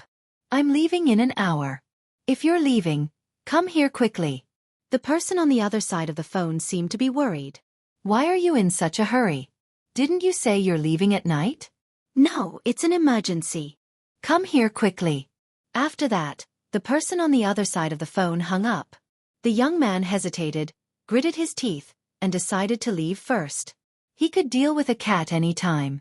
However, it might be a little troublesome to get the money. An hour later, the young man appeared in a warehouse in the suburbs. In front of the warehouse was a small truck. Next to the truck was a man in his 40s or 50s, smoking. After seeing the young man, the man said impatiently, "What took you so long?" "I did a job." The young man didn't say much. He took out his backpack and showed it to the man. The man took a deep puff and threw away the cigarette butt. He took the backpack and opened the zipper. He saw a black cat in the backpack. He lifted the cat by its legs and looked at it. "Not bad. I can sell it for a good price. The fur is not bad. I'm sure people will buy it when I get rid of it. What should I do with this cat? My employer told me to kill it, and I was about to throw it into the river when the time came." "Uncle, you called me." Why would you throw it away? The man stared at the young man. This cat is well fed. If we're lucky, we can sell it for a few hundred yuan with the meat and the shiny fur. It's not common to see pure black fur. Okay. The young man agreed. Who wouldn't want to sell it for money? The man carried the cat into the truck and threw it into the cage. This medium-sized truck was filled with cages of cats. According to the cat's appearance and the price they could sell for, they were divided into several grades and kept in different cages. Outside the truck, there were some large cardboard boxes with some sundries inside. They were brought in by the people they helped, so they had more ways to make money. After throwing the cat into a cage on the upper level, the man closed the door of the truck, climbed into the driver's seat, and drove away. The young man sat in the passenger seat. He didn't have time to ask some questions before, so he held it in until now. Uncle, why are you in such a hurry? I don't know what's going on these 2 days. Someone checked, and the fake IDs in the hands of a few of my fellows were found. Even the whole truck was detained. I'm afraid they'll investigate further. It's better to run away first. This time, he didn't catch too many cats. The cages in the truck weren't full yet. If it weren't for the urgent situation, he would have stayed here for a few more days. Even if there were no cat traps, he could still drug a few dogs. Yesterday, he saw a few big fat dogs. Investigate further? No way. It hasn't been like this in the past. The young man was surprised. Anyway, we don't plan to come to Chuhua City for the next few months. The situation here is tense. I'm so F***ing unlucky. This has never happened before. Didn't those people turn a blind eye to it? Why are they suddenly so serious now? The man complained as he drove. The young man in sportswear didn't care about his relatives' complaints. He took out his phone and started to make a call. He hadn't met the employer, but it didn't matter if he met the employer or not. The cat is settled. When will you transfer the money to me? The young man in sportswear asked. Is the cat dead? The person on the other side asked. It was shot with a tranquilizer gun. It's probably dead if it can't withstand it. Even if it can, it's useless. My uncle took it to the south and sold it to the market there. You don't have to worry about that. The person on the other side of the phone was silent and didn't speak. The young man thought that the other party didn't want to pay, so he was anxious. Chuhua City has been tense recently. You are also anxious. I risked being found out to help you. The tranquilizer gun cost a few thousand. Your deposit is all gone. You can't disappoint me. Don't worry. I promised you 30,000 yuan. I will transfer it to you later. Also, don't contact me in the future. After saying that, the person on the other side of the phone hung up. The young man listened to the beeping sound on the phone and cursed. What? That person wants to renege on the payment? The driver asked. Who knows? The young man sneered. Why did you buy a tranquilizer gun to trap a cat? The driver said disdainfully. I asked around. I heard that the cat has been trained. The employer also said that the cat is very smart. I was very careful even when I was monitoring it. The young man said and gradually changed the topic. He didn't say how much the employer had paid. In fact, he bought the tranquilizer gun secondhand from a friend. It was only a few hundred yuan. Even if the employer didn't pay, he still made a profit. The person who went to the eastern courtyard to trap the cat was contacted by the young man. He used that person to test the waters. If he managed to trap the cat, of course, it would be better.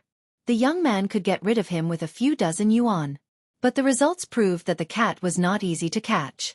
Coincidentally, a friend had a tranquilizer gun, so the young man bought it. But the cat didn't come out for the next few days. He couldn't find a chance to catch it. It had dragged on for too long. He had to be more aggressive.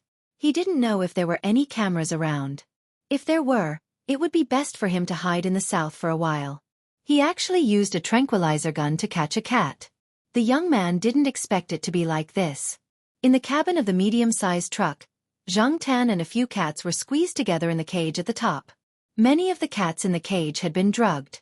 They were groggy and didn't make any noise. Even if the cats were awake, they would only make a noise occasionally. They probably didn't have much energy left.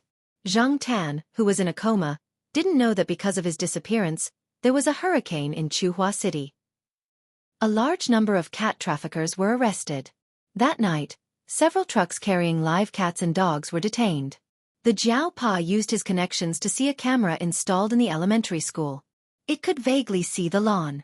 Although the image wasn't clear, it was enough to confirm that his cat had been taken away. The Jiao Pa asked some friends, Celestine, He Tao, and the others to help. They looked everywhere for the cat. They searched the detained trucks and several places where cats were sold. When they saw a black cat, they sent it to a place and waited for the Jiao Pa to identify it. Unfortunately, Zhang Tan wasn't among them. That night, many people couldn't sleep. At the same time, because of this incident, there were some conflicts of interest. There were all kinds of conflicts in the open and in the dark. Zhang Tan didn't know any of this. The amount of anesthetic used by the young man was quite heavy. If it were a normal cat, it probably wouldn't have been able to survive. Even if it did, it would have been in a coma for a few days. However, Zhang Tan was a special case. Zhang Tan woke up after a few hours. However, even if he woke up, he still didn't have any energy. He was surrounded by unfamiliar breaths and unfamiliar cats. Zhang Tan could feel their fear and confusion. He had to endure even if he was hungry or thirsty. A few cats were whispering, like they were whimpering. Zhang Tan looked at the dark cabin. The cage he was in was closer to the cabin door. There was wind coming in through the gap of the cabin door, which made Zhang Tan more awake. It was dark outside the gap of the door. How long was the night? Zhang Tan lay in the cage, thinking about how to deal with the situation. However, after thinking about it, Zhang Tan fell asleep again.